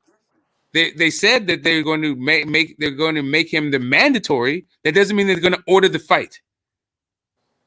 Suleiman said they're gonna order the fight. No, he said that they're going to mandate him. They're going to make him the mandatory. You can be the mandatory for years.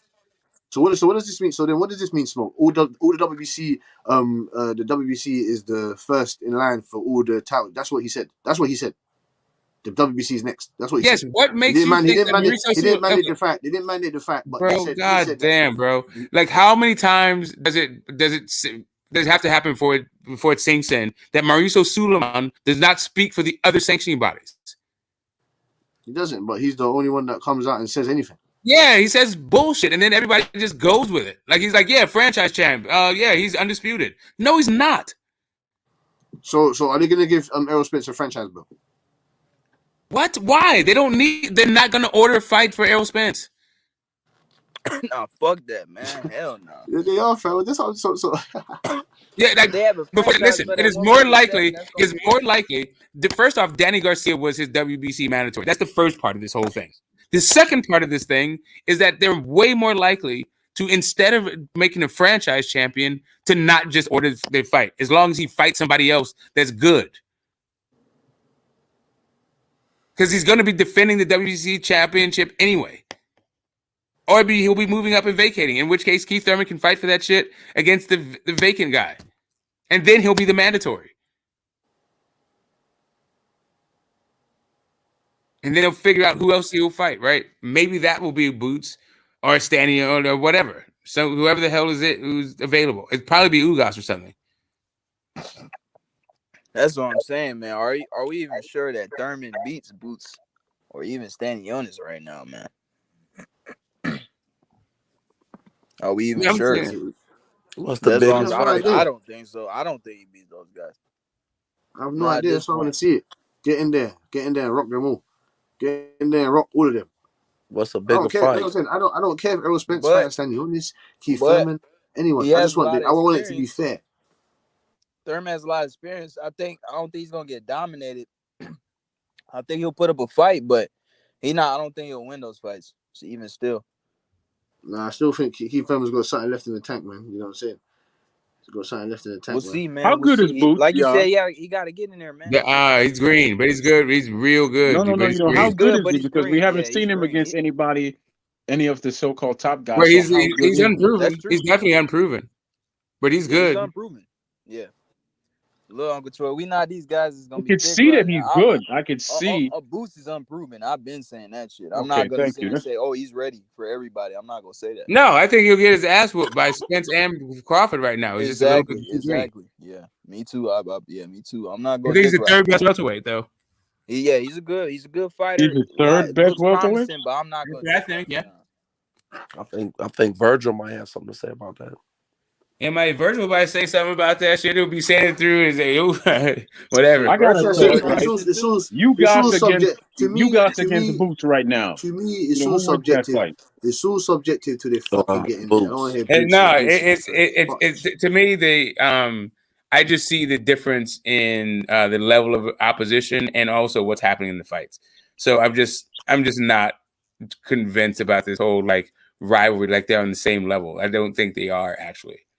I think they're actually pretty far Fights apart. that can be made that will show where Boots is. You put him in there with Danny Garcia, Ugas, and Well, who Garcia was don't the even. last guy that Crawford? No, Garcia's at 54 Porter's though. gone. Danny said he don't want that Danny's at smoke. 54. Yeah, he's at 54. And he said, Yeah, Okay, well, Danny. Cross They sent an offer to Danny a long time ago. He didn't want that shit. he said, I'm that Gucci. Spence fought before you guys. Who did Spence fight before you guys? Because I don't remember.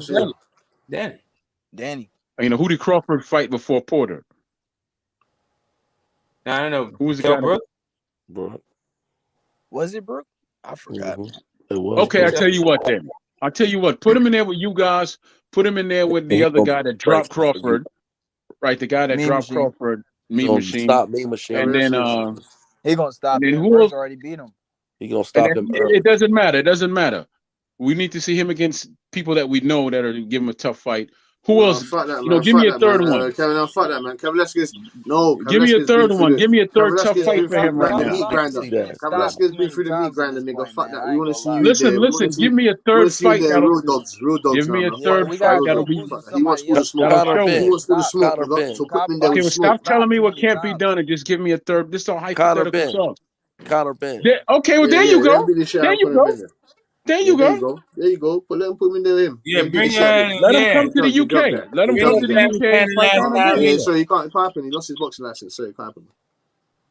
No, it just can't happen in the UK. He can fight here. He don't need a UK boxing. He lost his boxing license. Just make sure that'll be a test for both men. That'll be a test for both men right there. No, but that'll be both guys. But no, you can't come. One at a time. I can't understand. Hold up a second. One at a time. What are you saying, Cass? No, he can't. He lost his license completely. Like, he can't go and do nothing. Yeah, but you can fight. But he can fight in the States. He can fight here. No, he can't. When is he getting it back? He has to reinstate and do everything over again. Okay. When he does all that, that'll be a great fight over there in the UK. That'll be a great test for both men because both him and Conor are untested. Both of them. In 4 or 5 years. Yeah. Not no 4 or 5 damn years. Yeah, but that's what they're saying, that he might not be out for a while. Okay, we'll cross him off. that fight right now, that's not realistic, man. Blair Cobb. Because he's suspended. You got to put Boots in there with a veteran that has experience. I agree, brother. Yeah, that's I'm just naming these names. Put him in there with Conor. Put him in there, Rocha, Cody, let him punch up Cody Crowley. Yeah, exactly. Let him punch up those guys, man. Nah, he's ready for a title. He's not ready. He's not just still dining out on food. He's got like 30-something fights. Spence don't want to fight. That's true, Spence, but still. So what? I mean, that's one guy. You guys will fight him. You guys will fight him, so that's a good test for him. Got 5 losses, man. You're gonna get a 6-1. It doesn't matter. It doesn't. Ugas None of them Ugas are ain't against beating Boots. no Boots, He man. got His 5 eyes been losses against his nobody eyes named been Boots. fucked. He gonna get his Okay, other eye listen, broke. I would have Nobody. loved to see. Listen, I would have loved to see Boots against Ugas before the Earl Spence. You You get said me? That would nobody, have been. bro. He lost to one of the best fighters in the division. What the fuck? I said that Ugas has lost to nobody named Boots. There's 5 losses don't matter. We're trying to get this young man tested to see what his real skill It level is. does, man. He's That's not why the we're same. having these hypothetical conversations. Mr. Graham. Ugas is not the same. He ain't the same. His eye is fucked. His ribs. Yeah, he's been fucked. beaten a lot. He's Okay, beat up, good. man. We'll put him He's in there with chewed up. Boots, and we'll He's see how chewed up, Boots chewed look up. He's against done. a He's weakened He Ugas gonna fan. retire Chewed his him ass. up, boy. He gonna Earl retire. chewed him up. Chewed Jesus him up. Christ, Chewed that up. was Chewed up. a Washed up. Easy to The say, but seashore. we don't know. wood chipper. Yeah, we know, bro. Ugas is fucked. I don't know who he's fighting next. They better Because put see, him in to there. me, They better put him in there with a can. They better put him in there with Ugas a is can. like you Ugas know, is like Boots is real good to look at, but I want to see him as someone. I want to put him in there A with fight someone with that'll Boots test him. right Test after him. the Spence fight. Yeah, right and after losing Spence. those guys are Keith Thurman, Virgil Ortiz, Terrence Crawford, Errol Keith Spence. ain't gonna fight him. None of those Not at guys are this gonna fight. stage in his career. None of those Why guys are would gonna Keith fight. Thurman fight him at this stage in his career when he can't make no money fighting Boots? No one's gonna offer him any money to fight Boots. He's being Yeah, he hypothetical. wants We money not gonna- fights. Thurman wants money fights. That's Yeah, Unless fam, Boots that's it. people can come up with 2 or 3 million, then they ain't gonna get him to fight him. Because see, this is the thing with the sport. We want to see these fights, but the reality of it is 99% of them are not going to get made. That's why we have these hypothetical conversations. Even in the hypothetical conversations, people are still saying no, no, no. Come on, man. Yeah. Yeah. I mean, you got a point. I'm not saying you're wrong. It's weird the guy bitching about the hypothetical situation was saying Earl don't want to fight him. Hey, what's up, brother from another? How you feeling? Are you about to hit us with one of their with a fight? What did you say, Smoke? A lot of these Archer fights Lounge? is hypothetical, man. Some of them is. Okay. What's up? What's up, Smoke? What's up, panel? Some of them not What's gonna going happen. on, Archer fam? I need to Lounge. fight Pick you up up your fight Some of stuff. night. these fights not happening. I need That's to fuck facts, you up though. at fight night. I need to fuck you up. Yeah, we need to have online gaming, man, instead of all this talk, man, because I would spank all of y'all in Fight Night 4. Every No, you last won't, one of man. you. I'll fuck you Yeah, up. every Yeah, you last probably Yo, one spanked of me you. in Fight Night 4, to be fair. Fuck you up. I'll beat the shit out of you. I'll beat the holy Like shit I out of you, said, boy. if anyone plays champions or has champions, Yeah, I fight will night fuck champion. you up in there. What are you talking about? What are you talking I about? don't Go lose right in here, Champion. there. boy. I Go right don't here. I'll lose beat in the shit there. out of I you on this game right promise now. you. Right now. That's I the would one knock thing. the All smoke right. out of Smoke. Ruin all of you at round 3. No, listen. You know, I would knock the smoke out of Smoke. You know, I'd knock boxing out the lounge. You know, I definitely slap the mob out of mob, right? I can't see the rest of the names. My eyes aren't that good. Sports Heaven, you gonna go to heaven, right? I can't see the other dude's name, man. My eyes aren't that great. You know, who's the last Bro, dude here? I'll beat the shit out of you. Bro, Yeah, you're okay. done. Bro, you're done. Oh, This here, you're done. So You're so done. here's the over thing. 200 Everybody. people have Okay. hey, So You're here's done. the over thing. 200 You're people have done. said that to me, and I'm still You're done. standing, baby. I'll I'm beat still the shit out of standing. you and I'll take all that pension, you know. You're done. You see this here? You're done. I'm 51. What damn You're pension? done. Man, shut up. No, Okay. I'm talking about your future. I'm talking about the future. I'm talking about the future. I'll take that. You're done on this. I'll beat the shit out of you. You see this guy All in the right. front of the cover? You see this guy in the front of the cover? You see this guy in the front of the David cover? You know Hay? who that is? You know who that is? You know who that The is? Haymaker. Can't make it out. I ain't got more. There's a glare on it. I don't know. It looks like Allen Iverson a little bit, like mixed with LL Cool J, maybe. Who's that? Who's that? Not Who's really that? to- Look at it properly, man. Who is that? I'm trying to see the kind Okay, of. Some Smoke, people like you to was compare him blind as a to damn bat. Don't Holyfield. you ever call me old again. You blind ass Bama. Don't you? You're old as hell, man. Listen, that doesn't have anything to do No, with me. Ella was around long before me, Smoke. No, No, Smoke. You know what I am is I'm I've been blessed around with longer than you. longevity, baby. I am blessed I've with been around. longevity. That's And look, you know who that is? You know who that is, boy? look, Smoke. You know I'm pretty No, as I I want to can't tell. be. I'm That's 6 foot motherfucking David Hay, 203, boy. pretty as I That's want to be. motherfucking I'm David Hay, 6'1". boy. I'm 6 That's foot David Hay. 203, pretty as I Okay, want to be, you guys, baby. can David you Hay, guys boy. want to time it? Like the David between Hay, the two. boy. That's David Hay. Oh, no wonder. Like, yeah, nobody. Nobody. What? Yeah, that Oh, that haymaker. sounds like That's it. Dayton. It sounds like you're hating on the haymaker. The haymaker, exactly. I am hating on the haymaker. That's exactly what I'm doing. The haymaker was a bunch of garbage. Okay, so listen, the chocolate brownie and the haymaker only lead me to think that the Brits need to stop being so damn corny. Stop naming your punches, or come up with way better names. Yeah, like Trevor the Dream Bryant and Charles. Yes, Trevor the Dream Bryant. That's the guy. That is it. Yes, that guy's works.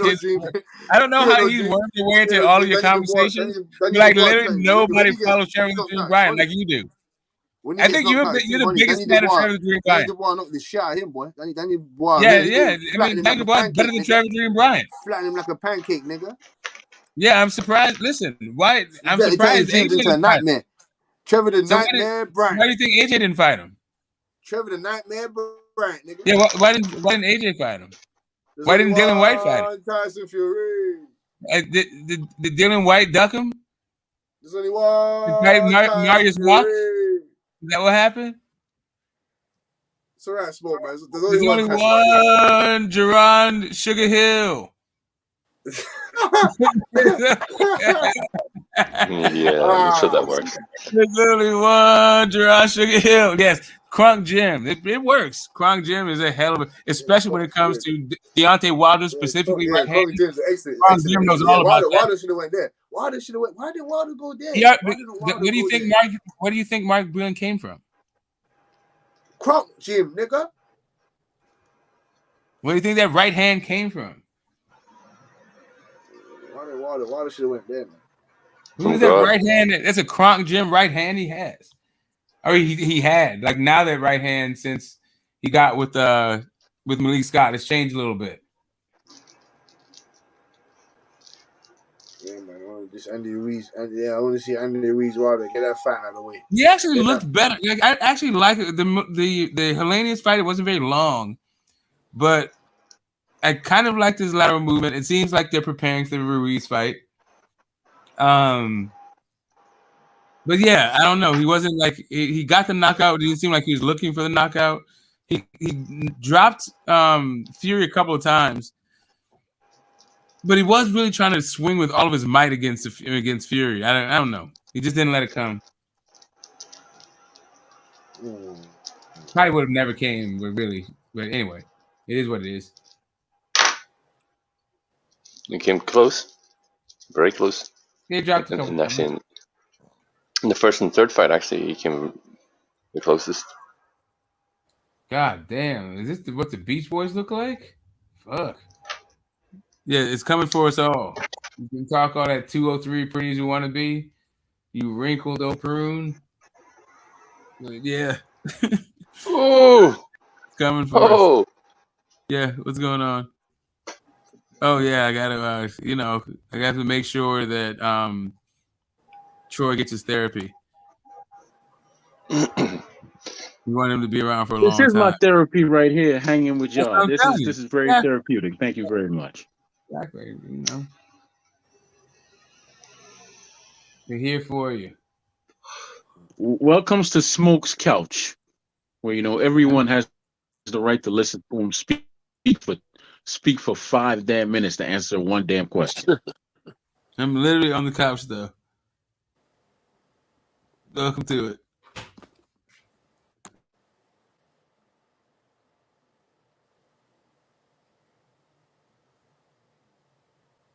I think what better surface to lounge on?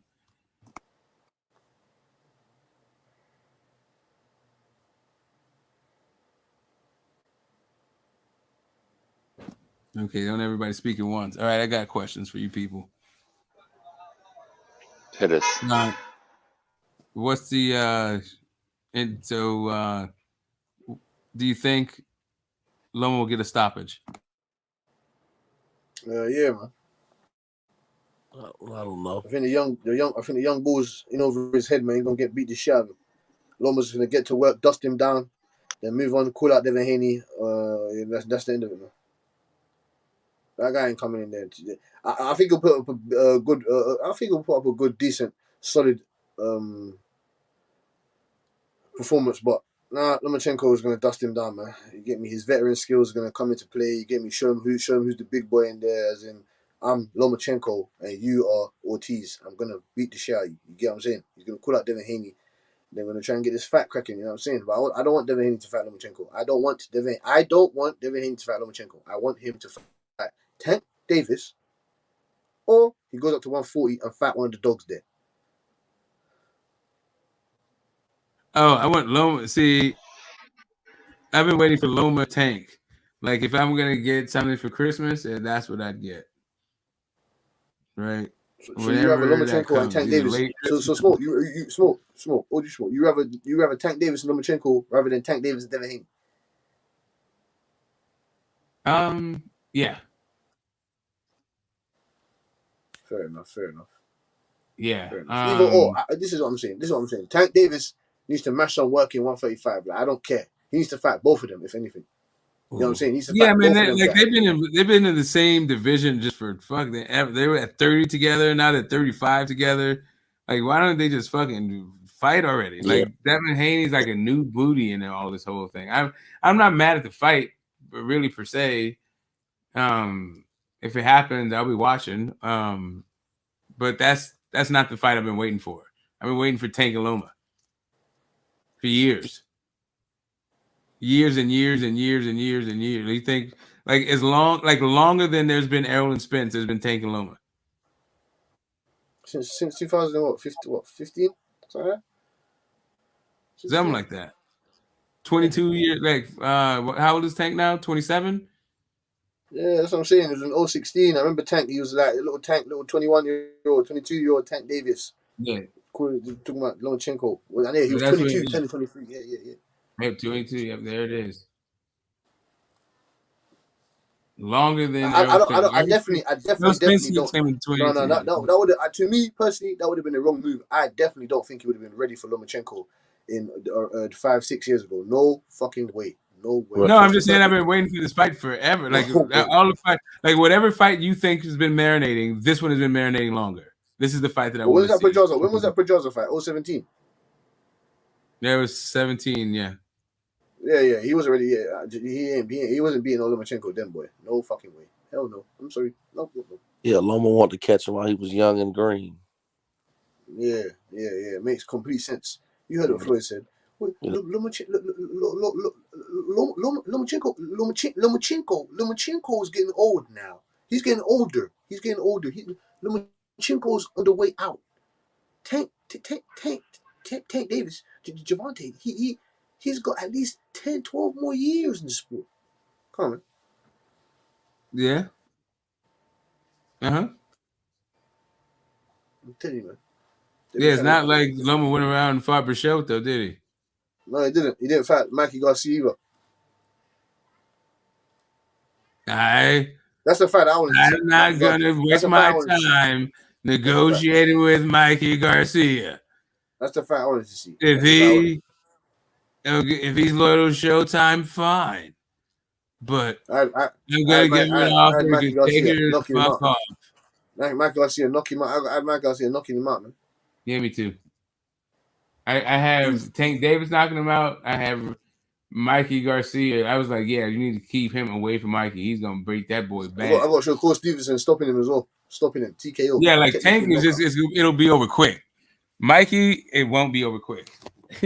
He's going to beat the entire war. That might be a war. That might be a 10, 11 round war. Yeah, he's just gonna beat his ass. Yeah, it's gonna be nasty. That right hand, that time. He's gonna beat him in fundamentals. He's gonna beat him. Mikey got good solid fundamentals. He'll beat him with his good ring IQ as well. Like he's underrated with his ring IQ. You know what I'm saying? So. Oh my god, dude! You know you can get these old. If Lomachenko does look great today, it'll be a very I want to see him against I want to see him against Shakur Stevenson or who else is down there. I want to see him against one of the other dogs. Man. I need to see him there with Isaac Cruz, other dogs in there. I want to see him the winner against Jojo Diaz and William ZPEDA. You know what I'm saying? Yeah, man. But first off, William ZPEDA's got to get past Jojo Diaz.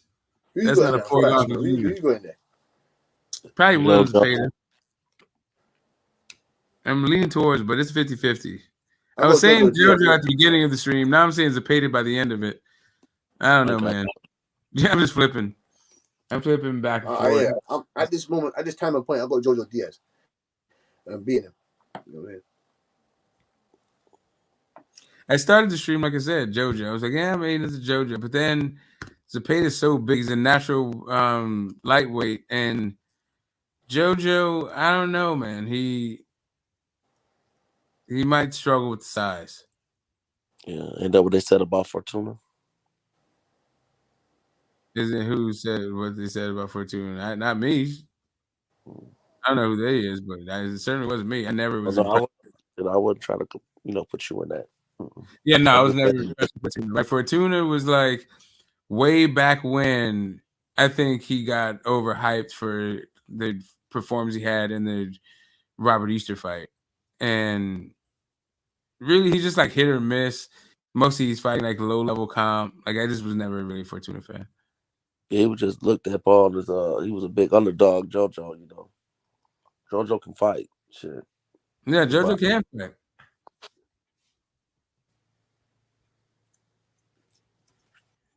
Yeah. Wait a minute. You said in the JoJo, yeah, JoJo and Zepeda. I mean, Yeah, Zepeda's everybody's feeling JoJo's gonna win then. Yeah, More so than JoJo. Bush has got him. I had him, but then it's a big dude. Switched up. Probably gonna switch again. Like I said. But yeah, man. These I mean, boxing is at the end of the year. I'm like not really interested in the Jake Paul fight.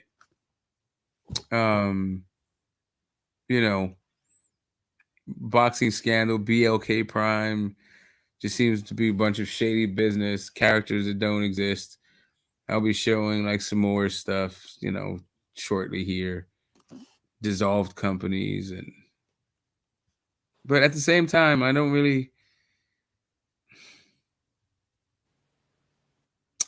want to what is it? While I do want to inform the public, and I said this already, I'm just going to say it again, and I want to keep everybody abreast of things. I don't want it to become like a sniping fest or a witch hunt or make it harder for fights to get made. If these guys are actually have a bag somewhere and guys can fight reasonably on their service, then I say welcome, right? As long as everything's on the up and up and it's not bilking fighters or fans. Cool. Let's get it done. I mean, the way they entered the market though makes it seem as though they probably won't be the most responsible operators. What do you guys think? It looks, to put it kindly, it looks dubious on the surface. Mm-hmm. Yeah, let's see.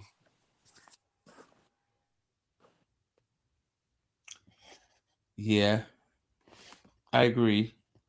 And on that note, I think we have actually chewed the fat on every single topic, unless you guys have something you'd like to discuss. I'm gonna shut it down. All right, cool. Brother. You smoke. You take it easy, brother. I'll talk to you later. Yeah, you do the same, Sports 7. Thanks for stopping by. Cass, you already know you're always welcome, permanent guest. Tommy is the other guy. Of course, Smoke, OG Smoke, man. You know what time it is, man. Yeah, we got some good fights coming up. I'll be releasing some more of this BLK Prime stuff for you to, so you can stay informed consumer. But also, let's not become cynical and like turn this into a hunt for a witch. Know what I'm saying? Yep. All right, guys. Peace out. Next time. Peace out.